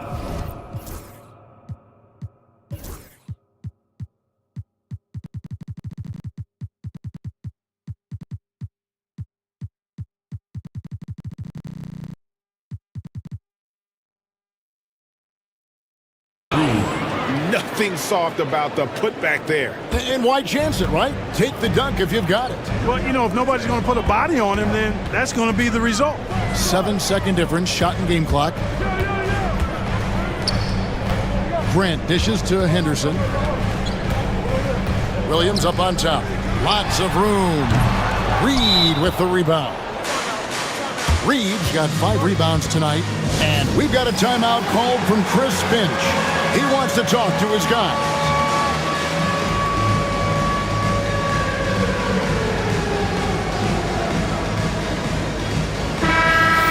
We've got a timeout called from Chris Finch. He wants to check in with his team and regroup. Well done, everyone. Your Blazers youth dance team. Show some love, fans. 12 seconds left in the third. Outside Edwards. Down low, Gobert. And slam dunk by Gobert. Yeah, I mean, maybe could have tried for a more memorable dunk than that one. And while we can now, let's take a look at today's State Farm assist of the game. And the definition of teamwork right there, guys. I mean, what great communication between them, and what a beautiful feat. For me, next to the big-time alley-oops and monster throwdowns, passes like that are probably the next best thing when it comes to sweet-looking NBA highlights. And we reach the fourth quarter in a game that may be already out of hand. The wingman, it's Sharp and Thibault. Then there's Eaton. Then it's Anthony Simons. And it's Kamare in at the 4 spot. That's the group on the floor for Portland. Oh, inflicting some punishment with the two-hand flush. They're going for the throat. Now's the time to do it. Keep attacking that rim. 3-pointers, Simons. Makes the bucket. Now he's got 5 field goals, 5 for 8 in the game. You know, sometimes you don't like to see guys pull up from 3-point range on the break, but for him, with nobody on him, that's a pretty good shot. Edwards with it. Now guarded by Ayton. DiVincenzo can't hit it. Rare you'll see him miss such an open look. Here's Kamare. Off target with his 3. Minnesota leading by 10. Here's Edwards. And finished off by Edwards. Edwards just doesn't allow defenders to bottle him up. Great focus and persistence. Thibault, the pass to Sharp. Here's Ayton. And a little luck that time, but it drops. 6 points for DeAndre Ayton. It's been like this all night for both teams. The offenses having their way. Any lull in the action so far has been short-lived because there have been nothing but buckets in this one. Looking at who's out there now for the Timberwolves. Julius Randle's checked in for Reed. And it's McDaniels in for Dante DiVincenzo. And look at Ayton get up there. Have to enjoy watching the big man getting tricky with it. Edwards drives in. 6 for 6. He's yet to miss from the field. And we're around 2 minutes into the fourth quarter here. Sharp, the pass to Simons. Some nice ball movement here by the Trailblazers. Pass to Kamare. Off target from outside. And so Edwards will bring it up for Minnesota. 13 points was their biggest lead in the game. Simons from outside. And rebounded by McDaniels. Alexander Walker finds Edwards. Fouled on the shot and picks up 2 points. So 1 free throw coming up. That's all weight room right there. Edwards powers through the contact for the hoop and the harm. In a moment now to quickly take a look at the offensive approach for the Timberwolves. And guys, how about the unselfishness and all about working that ball around, shifting the defense, and just seeking out the best shot. They brought the hard hats and the lunch pails with them too. Done some great work down inside. That's to Gobert. Now here's Randle. Gobert with a screen for Randle. Back to Gobert. Over in the corner, Edwards. 2 minutes. Can't convert the two-handed jam. Trailblazers trail by 13. And Simons wide open. He'll fire. Gets it to go from beyond the arc. A total defensive collapse. I mean, no reason to allow him that kind of space from behind the arc. Edwards knifing his way inside. Yeah, you know, once Edwards flips that switch, now he stays fully engaged. His offensive arsenal is on full display. Ayton kicks to Thibault. Pass to Kamare. From outside, off the mark. Timberwolves leading by 12. Edwards with it. Now guarded by Ayton. Edwards passes to Gobert. Fires at the elbow. And there's Randall on the assist by Gobert. Randall's got 9 points now in just the second half. Ayton finds Thibault. Three-pointer, Simons scores the bucket. He's 7 for 11 and continues to look good. So many of the plays they're running designed to create opportunities from deep. You know, that's exactly their plan here in the fourth. Work to find space behind the arc and then bury some threes. And these are the types of games where one team clearly has the edge. Tonight, it will be a win by a large margin for Minnesota. 2 great rebounding teams. And these guys worked just a little bit harder tonight, and that was the edge they needed. And we watched one guy all night long, guys, and looking at the stats just confirms what a dominant game he had. What a night tonight it was for Anthony Edwards.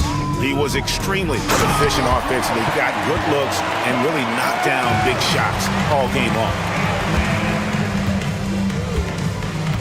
Now here's Edwards. He's guarded closely. Uses the glass to finish the layup. And the Timberwolves lead by 15. And credit the whole team. It was a focused, concerted effort to put this one away. Yeah, what a time to put the hammer down. Any hope of a comeback diminished. Now here's Edwards, defended by Thibault.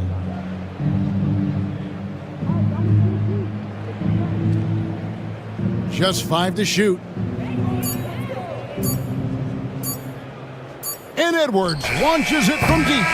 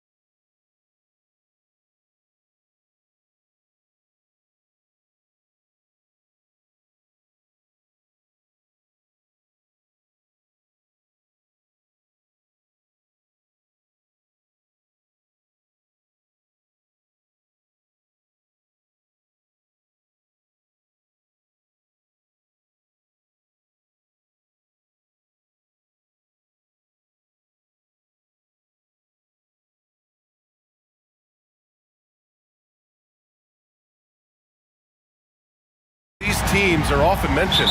Yeah, Brian, we're getting a glimpse of what the NBA will soon look like. There are some great young players up and down these rosters. These front offices have done great jobs. And the Oklahoma City starting five. Shea and Caruso are the backcourt pair. In at forward, it's Dort and Williams. And it's Holmgren in at the 5 spot. Now here's Suggs.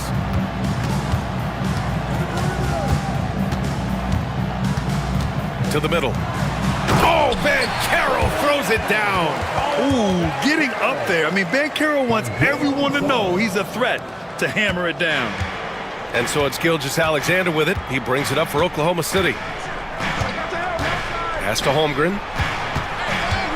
Back to Gilgeous-Alexander. Holmgren with a screen on Suggs. Gilgeous-Alexander passes to Holmgren. To the inside.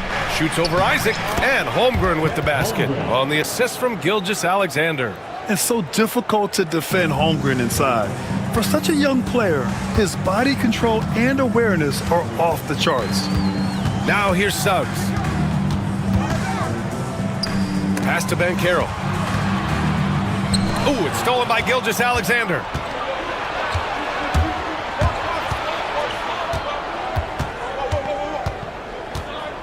And just around a minute and a half into this first quarter. And the call will be against Jonathan Isaac. That's his first foul of the game.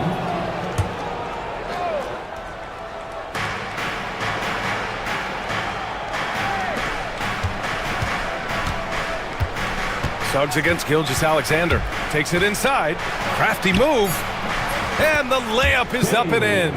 And such a clever player in pick and rolls, Gilgeous-Alexander is unpredictable and understands how to attack defenses. Well, after a decade of uncertainty, Magic fans now have a lot to cheer about. This is the most optimism they've had around the team since the Dwight Howard era. And it centers around their young star, Paolo Banchero. He is going to be a force for a very long time. Here's Gilgeous-Alexander. Orlando making their last shot. Count that one. Gilgeous-Alexander is just that good, finishing the play through the foul. And something that makes SGA so dangerous on offense, his elite drive and kickability. Yeah, you have to load towards him when he comes off a high pick. He just draws so much attention and can find another cutter or spot-up shooter. He has so much gravity to his game. Isaac finds Wagner.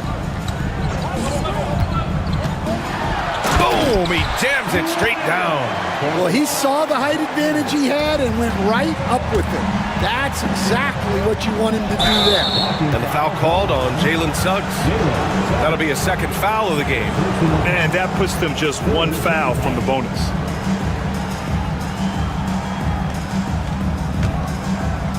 First quarter of basketball, just over 2.5 minutes played so far.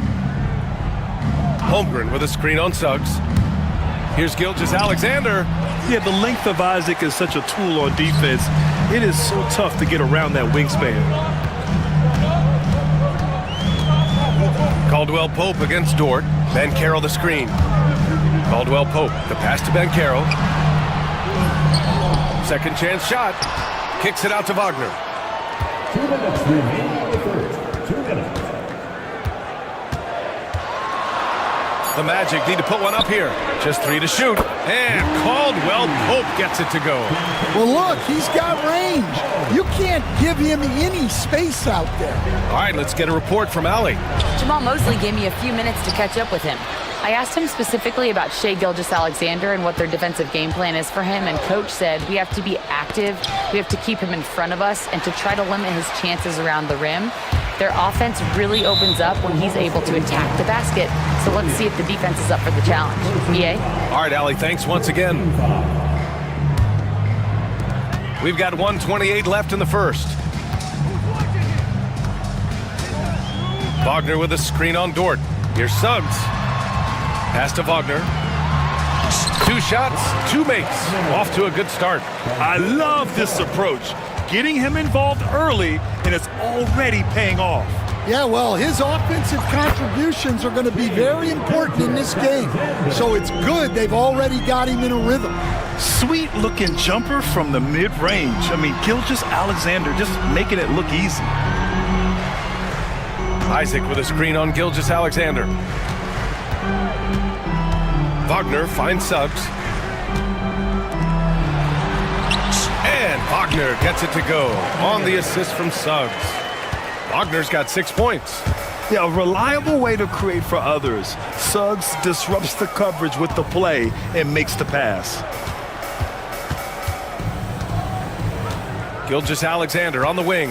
He's covered by Caldwell-Pope. Williams a screen on Caldwell-Pope. Down to 5 on the shot clock. Stolen! Dort against Bancaro. Left side, Caldwell-Pope.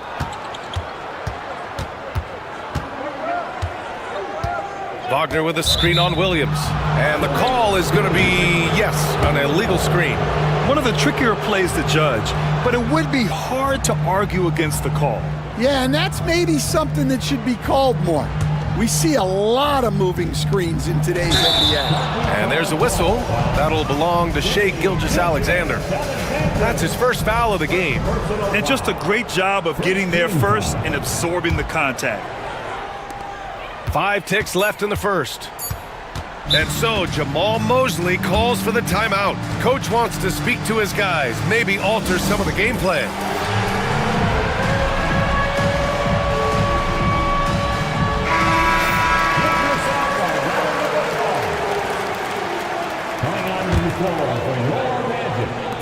A 3 off the inbound.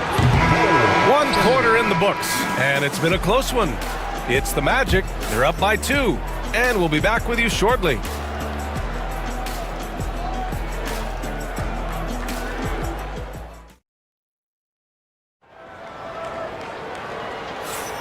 And close game underway so far. We'll see if either of these teams can jump out ahead in this second quarter. And a closer look here at the scoring breakdown for the Magic.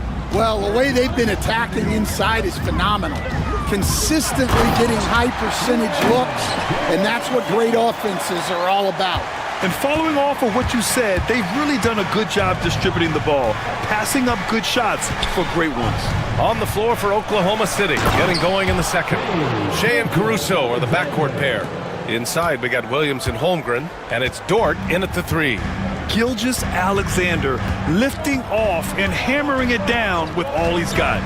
And so here is Orlando following the bucket by the Thunder. Shot clock at 6. The kick out to Bancaro. Shoots over Caruso. Bancaro no good. Those are precisely the looks this team is trying to create. Yeah, quality offense will serve you well in the long run. You can't settle for bad shots. Yeah, the guard instincts of Gilgeous-Alexander. I mean, fantastic work dishing the rock to uncover teammates. Wagner with it. Now guarded by Holmgren. Pass to Suggs. Dort with a steal. Williams up top. And here's Holmgren. Here's Gilgeous-Alexander. Just 5 on the clock. Oklahoma City's got to hurry. They got to get up a shot. And they take the lead. Holmgren's gotten his second bucket. Well, Grant, you were an excellent defender in your day. So who was the toughest player you had to guard? Well, there were so many great players. Michael, LeBron. But let's talk about the late, great Kobe Bryant. I mean, he really had no weaknesses. And even if you defended him perfectly, there's a good chance he can still make the shot. Here's Caldwell-Pope. After the basket by Oklahoma City. The sweat that Gilgeous-Alexander puts in on defense does everything he can to trip you up. Pass to Holmgren. Gilgeous-Alexander looking it over. Here's Holmgren, defended by Wagner. Holmgren's size beats the contact. And once more this half, they find a way to get great position inside. Suggs against Dort. Bancaro outside to halt the run. He takes it in. Oh, Bancaro throws it down. He will muscle his way down the lane. Watch out when Bancaro comes tumbling by. I'll say this, Bancaro is a guy that opponents can't forget about for a second. And you see it in all the defensive attention he gets. teams show him all kinds of different looks, and he draws a bunch of double teams in isolation. And so here is Orlando following the bucket by the Thunder. Man, Suggs can really move. And once he sees he has a clear path, he launches up for the dunk. Here's Gilgeous-Alexander, and stolen by Banchero. And stolen by Williams.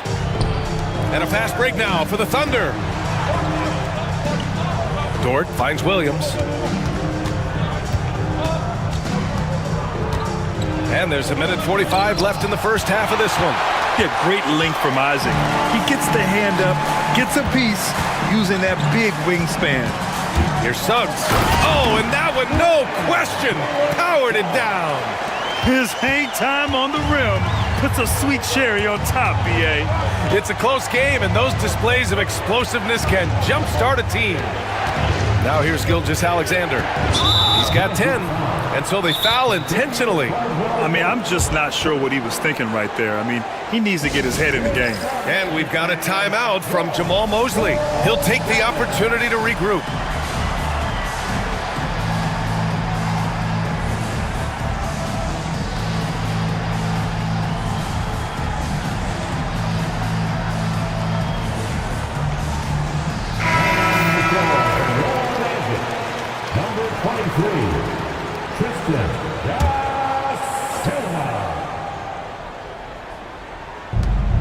And we've got 1:18 left in the first half of this game.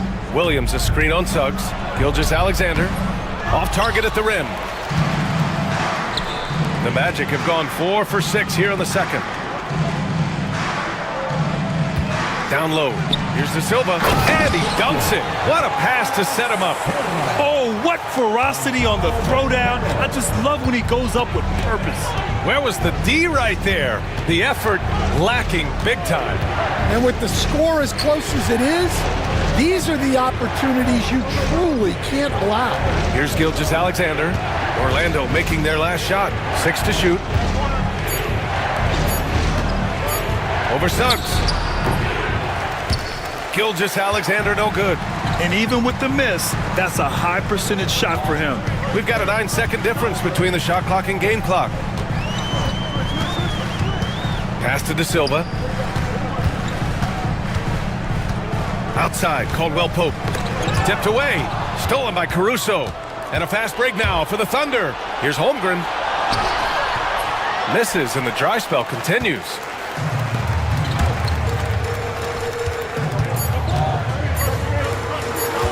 One second left.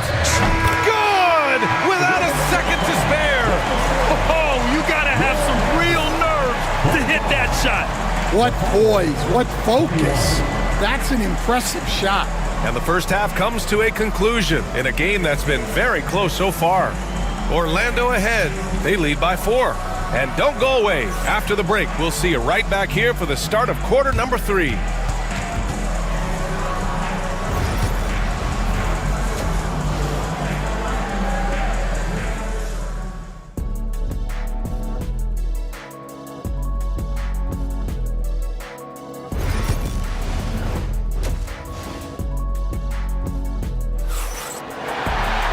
We've got second half action for you, and if the next couple of quarters are similar to the first, this one could go down to the last possession.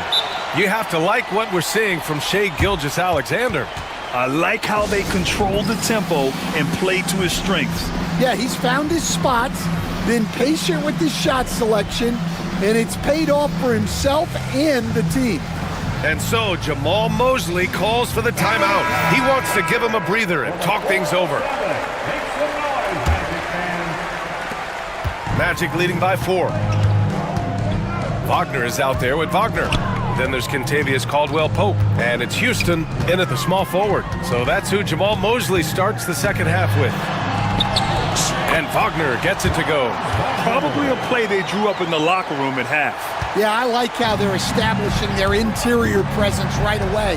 That's going to collapse the defense and create other opportunities. Here's Williams. Second shot opportunity. No good that time. Nice D from Wagner. And Orlando shooting 76%. You don't see this often. to the left side wing. Here's Wallace. Oh, powered down with both hands. Got to give him credit for jumping on the ball and making the most at the other end. Boy, inexcusable at this point of the game. They got to be more composed in these moments. Well, as a coach, turnovers will drive you nuts, but sometimes that happens when you're aggressive. So there's a balance. Now here's Williams. 5 points in the game.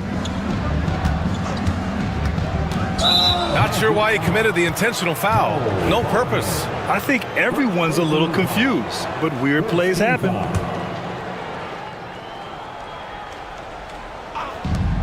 Let's go with a three. Connects from downtown. Wallace has got 5 points now in the quarter. That's inexcusable defense right there. You gotta contest the shot better than that. Wagner on the wing. Williams defending. There's Wagner off the drive, and he drains it. A solid 5 for 6 now. Well, the defense can't lose track of him. He's just too talented offensively. Grant, you look at the development path of Franz Wagner. Not surprising he had an easier transition to the NBA. But think about this, BA. I mean, he played against men very early in Germany, splitting time in Euroball, and at Michigan let him really develop in multiple ways. So he's seen it all and is still so young. Wallace's shot is good. Wallace has got 7 points in the game. The defense couldn't collapse quickly enough. Orlando leading by 4. And the foul on Alex Caruso. That'll be a second foul of the game. Williams is checked in for Dort. First team foul. Now in the lineup for the Thunder. Number 34. Thunder on D. Wagner outside. There's the drive, and he makes no mistake. Slam dunk. Slams it down with 2 hands. Man, they're really getting aggressive now. Ooh, they pick off the pass. Caldwell Pope against Williams. Here's Wagner. And that one goes in as he's fouled. It'll be 3 points, and they want a second opinion on that call. The signal for the coach's challenge has been made. Third personal foul. Second team foul. At the line for one, Franz Wagner. And even with the coach's challenge in place, we've seen even after the video review. There's no doubt there's going to be a gray area in a lot of these calls. But at least we have the option to take a second look, so the officials can be sure they get it right. And they've made their decision. The call will stand. And as much as it hurts to lose a challenge, I think Coach would challenge that call again if he could. He really disagreed with the foul, and he's still peeved.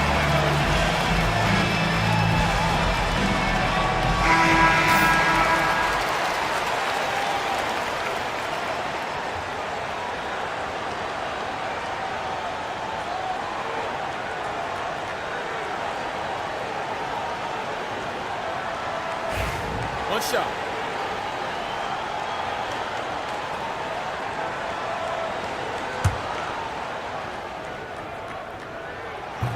Free throw good. Wagner will stand. Every franchise has their guy. What kind of things do you want your franchise player to exhibit? Well, Brian, here's what people have to understand. The culture of your team is determined by your best player. If you want a hardworking, unselfish, competitive team, that best player, that franchise guy, has to embody those things. Orlando with the ball, following the bucket by Oklahoma City. And we've got a timeout from Jamal Mosley. He wants to review the game plan. Get ready, everyone. See yourself on the screen.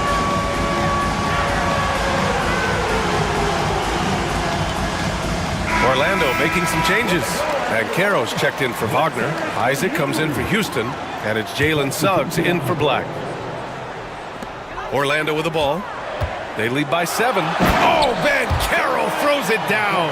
And everything Bankero does is with aggression. Outside Gilgeous-Alexander. We've gone about 3.5 minutes here into the third. Orlando leading by 9. Outside, Caldwell Pope.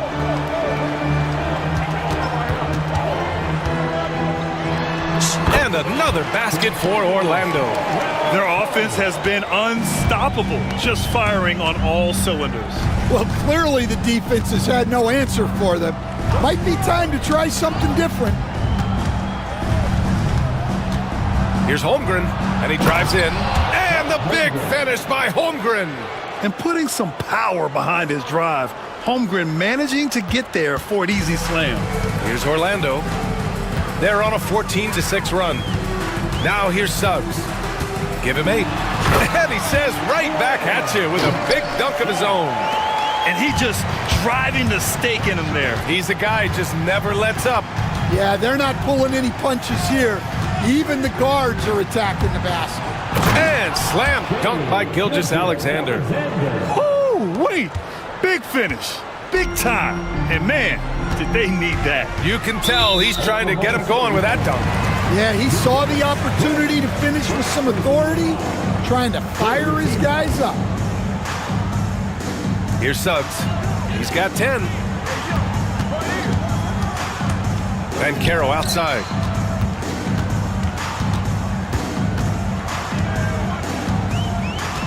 Shot clock at 5. Wagner with a screen on Gilgeous-Alexander. Banchero. Outstanding D from Holmgren. I mean, I love seeing him make an impact with that kind of energy. Gilgeous-Alexander punches it home. Hey, kept it simple. No reason to get fancy right now, B.A. Yeah, he's just looking to find shots and produce for his team. And we've got a timeout called by Mark Dagnall. He wants to make sure everybody's on the same page.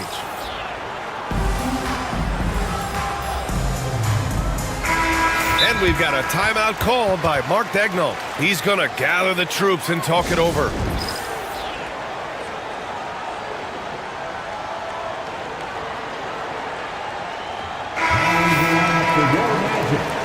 Number 22, Franz Wagner. It's been all about Franz Wagner for the Magic, hunting for opportunities, leading to 9 points in the quarter. Fourth quarter action is upon us. Thanks as always for joining us.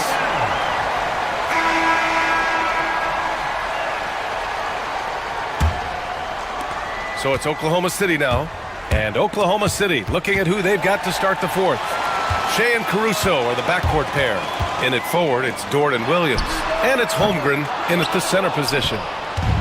And it's Caruso with the ball for Oklahoma City. 7-point differential. Suggs against Gilgeous-Alexander.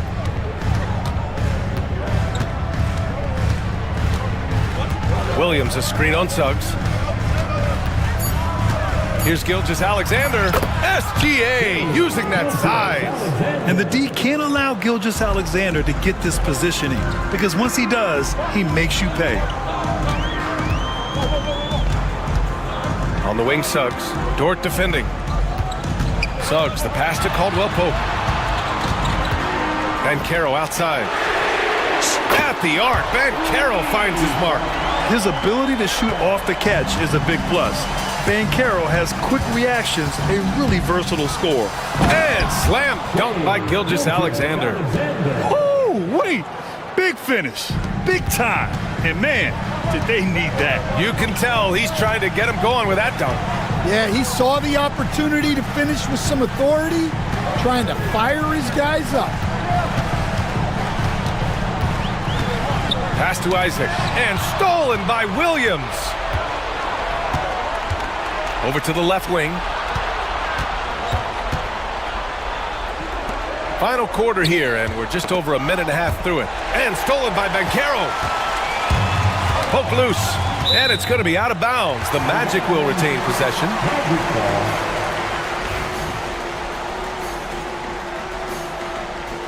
And we've got a timeout from Jamal Mosley. He's decided it's time to clarify the situation, leaving little room for error. And let's swing it over to the sideline and hear from Allie. Thanks, guys. I got a chance to hear what Jamal Mosley was saying to the team. He said, keep it going, guys. Ride this wave of momentum. We're playing great right now, but we can't let up. Guys, back to you. Okay, thanks, Allie. And he was fouled in the act of shooting. Opportunity for a three-point play here. So we'll see Franz Wagner go to the line here. It's going to go on Chet Holmgren. All right, guys, what do you think so far about the offensive approach for Orlando? Well, you've got to like that they're not settling. They're attacking the defense on the drive and creating great looks. And I also have to praise them for their three-point shooting. They're showing a lot of confidence, letting them fly from deep. And he did that so well in college. Suggs sharing it well in the league, too. Thunder trail by 9. Outside Gilgeous-Alexander. Holmgren with a screen on Suggs. Gilgeous-Alexander against Suggs. And it's Holmgren missing. Orlando has gone 3 of 6 from deep so far. Back to Suggs. Up top, Banchero. Pass to Wagner. Clock at 4. Caruso grabs the board. The Thunder have gone 3 of 4 in the fourth and looking confident on offense. And the call will be against Jonathan Isaac. That'll be a second foul of the game. That was a good call. The defense wasn't established. Just about 3 minutes through the fourth and final quarter here. 2 minutes remaining in the game. 2 minutes. And stolen by Suggs. And the over and back call is just a loss of focus. Yeah, you hate to see sloppy, careless play like that. It's so unnecessary. Gilgeous-Alexander with a steal. Inside, it's tipped. Out of bounds, it'll be magic ball. Well, that's an unforced error. If you want to drive your coach crazy, that's the way to do it. 1:41 left in the fourth quarter of this one. Orlando leading by 9. Banchero with a screen on Dort. And Suggs, here we go. The kick out to Banchero. Pass to Wagner. Here's Caldwell Pope. He hits the back iron and sinks it. There's a minute 26 left in the fourth quarter here. Suggs against Gilgeous-Alexander. Can't hit that one. Great D that time from Suggs. Up top, Caldwell Pope. He's guarded by Caruso. Wagner against Dort. Takes the 3. And Wagner hits from deep. And the Magic lead by 14. And there's no way this margin gets closed down. Great execution of a game plan and a nice win here for the Magic. Well, Grant, I don't know if there was one deciding factor in this game, but I'd say shooting accuracy if I had to choose.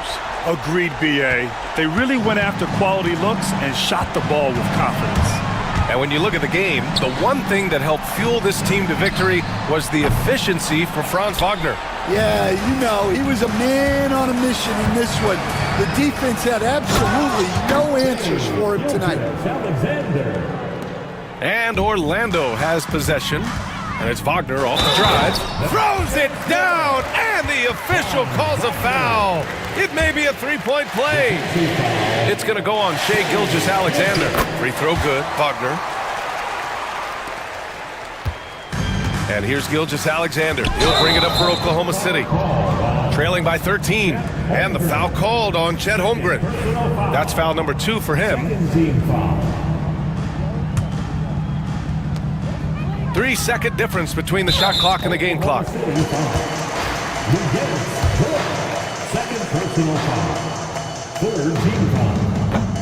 The first free throw is good. And what I like about Suggs is that he does many things well, and that's because he plays with so much confidence. And good on the second, so he makes them both. 24 seconds left in the fourth quarter. Williams misses. They can simply hold on to the ball here. No question, B.A. They deserve the win.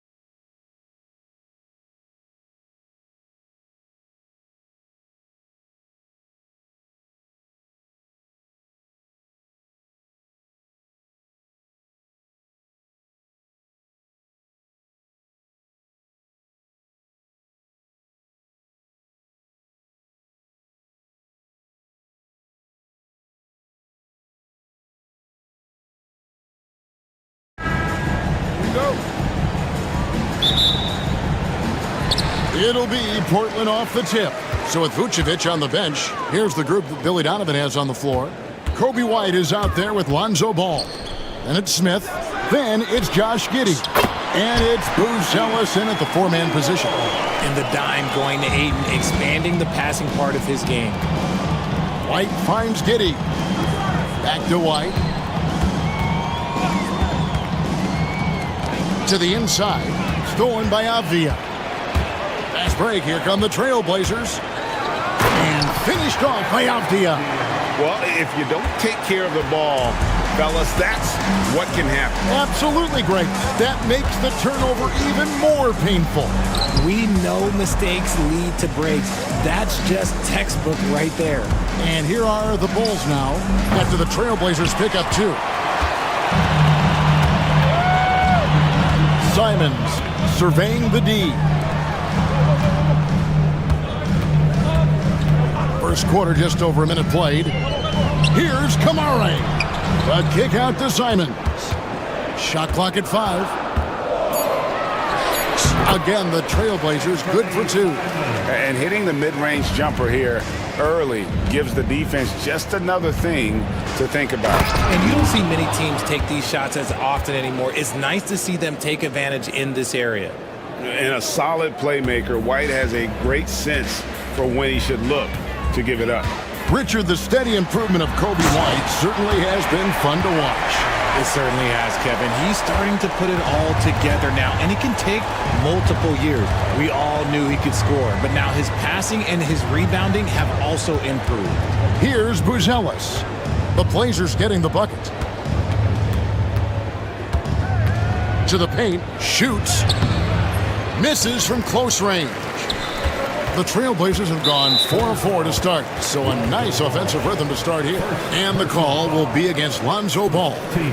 That is his first foul of the game. Simons on the wing. He's covered by Ball.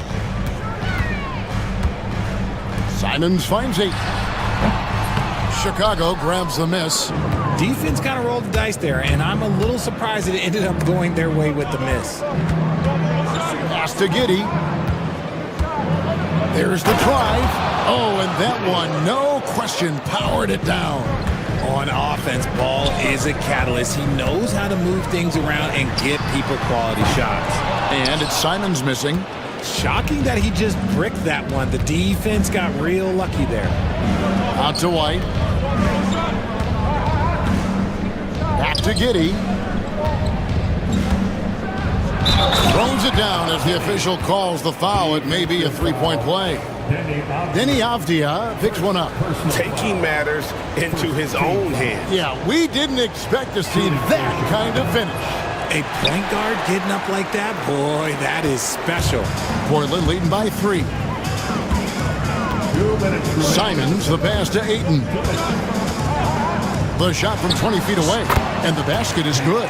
Smooth shooting from the mid-range. Ayton knows when to look to score from there. And so White will bring it up for the Bulls.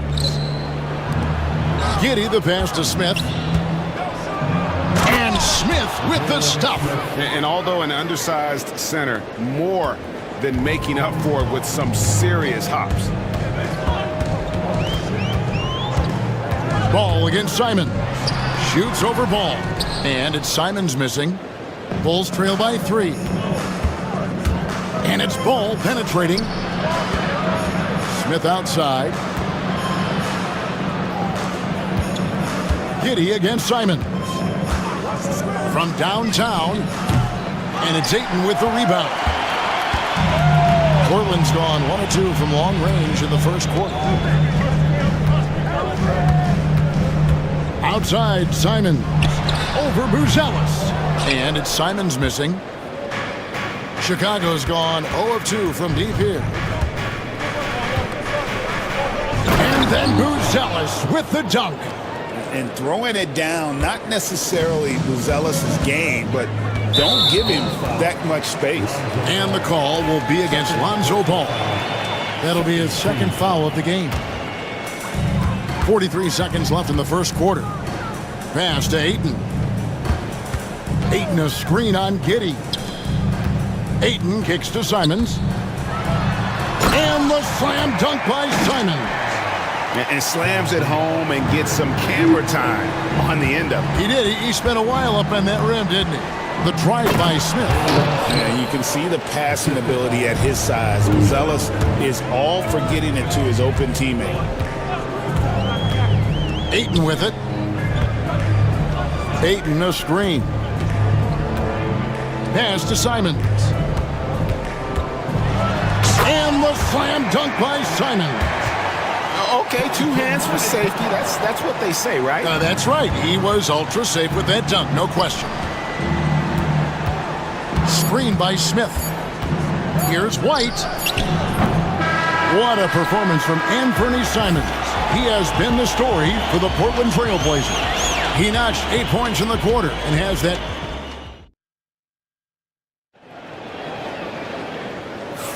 And some good action in the books as we get back to the game that's been pretty close here so far. All right, well, a look at how the points have been generated so far. Scoring breakdown for the Blazers. The story so far has been their mid-range shooting. The analytics might not like it, but elite offenses still knock it down from that area. And something else that's working for them is ball movement. A lot of their points so far have come as a result of smart plays. They've got Denny Avdia, also Anthony Simons out there. Andre Ayton out there with Matisse Thybulle. And it's Kamare in at the 4. That's the group on the floor for Portland. Pass to Kamare. Ayton with it. Trailblazers moving the ball around. Here's Kamare. Offline with his 3. Here's Buzelis. And yes, it's good. Buzelis has got 6 points. And how about that finish by Buzelis, the rookie, getting it done. Here's Simon. Oh, look out! Goodness. Look out! Wow, okay, I see you. Wow, and that sort of showmanship is just deflating right now to a team trying to get back into a game like this. Ouch, Greg, that is definitely an emphasis jam. A big apostrophe or exclamation point, maybe even a question mark. Terrific physicality from Ayton, just going right to the rim. Here's Giddey. Avdia with the rebound. Just enough resistance to force them as barely. That's one he'll generally make. And there is the whistle. That goes on Kobe White. That is his first foul of the game. Williams, he's checked in for the Bulls. Here's Simons. Again, the Trailblazers good for 2. Analytics or the eye test? The optics or the numbers in front, Greg? When you're judging the performance of a player, what kind of criteria do you use? Well, an MVP candidate recently said, my eye test tells me this guy's a terrible defender, but the analytics tell me he's a great defender. I'm confused, and I often feel the same way. And count it, the shot is good. He'll go to the free throw line. And now, yep, this will be a coach's challenge. We thought that might happen, triggering a review of the personal foul. Personal foul. Second team foul. After the review, at the line for your Trailblazers. The action is so fast that it's really tough to catch everything in real time. The wonders of technology. We've seen replay reviews so effectively, and involving the coaches by being able now to challenge like this is something a lot of people have been hoping for. And the announcement on the review is that the foul was called in error. So they have determined to overrule the original call. And guys, this is what it's all about, getting the call right. And I think in this case, the video review showed that while it was a tough call to make on the floor, they got it right with the review. Look at the moves from Buzelis. The big fella showing great quickness on the attack. Here's Simons. And foul on the shot. He'll shoot 2 at the free throw line. Nice work to get it inside and draw the contact. The Trailblazers shooting their first shots from the stripe in this game. A double-double machine who can also block shots. You won't find many centers with Ayton's size and talent. And the Trailblazers making a change here. Grant's checked in. Giddey. That's good, and it's his 4th basket of the game. He's a strong 4 for 6. And they keep hammering away at him inside, forcing the ball into the paint. And the slam dunk by Simon.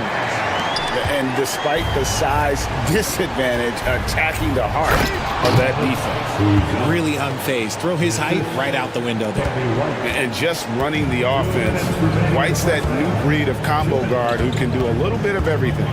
To the inside, Ayton's, and he drops in the layup off the glass. Ayton's got 5 points now this quarter. Obviously, this guy has a talent for scoring, able to problem solve for whatever the defense tosses at him. Here's Buzelis, defended by Thibault. And stolen by Thibault. Grant goes in. That one's in, his first shot this game. And I like to see Grant taking that head-on approach, driving hard and taking control of the possession. Put that bucket in no time at all. Buzelis has got 12. Textbook, nice pass, great catch, even better finish. Simons kicks to Ayton. Thibault, the pass to Grant. Here's the screen. Ayton in the corner. Just 4 to shoot. Over Buzelis. And it's Ayton missing. Bulls trail by 8. And there's Buzelis on the assist from Giddey. Giddey's got 3 assists now in this one. Here's Simons. That one finds the mark. It's the 10th time he's done that tonight on 14 shots. Challenging the bigger defender, cutting him down to size with that one. He's not going to back down from anyone. Got to commend the fearless attitude right there. And then Buzelis with the dunk. And Buzelis is in a rhythm now. He's playing to his strengths and taking what is offered from the defense. Portland leading by 6. Outside, Simons. Ayton dishes to Grant. Back to Ayton. To the middle. Grant kicks to Avdia. Inside. Wants to get it to Grant and does. Excellent D there from Williams. And so it's the Portland Trailblazers with their lead standing at 6 points here at the end of the quarter. They're feeling very confident, shooting the ball with great efficiency and dictating the pace. And now we'll send it over. Thank you, David. And we'll be back for the third quarter of action following halftime.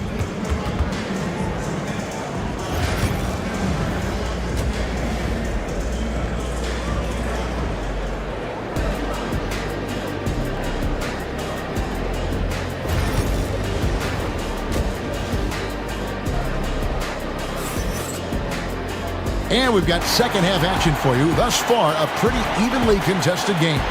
One of the stories here, Anthony Simons getting it done today. He's done a fantastic job of finding open space to operate within the first few quarters. I like how they came into this one with a game plan, and they're just going out and executing it. Terrific job. So with Vucevic on the bench, here's the group that Billy Donovan has on the floor. They've got Kobe White. Patrick Williams is out there with Smith. Then there's Lonzo Ball. And it's Herter in at the 3 spot. For a star like him, you get lots of opportunities at the line, and he's great at cashing them in. Henderson passes to Thibault. Back to Henderson. Here's Williams. Chicago grabs the miss. Well, they'll be happy with that look, even though it didn't fall. Tough to watch those miss. I'm sure they'll convert the next chance. And what kind of defense was that? You can't give up wide open threes like that. What are you doing? Sharp, the pass to Williams. Back to Sharp.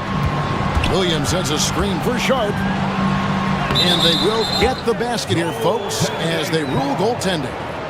That's a very close call. I'm sure he thinks it's a clean block, but looks like it was on the way down. White drives in. A special move before the shot. White's got 4 points in the quarter. Yeah, attacking the interior is something White does well. He's crafty, and he makes good adjustments against the defense. Williams finds Henderson. Back to Williams. The Trailblazers need to get off a shot. Offensive rebound. And it's out of bounds. They say it was last touched by Williams.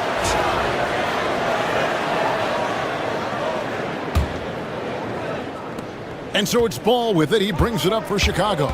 They trail by 1. Ball sets a screen for White. And we're just about a minute and a half into the third quarter of basketball. Banked in off the glass. White's got the lead up to 1 now for the Bulls. And love the commitment from White.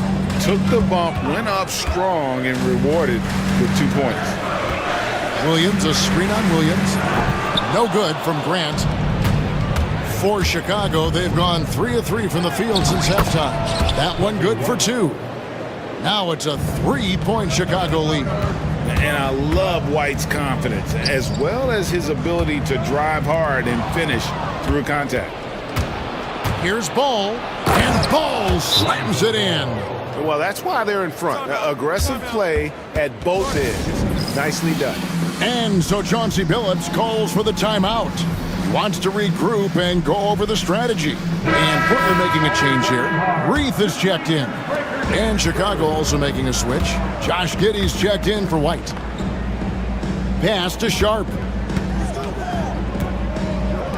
Here's Reith. That one's good from the corner. Reith has got his first points of the game.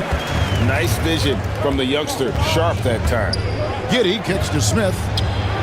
That's good, and so Giddey with the assist. Giddey's got his 4th assist in this one. And here's Henderson. No scoring in this one. Grant gets a wide open look. Sinks the three-pointer. And I love Grant's mindset. Readies himself to shoot as soon as he touches the ball. And he's going to get whistled for that foul, G. That was intentional, but not exactly logical. How about a point whistle to foul there? I mean, I don't know where his head is, but it's not in the game. Abdias checked in for Matisse Thybulle. 2 minutes remaining in the third. Smith sets the pick for Giddey. Down low. No question, he got bumped on that shot. The Bulls shooting their 4th and 5th attempts at the free throw line tonight. And last season, as a team, they knocked down 79% of their free throws, so those are numbers you'll be happy with. Smith hits them both. Some big guys struggle at the line, not him. He's put in the work to defy that assumption. Henderson attacking. Ball with the rebound. Bulls leading by 4. Giddey the pass to Herter. Henderson against Ball. Screen by Smith. And here's Herter outside. And again, Chicago. No good. Portland's gone 1 of 2 from beyond the arc since coming out of the break. And the dunk by Grant. And look at the hops on Grant. And yep, we thought we might see it. And the coach's challenge has been triggered on the personal foul call. First team foul. At the line for your Trailblazers, Jeremy Grant. Shooting 1. Closer detail what constituted the original personal foul. Getting a different angle can sometimes make it a lot easier to determine. Indeed, and the one thing with replay review is that when you see the slow motion replay, you really get a new appreciation for just the immense speed at which these players are moving and how fast the action really is and how hard it can be sometimes, you know, Greg, to make the right call.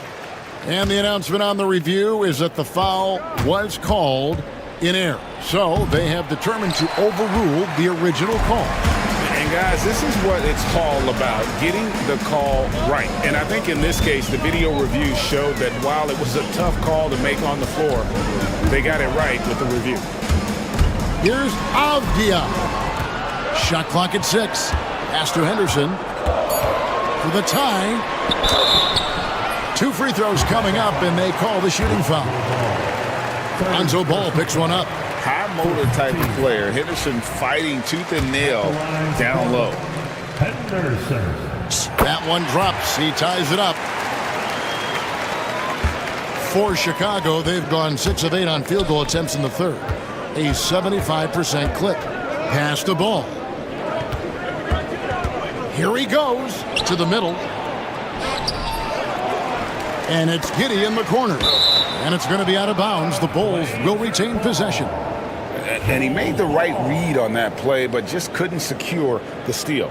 And deflections, they're a stat that all teams track. They show who is the most active defensively. Good on the three-point shot. Ooh, can't ask for a cleaner look than that, and he'll make you pay. Henderson passes to Sharp. Henderson outside. Driving inside.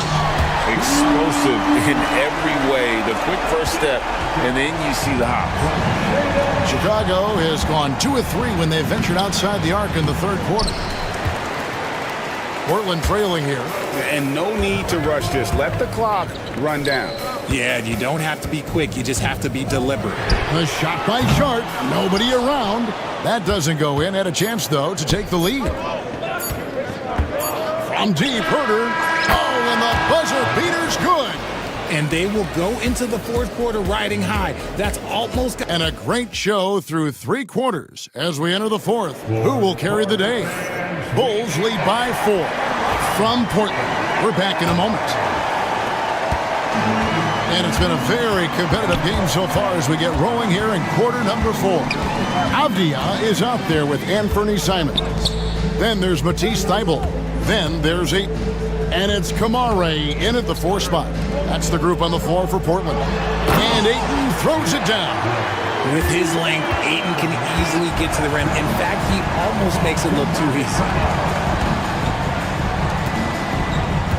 Giddy against Avdia.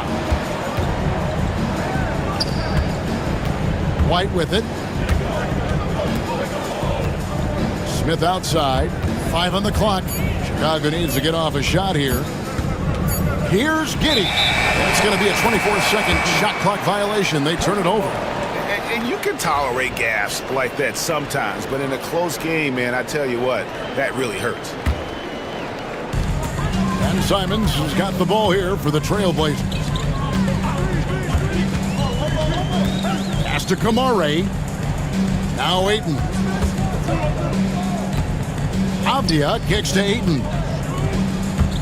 Here's Kamare. 6 on the shot clock. Avdia with it. He's picked up by White. And the basket by Kamare. It's been like this all night for both teams. The offenses having their way. Yeah, but I think it's going to come down to who can get the stops down the stretch, because that's who's going to come away with this one. Smith sets the pick for White. And he drives in, and White slams it in. Hot off the drive, White is so explosive, leaping off the floor and throwing that one down. And it's White with the rebound. Whew. He tried to get spicy and totally whiffed, huh? Okay. He's going to be living this one down for at least about a week. He just didn't like what he saw inside, so he takes the open transition 3. But if he missed, Coach might have had some words for him. The shot's good from Simon. The real. Come at us, and we're coming right back at you. Yeah, I love the competitive fire right there. You drain a triple on us, and I'm coming for my revenge. Back to White. And White slams it in. Nice job reading the defense there, making the right play. White looking comfortable in that pick and roll. Just under 2.5 minutes gone here in the final quarter. Connects from 3-point range. And those are the types of shots down the stretch that win you ball game. Here's Giddy. The Trailblazers pull it in. Avdia's got his 4th rebound with that last one here tonight. Ayton. And Ayton throws it down. This is why they give Ayton the ball in these spots. They trust him and his ability to deliver. Here's White going inside, and the layup's good off the glass. White's got 14 points now in the second half. And you want him taking big shots for you in big moments. That one was as easy as it gets. Yeah, it's clear why they go to him in these moments. They know he's going to deliver for him. Simons against Ball. Outside, Avdia. Clock at 6. Ayton, the pass to Simons. How about the footwork from Ball, making it tough to get by him? Outside, White. 1:27 left in the fourth quarter. And the basket is good, and he's got a chance here for one more at the line. Pick works well there. Not much resistance from the D. Yeah, that just comes down to a lack of effort. The defender has to do a better job fighting through the screen. See, it's easy to see why his teammates trust him. He's a leader on this team and loves coming up huge in the clutch. Chicago leading by 4. 1:07 left to play in the final quarter. Pass to Smith. Fires for 3. That one, no good. And the defense dodged one right there. Not the guy you want to leave open. Three-pointer, Simon. Again, the miss by the Trailblazers. That is not the shot they needed there. You got to work it around and get a better look. Here's White. On the wing, Giddey. Back to White. Takes a 3. And that comes off the assist by Giddey. White's got the lead up to 7 now for the Bulls. They need this. Kamare misses. And so the Bulls now can just hold on to the ball. Here's White.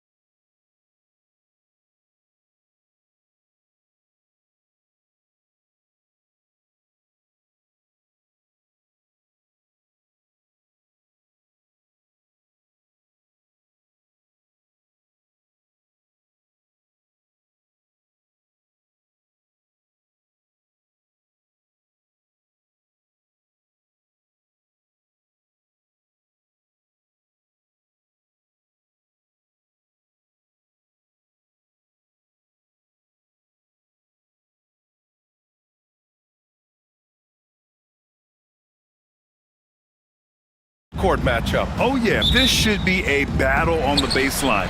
Great to watch skilled bigs trade blows and show off what they can do down low. Let's check out Minnesota's starting lineup. Edwards out there with Nickeil Alexander-Walker. Then it's Julius Randle. Then there's McDaniels. And it's Gobert in at the 5, roaming the paint. Now here's Alexander-Walker. Pass to Gobert. And Gobert with the stuff. Well, terrific movement from the big man. Rudy Gobert starting to master the screen and roll. And here's Suggs. Wagner for 3. Gets the 3 ball to go. He's consistent from out there, especially when you give him that kind of room. Edwards looking for an opening. Isaac with the steal. Oh, and a fast break for the Magic. Wagner with it. Now guarded by McDaniels. The 3 from Banchero. It's rebounded by Minnesota. Here's Edwards. Drops in the layup for 2. And that strength and concentration from Anthony Edwards. Yes, there's contact. Doesn't bother him. And Grant, the success of teams like the Timberwolves showing that size still matters. Yeah, in this pace and space era, that may have come into question just a bit, but size and skill combined has always been your best bet at winning.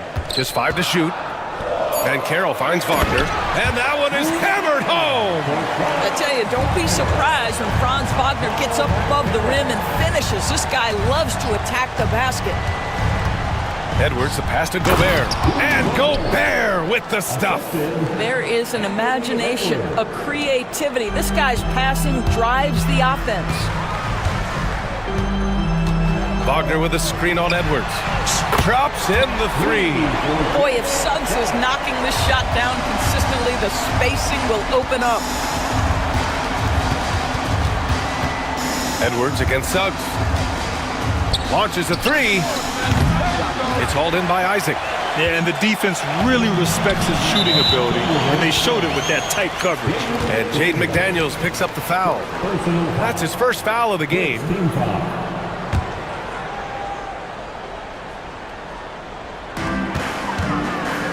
Here's Wagner, and it's flushed down. A nice jam. He throws it down with 2 hands. You know he won't mess that up. Not this guy. He is a big-time finisher. Offensive rebound, Gobert. Oh, and he got fouled on his way up. He'll head to the line to shoot 2. Well, Rudy Gobert showing a bit of an edge on the interior. This guy, if he goes up strong, the defense is going to have to whack him to contain him. There aren't many more dominant defenders in the NBA than Gobert. Well, that's definitely fair to say, B.A., because his defense has an outsized influence on a game. The inside presence changes an opponent's game plan. Wagner with a screen on Edwards. To the paint. And down it goes. Dunked it through off a beautiful setup. Oh, nice one-handed jam there, B.A. Hey, little exclamation point. Shot on the wing. Edwards, no good. Boy, he really wanted that shot, trying to make the defense pay for leaving him that wide open. Caldwell pulled for 3. Count it. 1 for 1 to start the game. You can really feel the momentum swinging in their direction. You want to continue to build on this lead. Right now, still a little too close for comfort. Edwards, the pass to Gobert. 3-pointer. And Edwards with the basket on the assist from Gobert. Edwards got 5. Oh, that is a stone-cold 3 by the Ant-Man. And Carroll with a screen on Edwards. To the middle. Oh, man, Carroll throws it down. He's been playing great, unselfish basketball, really putting the rock in the hands of the right shooters. And he has shown a terrific feel for how the defense is playing him and then taking advantage of that. It's easy to say, this guy wanted it more, creating the second chance opportunity and cashing in. Gives us a chance to catch up with Allie LaForce. I briefly spoke with Jamal Mosley. He was emphatic, saying that Edwards was their main concern, telling me Anthony poses problems on both sides of the ball, and he is relentless. He doesn't let up. He wants his guys to match Edwards' energy. And Allie, thanks. Listen, offensively, they're very comfortable with him taking that shot. It's a good look under very little pressure. He just can't convert. That's the shot you hope for, right at the rim. Just couldn't capitalize. And Carroll with a screen on Randall. Wagner for three. Rebound Minnesota. Gobert's got rebound number 5 here tonight. Edwards against Suggs. Down low. Here's Gobert. Soft touch off the glass. 9 points in the game. Well, this is exactly where Rudy Gobert looks to score. The more dangerous he becomes, the closer he gets to the basket. Outside, Caldwell Pope unloads, and he knocks the jumper down. 9 seconds left to play in the first quarter. Right side, Edwards. Over Suggs. Up again. It's been all about Franz Wagner for the Magic, hunting for opportunities, leading to...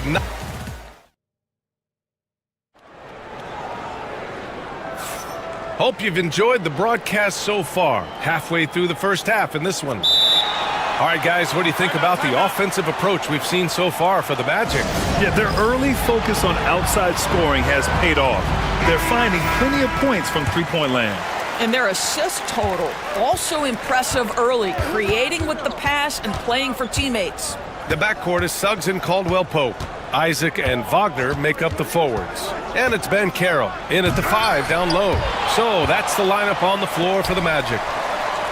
Picked by Gobert. Here's McDaniels.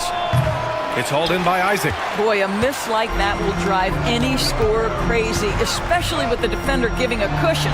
The 3 from Ben Carroll. Rebounded by the Timberwolves. Man, that's his shot. Maybe he was too wide open. Edwards with it. He's picked up by Ben Carroll.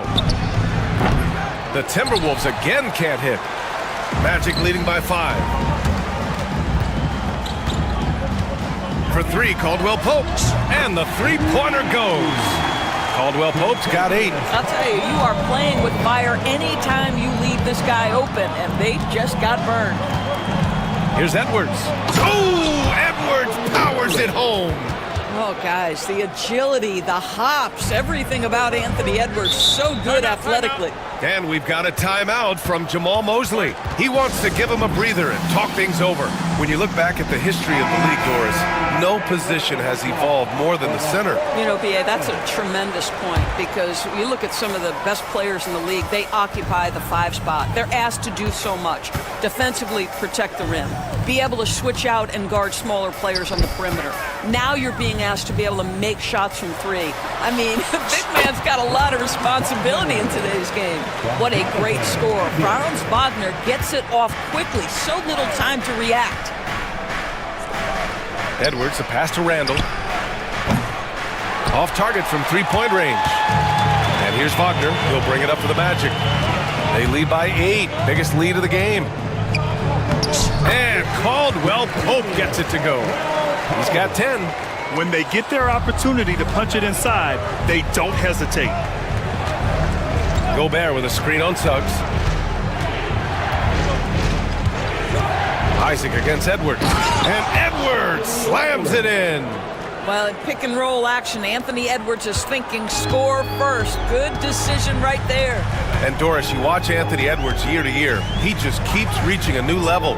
He wants greatness badly. He's putting in the time, BA, to get there. Anthony Edwards, the shooting, the confidence, the leadership, everything's growing. He's now producing like an MVP. Look out, everybody. Here he comes. Pass to Gobert. McDaniels against Wagner. 5 on the clock. Shoots. And Minnesota again with a bucket. Defensively, you can't afford to get stuck on the pick. You know exactly what that takes. It takes energy, it takes activity, it takes intensity. And we've got a timeout from Jamal Mosley. A moment to rest and confer on the game plan. Orlando leading by 6. Caldwell Pope with it. He's got 10. That one's good for 2. Caldwell Pope's got 12 points in the game. For Minnesota, they've gone 3 for 7 here in the second quarter. 2 minutes remaining in the first Suggs against Edwards.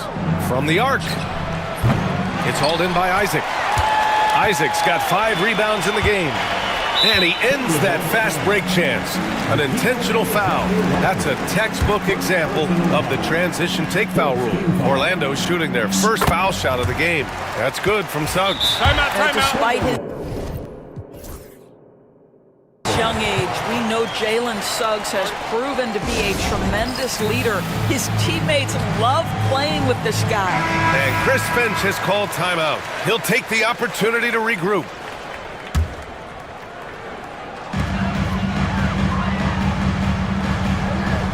There's a minute 47 left in the first half. Pass to Wagner. And Carroll with a screen on Randall. Here's Wagner. Clock at 6. It is always so fun to watch a guy with a well-rounded offensive game heat up. Mr. Franz Wagner, welcome to the party. Timberwolves trail by 11. Outside Edwards. Lets the 3 fly. Here's Gobert. Gobert working inside. Credit their discipline. They've been working for high percentage shots. The Magic have gotten 5 of 7 shots to go in the second. And Carroll with a screen on Edwards. Suggs, the pass to Wagner.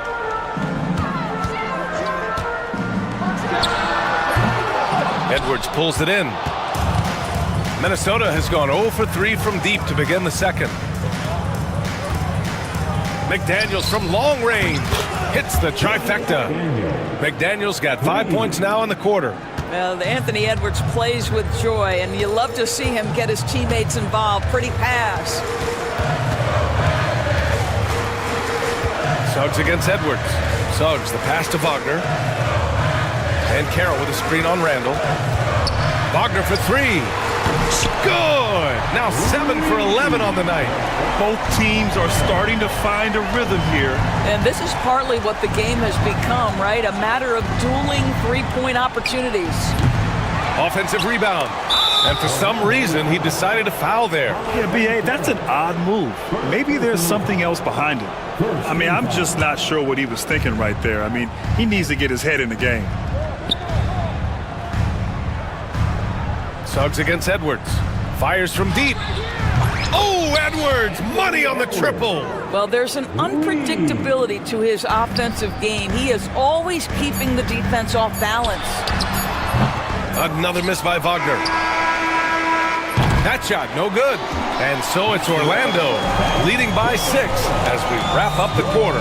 And it's mostly due to their superb shooting. They've wasted very few possessions.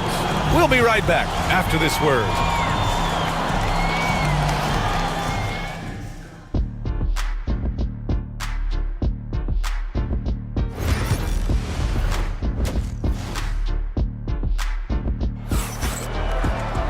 Second half of basketball is upon us, and we may be in for an exciting finish based on how close of a game we've seen so far. When you look at Franz Wagner, what a contribution. Slicing up the defense, living in the lane. Terrific first half for him. His penetration was a real problem for them. And then, of course, the monster finishes at the cup. Setting the floor for the Timberwolves. They've got Rudy Gobert. McDaniels out there with Julius Randle. Then there's Edwards. And it's Alexander Walker in at the shooting guard position. Never easy to stop this guy at the rim, but that is a beautiful contest right there. Gobert with a screen on Suggs.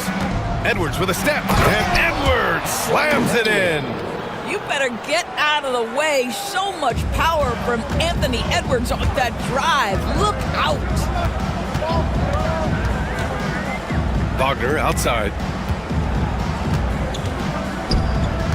Suggs against McDaniels. And Wagner gets it to go on the assist from Suggs. Wagner's got 18 points in the game. Here's Edwards. It's hauled in by Isaac. Isaac's got 6 rebounds here tonight. And Carroll surveys. Here's Caldwell Pope, and another basket for Orlando. Already an excellent passer at his position. Banchero just loves showing off his court vision. Picked by Gobert. To To the inside. Shoots over Isaac. That one a tad offline, but it drops in for him. Gobert's gotten 4 this quarter. Keeping pace here. That's an excellent move inside. Here's Suggs. Out of bounds. The Timberwolves will take it.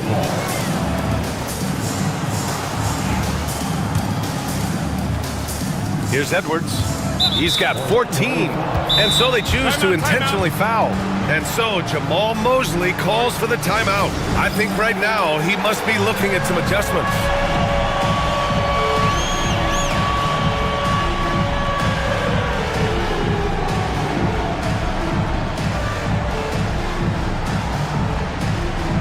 Some changes for Minnesota.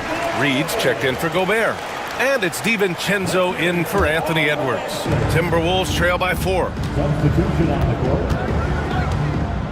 Reed sets a screen. DiVincenzo, the pass to Reed. Uses the glass to finish the layup. Well, so great when your offense produces a shot that close to the rim. The rest of the work becomes easier. Outside, Caldwell Pope. Shoots. Reed with the rebound. You got to move past that one. I mean, they'd want him to take that again. And they should, because it's when you start turning down that kind of look that your offense can start to bog down a bit. The shot is good, and this game is back to even. Reed's got his second basket of the game. I'm not sure why they aren't going to him more. He's scoring the ball so well. And Naz Reid has proven to be a matchup nightmare for opposing big men doors. He has, BA, and the reason is he's bigger and stronger than most 4 men. Traditional 5s are too slow to stay with him. He can space you out to the three-point line, or he can punish you on the inside. Naz has got big-time game. Outside, Caldwell Pope. He buries it from 3. Caldwell Pope's got 17. He's been shooting with great consistency tonight. Love to see that confident play on offense. Reed, a screen on Caldwell Pope. DiVincenzo finds Reed. That one doesn't drop. Magic leading by 3. Pass to Wagner. Not sure why he committed the intentional foul. No purpose. I think everyone's a little confused, but weird plays happen. Just under 3.5 minutes played here in the third quarter. Here's Caldwell Pope. Gets a very good look and converts. And now it's a 5-point Orlando lead. 1:22 left in the third quarter. For 3, DiVincenzo. It's hauled in by the Magic. Here's Black. He's scoreless.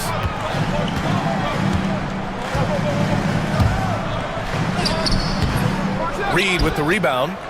Timberwolves trail by 5. On the wing, Alexander Walker. Reed sets a screen. Back to DiVincenzo. Pass to Randall. Ooh, once again, off the mark by Minnesota. And so Banchero will bring it up for the Magic. Here's Black. The shot, no good. McDaniels with some nice D. And Chris Finch calls timeout here. Coach wants to speak to his guys, maybe alter some of the game plan.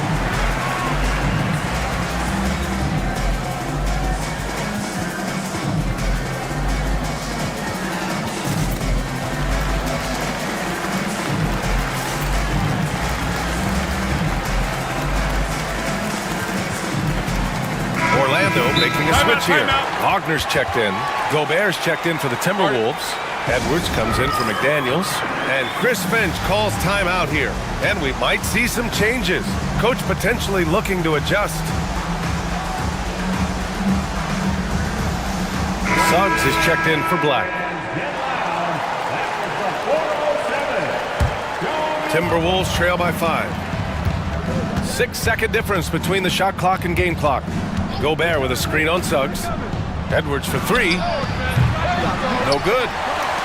The Magic have gone 4 of 9 in the third quarter. And Suggs, here we go. Oh, he powers right through the defender for the dunk. Drop. And coach doesn't like the call at all. He's opting to use his challenge. He wants the officials to look at the replay. Second personal foul. Second team foul. At the line for one. Game. The NBA was smart to adopt this challenge policy in 2019. You know, one thing this does for a coach is let his players know he's got their back. If they're adamant that the call was wrong, he'll back them up and make the refs take another look. So they see clear evidence of a bad call, and they're going to overturn it. Probably the right decision. And give credit to the officials for recognizing the mistake and correcting it. Nobody likes to say they got it wrong, but they fixed it in a hurry. And now we have an intentional foul. I'm not sure why. Yeah, bizarre play, BA. Not sure what got into him. To end the run. And so it's Orlando closing out the quarter with a 7-point lead. Appearing in... And let's take this opportunity to show you our State Farm assist of the game. You know, I'm kind of stoked this was a choice because I love this pass. A remarkable find. He put his court vision on full display.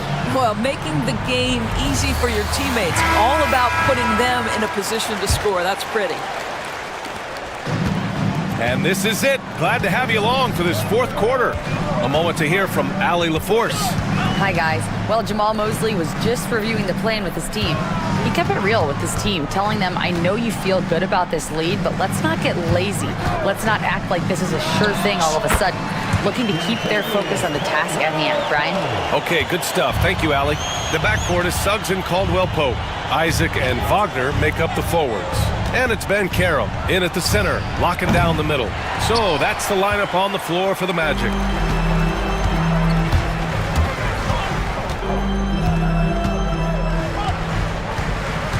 Wagner with a screen. The kick out to Banchero. Back to Caldwell-Pope. That three's off the mark.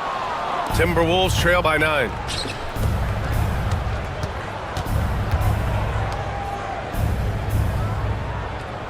Edwards against Suggs. Edwards, a pass to McDaniels. Fires the three. On target from range. What a beautiful stroke from range. Defensively, you've got to try to take him out of his comfort zone. Suggs against Edwards. Pass to Isaac. Outside, Caldwell-Pope. Wagner in the high post. 6 on the shot clock. Over Randall. And it's Orlando with another. My goodness, that's a nice-looking mid-range opportunity from Franz Wagner. Such a good feel for when to rise and fire. Back to Edwards. Picked by Gobert. Suggs against Edwards. To the paint. Oh! Easy 2 for Gobert. Wow, how about the offensive performance by Rudy Gobert? This guy feels good right now. Wagner with a screen on McDaniels. Wagner, right side. Fires, top of the key. Rebound, Minnesota. Gobert's got rebound number 15 here tonight. Here's Randall. And it's Randall with the jam. Well, if the basket is within reach, Julius Randle understands how to finish. Wagner with a screen on Edwards. Suggs, no good. And it's Edwards with the ball for Minnesota. 4-point game. Inside. Here's Randall. And it's Randall with the jam. Julius Randle under tremendous pressure with the big bucket. Wagner outside. It's good from about 19 feet. Wagner's got 22 points. Don't you love that a young player like Franz Wagner so willing to deliver in the clutch? Wow. Gobert on the high post. Randall with it. He's picked up by Banchero. And it's Randall with the jam. Wow, Julius Randle with a little flavor on the finish. The Magic have got 3 of 6 shots to go in this fourth quarter. Suggs surveys the D. Oh, he goes up high for the two-handed a big-time bucket. This guy is fearless. Edwards against Suggs. Oh, the finish inside by Edwards. Anthony Edwards relishes big-time moments, and he delivers right there. And Suggs, here we go. Kicks it out to Isaac. Randall against Wagner. Right wing.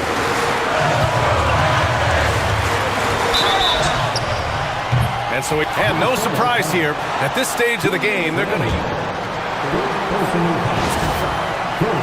And even with the coach's challenge in place, we've seen so many of these personal foul calls still disputed even after the video review. There's no doubt there's going to be a gray area in a lot of these calls. But at least we have the option to take a second look, so the officials can be sure they get it right. And they've made their decision. The call will stand. And as much as it hurts to lose a challenge, I think Coach would challenge that call again if he could. He really disagreed with the foul, and he's still peeved. Shoot two.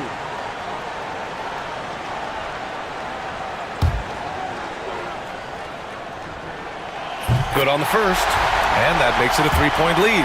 And the playmaking skills Banchero has already are outstanding. Just such a unique young player. Minnesota's gone 1 of 2 from deep in this quarter. McDaniels can't hit.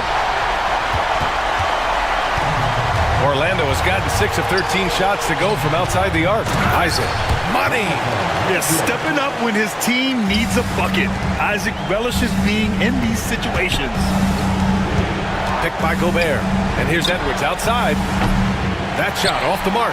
Great D that time from Suggs. Now Caldwell Pope. 35 seconds left to play in the fourth quarter.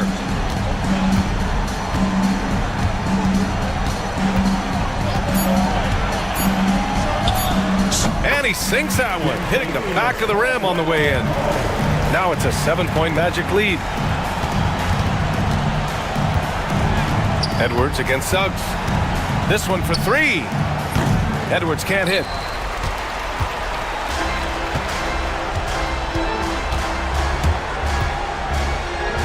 The 3 from Suggs. Knocks down the long J.